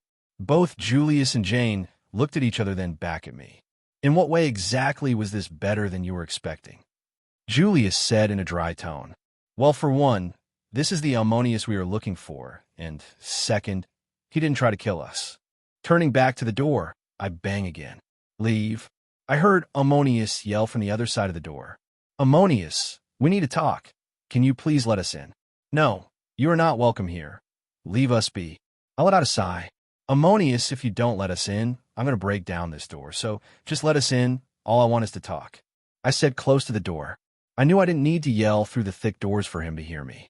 Listening for his response, I waited, but got nothing in response. So taking a few steps back, I prepared to kick in the door. It wasn't something I wanted to do, but I needed to talk to Ammonius. I was a little worried that people would see me kick in the door, but at the moment I didn't really care. Ammonius had the chance to let me in, but instead he would rather hide in his home. So when people see me kick in these massive doors, they were going to be very shocked and then suspicious that a man was able to do that because the force I was about to use could be massive, probably exploding the door into splinters. Not the best idea I have ever had, but I didn't come here to waste time. But hey, I don't live here, so I won't need to deal with the consequences of people seeing me do this. Ammonius will. So taking a few steps back, I prepared for the kick. And right when I started the motions for the kick, one of the doors opened. Stopping dead in my tracks, I look up at the door. But it wasn't Ammonius. This time it was KB, Ammon's mate, standing just inside the door, covered by the doorway. So she was in shadow. KB spoke. "Please come in," she said, taking a step to the side. Straightening back up, I looked at Jane and Julius and shrugged my shoulders. Turning back, I looked at KB. She was wearing white robes with intricate patterns, as well as a number of sparkling jewels on her. KB stepped to the side, allowing me to step in.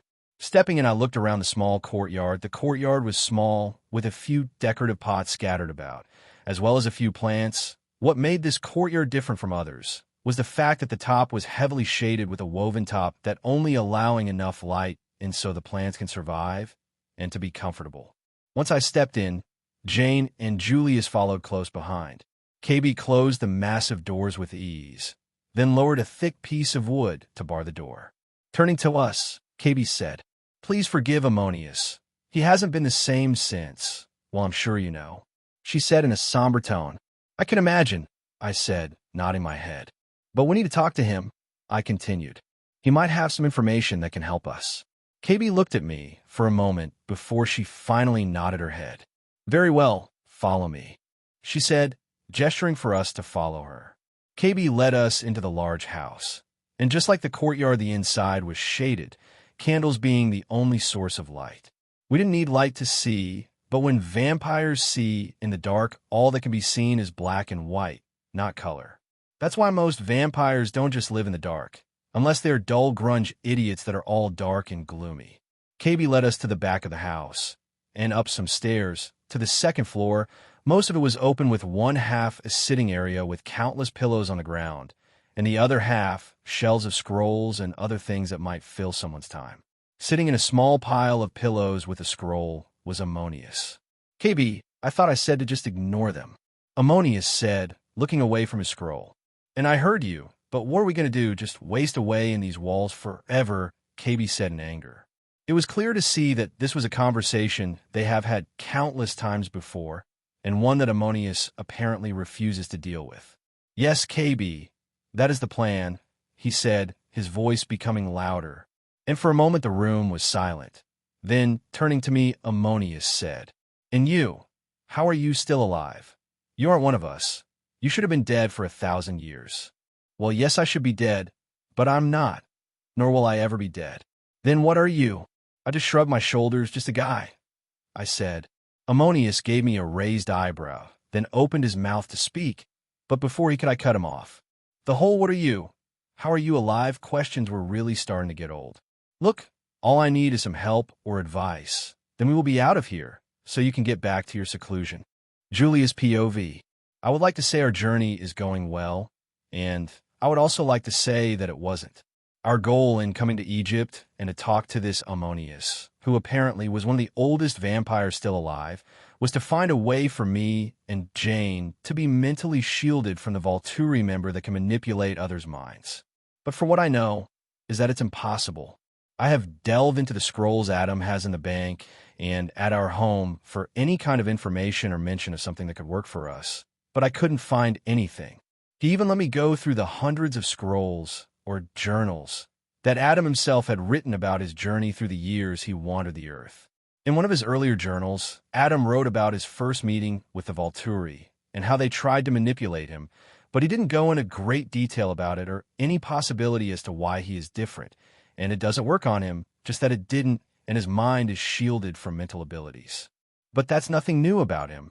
Over the years, I have learned Adam tends to skip anything that might have to do with himself.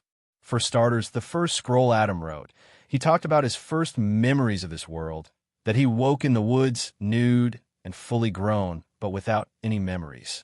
He practically summarized the whole thing, and then skipped it, as if he knew more than he was writing, or he actually didn't know anything. But you would expect someone to try and find out why they woke up in the woods, with no memories about themselves. I never asked him about it. I knew if I did, he would avoid the question entirely. Adam is a master at wordplay and could misdirect your attention until you forgot, or you were so jumbled up in the head that you couldn't bother to ask about the questions anymore. I guess that's a skill you can get when you were a merchant for over 1,000 years. At the moment we were in Alexandria, where this Ammons is, meeting him for the first time, I would have never expected someone like him to be as old as he is, but I also wouldn't have guessed Adam was almost 5,000 years old. Ammons was clearly a man with many issues stuffed away in his head. He was rash, prideful, and self-centered. Oh, and I almost forgot, untrusting. The man wanted nothing to do with us at the mere sight of Adam, and now wanted us to leave at the mere mention of the Volturi. At the moment, Ammons and Adam were in a back-and-forth argument as to why Ammonius should help us. Blocking out the annoying bickering, I started to think. This Chelsea, who can make or break emotional ties, is a serious threat, like Adam said. Me and Jane are strong. If we were to be turned against him, it could be bad. Adam is strong, but there is only so much he is able to handle. When fighting me, he is already hard-pressed. If he fought me, Jane, and the rest of the Volturi, he wouldn't stand a chance. My mind swirled with thoughts of how we could combat Chelsea's powers. Her powers are mental and affect the mind. She can make or break the emotional ties you have with someone. So how do we shield our minds and keep her from going into our minds? My thoughts came to a dead stop. Shield? Me? I might be able to block her. Without thinking twice or bothering to tell anyone, I close my eyes. When I use my ability in new ways, it needs good mental focus and good control over the force I use. Mental focus helps me not lose control when using the ability, and control helps me not accidentally crush something when I try to pick something up, like a cup or a scroll. But what if I condense the force I normally use into a bubble around me and Jane? So with that thought, I visualize a round sphere in front of me, around the size of my fist, and push it all together. The power in me seemed to slowly seep out of me. Instead of the steady stream of leaving energy that I normally felt when using my power, the power needed to do basic things with my abilities made me need to feed daily instead of the every few days that Jane had before a need to feed. But unwilling to give up, I continued to pour more into the small bubble I was visualizing. And finally, after a few minutes, the leaving energy stopped. No matter how hard I tried to continue pushing power into it, none would enter. Slowly, I opened my eyes and noticed that while I was focused, the room had fallen silent. Adam POV. Ammonius has turned into the biggest prick I have ever met. Our verbal sparring had been going back and forth for a few minutes now, me trying to convince Ammonius to help us, and him being a dick and too prideful and scared to help us. Then out of nowhere, he stopped talking and looked past me. Confused, I turned to look, and my jaw dropped. Julius stood dead still with his eyes shut, next to Jane, which isn't that strange or a reason for Ammonius to stop talking. What was strange and a reason for us to shut up was what was floating in front of Julius. A small clear ball was floating in front of him, at chest level. The only reason I could see it was because of the candle light gleaming off of the orb. A moment later, Julius finally opened his eyes. Julius, what is that? I asked him. Julius looked down at the floating orb and slowly brought one of his hands up and grabbed the orb. I'm not really sure, but I think it might be the answer to what we have been looking for. He said, not looking up from the orb. Hello, everyone. As we wrap up this video, I want to share a quick note. I have a Patreon account. If you'd like to support me and enjoy on-demand audiobooks, you can become a Patreon member. Alternatively, you can check out my Google Drive link, which has 500+ novel audiobooks available through my Ko-fi or Patreon shop. I appreciate your support.